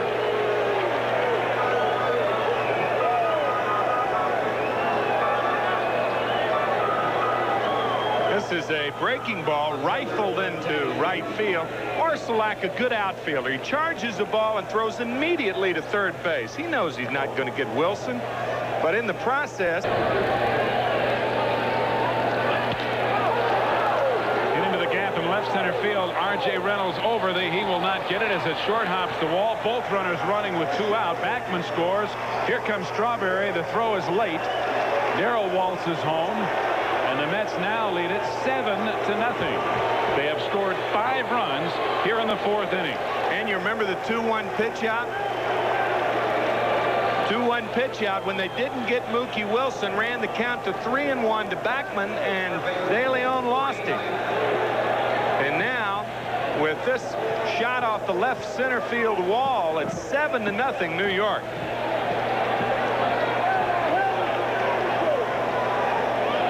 Danny Heap's second hit of the game. And a high fastball ripped into left for a base hit. Danny Heap being sent home. The throw by R.J. Reynolds offline, and it is now 8-0 as Knight picks up yet another RBI, his 27th of the year. Guys, the Mets have scored 6 runs in this inning. They came out mad the second game. A fight marred game 1. Fight started between Bill Robinson, the first base coach. It's 8-0 New York in the middle of the 4th, and we're back after this for the good old Skies. Gonna lose it, and we'll go to the 6th after this word from Budweiser. Just a flick of those big hands. 9-4 Mets.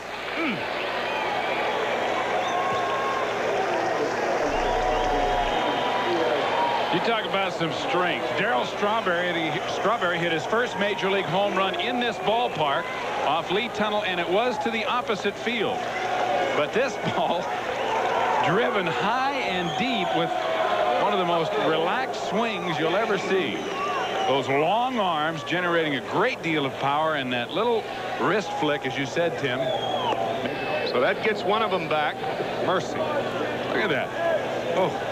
You talk about generating some late bat speed. Darryl doesn't start that swing real fast, but boy, when it comes through the hitting area, that bat head is moving. He's got so far to.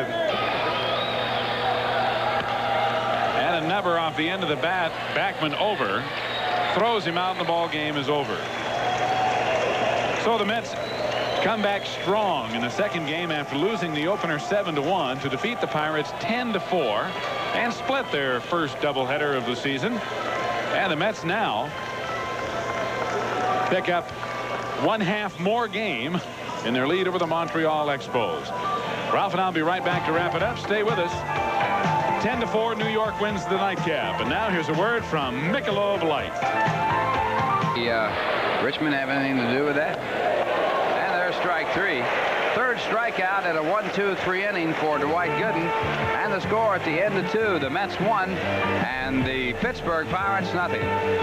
Negro legs that threw from his knees, named, and this one hit down the left field line. It is a fair ball. It'll be extra bases. Gooden going to third, and he'll be waved in. And Gooden comes in to score, and the Mets lead it 2-0 as Mookie ends up at second with a double.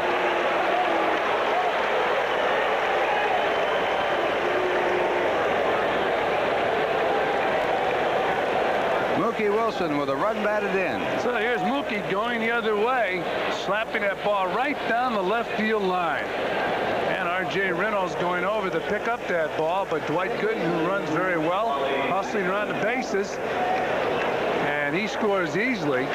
And it's 2-0 in favor of the Mets. And the run that scored was unearned as the error allowed Gooden with a fastball. It's lined to left field. It'll be at least a base hit. R.J. Reynolds over to cut it off.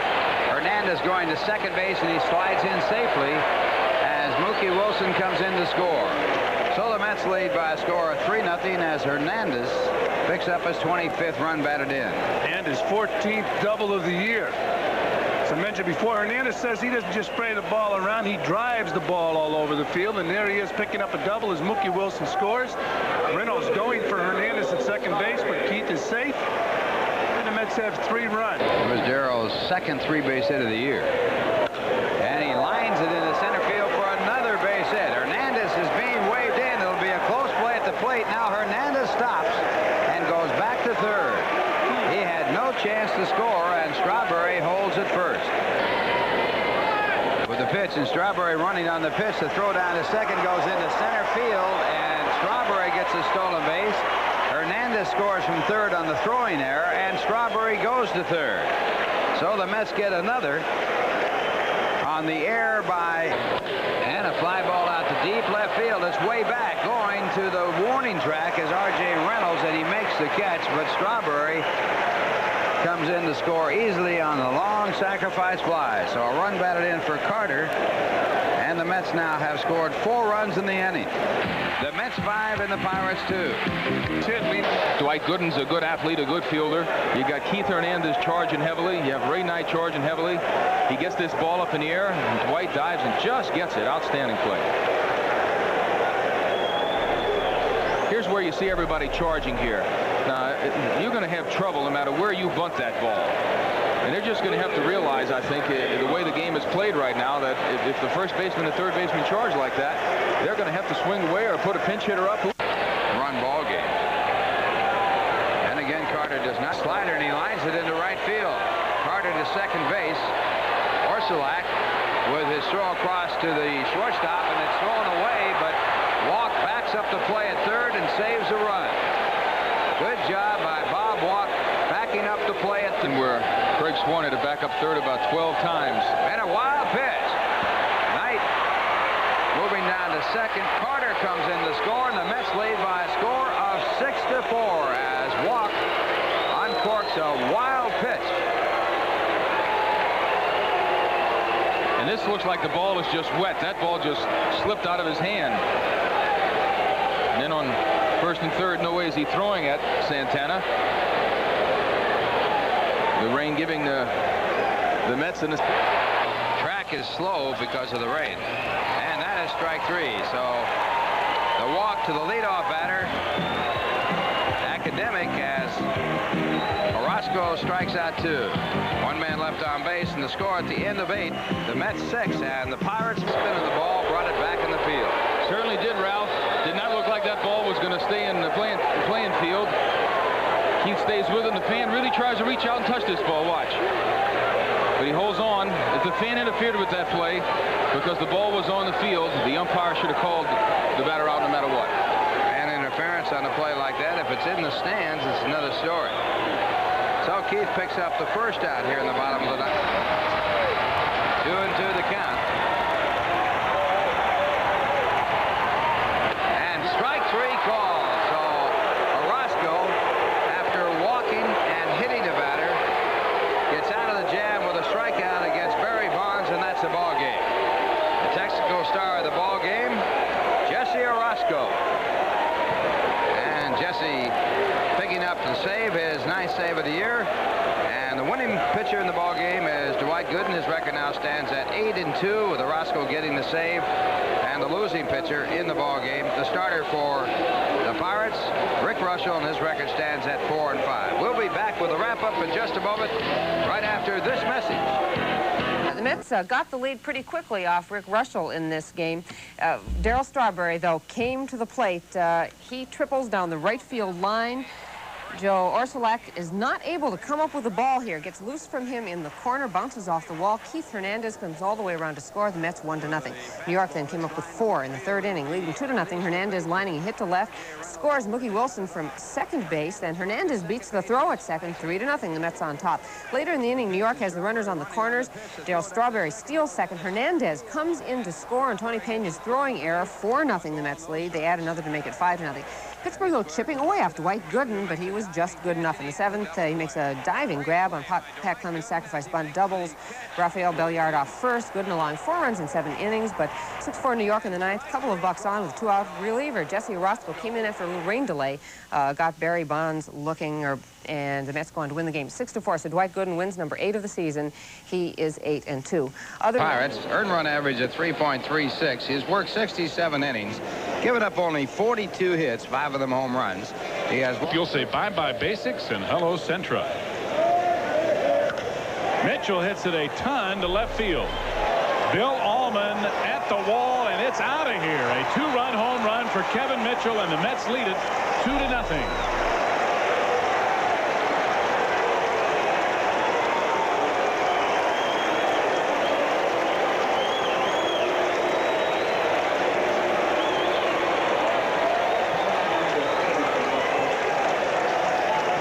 Mitchell showing signs of becoming a strong type hitter.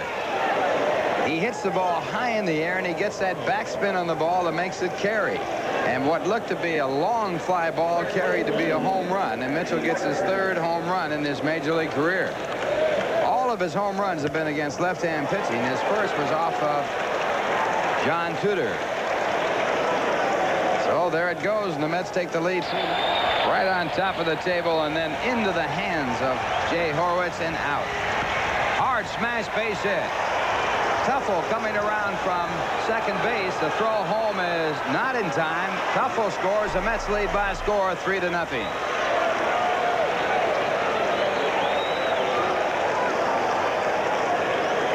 George Foster continuing to drive in runs. He's now hit in 6 of his last 7 games.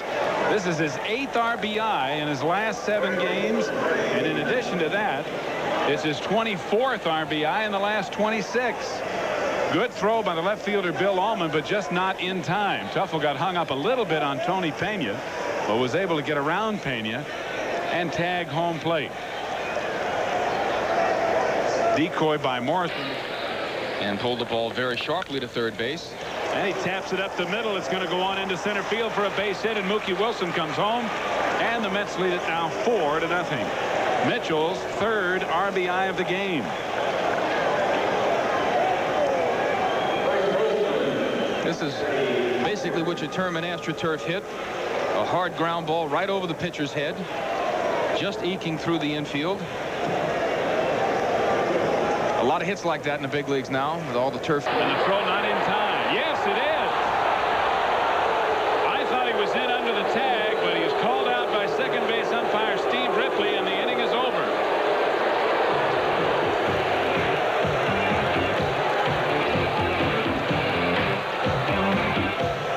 Here's another angle. Backman with the tag.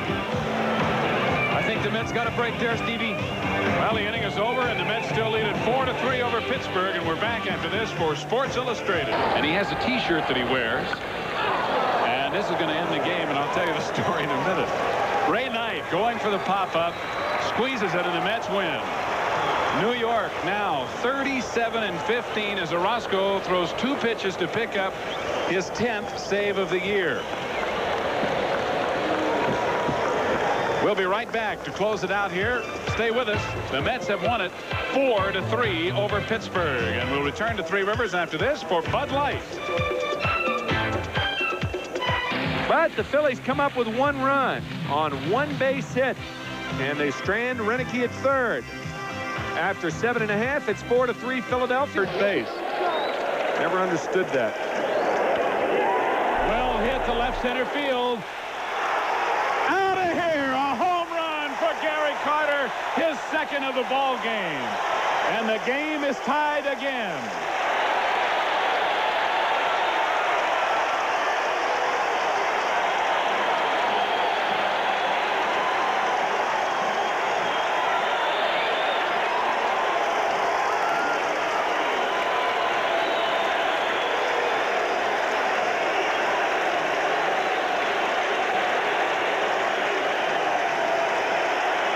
And boy, do they want him back out for another curtain call. Just a matter of whether the ball was high enough, and I believe the ball hit the top of the fence and bounced over. Boy, a fired up Gary Carter. He's driven in all 4 runs tonight.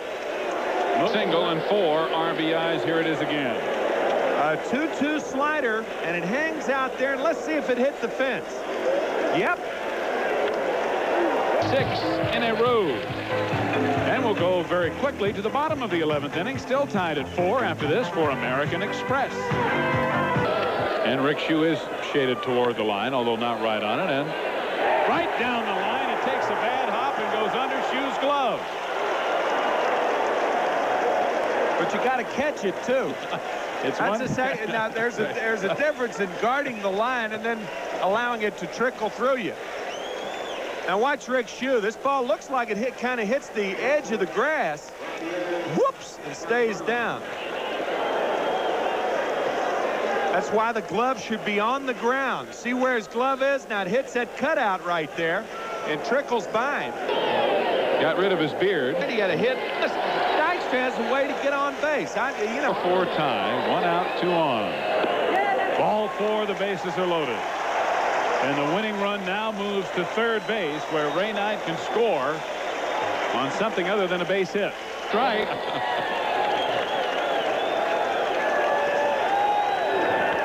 Well hit. This ball game is over, and it may be out of here. A grand slam home run. Tim Teufel in the bottom of the 11th, and the Mets win it 8-4.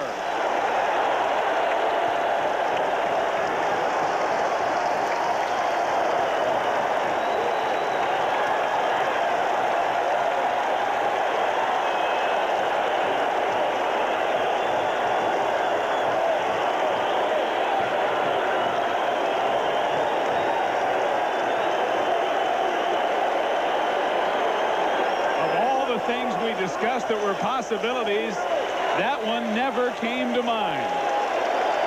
The Mets put the home run power on as Gary Carter hits 2. Tim Teufel hits the biggest one of the night, a grand slam in the bottom of the 11th to break a 4-4 tie. I'll tell you, instead of employing a 5-man infield, John Felski should have employed a 7-man outfield and given a couple of them tickets. That would have been the only way to feel that one. Tom Hume had to come in there. Teufel knew it, and he uncorks one, and you talk about getting all of it. Home run number 2 for Tim Teufel, and there was no doubt about it. Renicky, no chance to get it. Holy cow, what an ending to this game. Look at this. Can't believe it. That'll bring